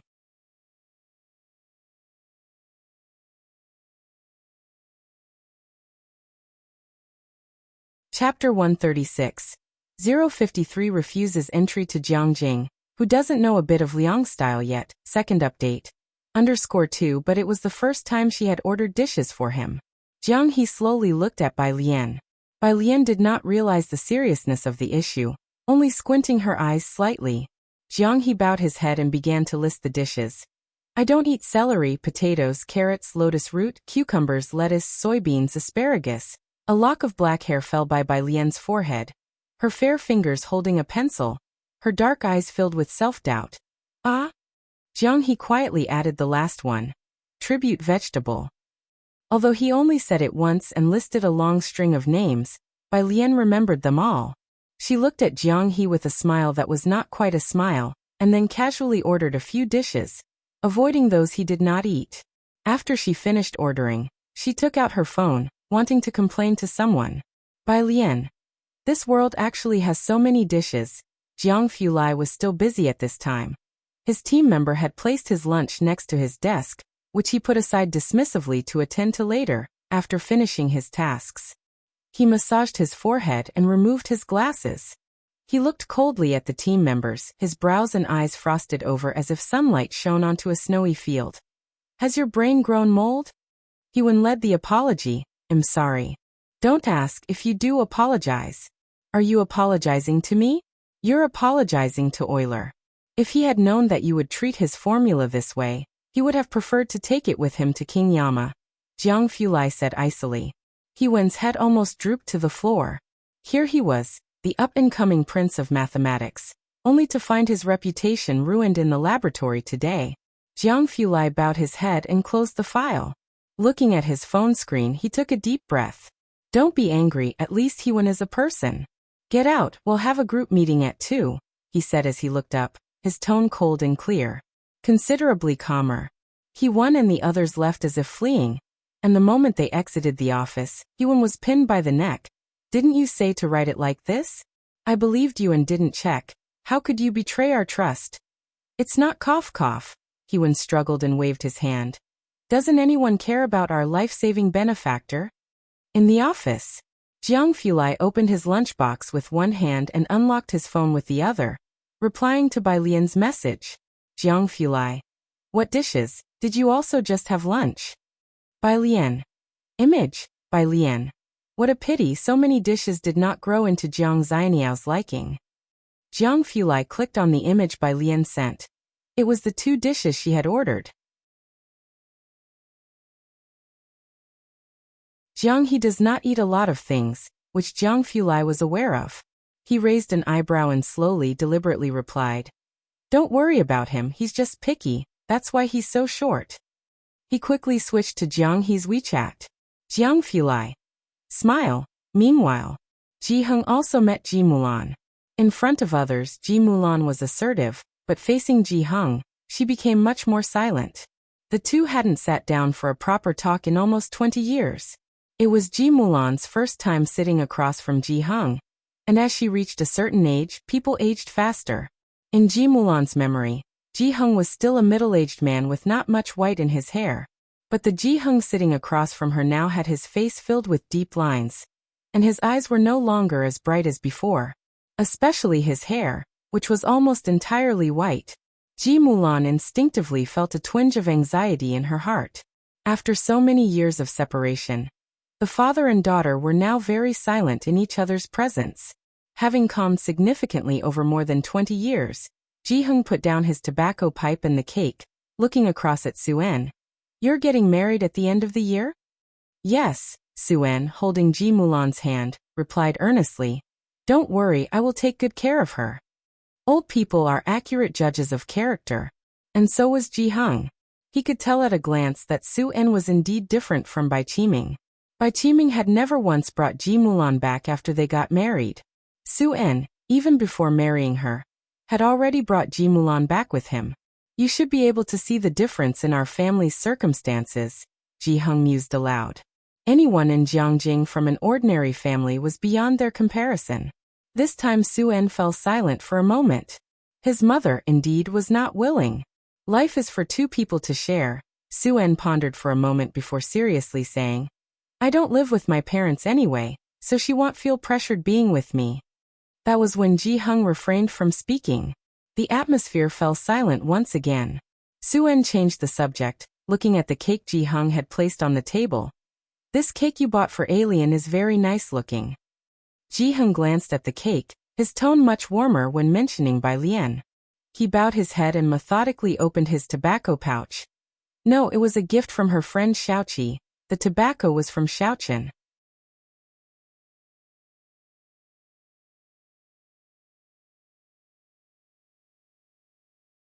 Chapter 137.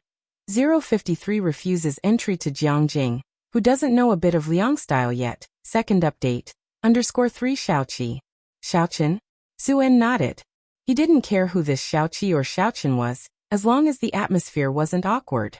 Alien got 450 on her monthly exam. Ji-hung began slowly. She switched from liberal arts to science, and her teacher said she has a lot of spirit. You don't need to worry about this matter. 450? Su-en nodded without saying anything. He was surrounded by geniuses. Saying words of praise for a score of 450 would just be too insincere. But since the elder was so happy, he didn't say anything. I'm going to see why the dishes haven't arrived yet. Su-en smiled as he stood up, leaving the private room to the father and daughter. After he left, Ji Mulan, clutching the bag, spoke in a somewhat hoarse voice. Dad. Ji-hung said, lowering his head as he slowly folded the report card and put it in his pocket. Is Su-en's family even better off than the Bai family? Although it was phrased as a question, he was already certain of it. Ji Mulan came back to her senses, quickly wiping her eyes. She regained her savvy and beautiful appearance. Yes, his family has many connections, so I thought of taking Alien.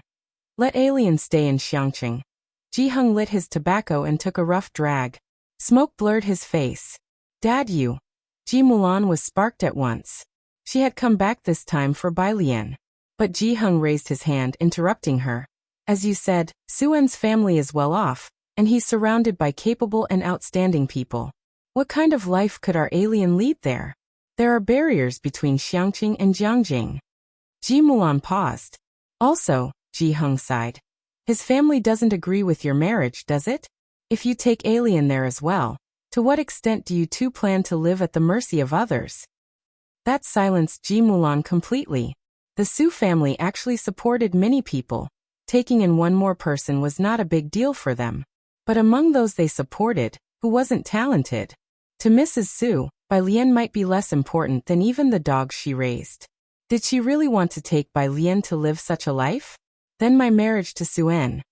Ji Mulan opened her mouth. Ji-hung took another drag of his cigarette, looking down. We will go. Great. Ji Mulan unavoidably became emotional.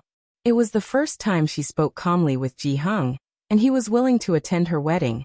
I'll have someone come to pick you up when the time comes. We'll talk about it later. Ji-hung shook his head. The three of them finished their meal in peace. After escorting Ji-hung away, Ji Mulan finally confirmed with Su-en that they would not be bringing Bai Lian back to Jiangjing. Not going back? Su-en glanced at her. Although he was surprised, he didn't ask much. He didn't try to persuade Ji Mulan to bring Bai Lian back to Jiangjing. After all, Bai Lian wasn't some irreplaceable lab talent, not yet to the point where he'd be troubled. Go and find out what Mr. Chen's recent likes are, Su-en instructed his assistant. And present my card of respect. Monday. After lunch with Pu Xiaohan and Yang Lin, Bai Lian returned to the class. Passing by the office, Lu Lingxi hadn't left yet. She was arguing with the principal. You must be joking. Having Zhang Xiais apologize to her? Let me ask you. What did he do wrong? I haven't even dealt with you yet about Ren Wanxian, Chen Zhu, and Chen Wei tricking our class longsword. And you have the nerve to speak up. The principal helplessly tried to appease Lu Lingxi. We should focus on the big picture. Don't you want to complete the task given by the Bureau of Culture and Tourism? It wasn't Ren who said it. It was decided by Mr. Ren and his Secretary General. The principal hadn't expected Lu Lingxi to react so strongly over just an apology. Lu Lingxi knew that getting angry with the principal was pointless. She fell silent for a moment, then called the Secretary General. The phone was answered after just 2 rings. Lu Lingxi politely recounted the entire sequence of events, emphasizing longsword, and finished by saying, "This publicity won't harm Ren's reputation. In the future, Ren will also be a spokesperson for Xiangqing." The Secretary General naturally knew this. More so, he was more aware of the situation than the school. The development was initiated by Mr. Chun.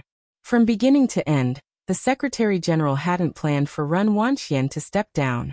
His tone remained calm. Do you think our Ren family would care about this? Lu Lingxi pressed her temples.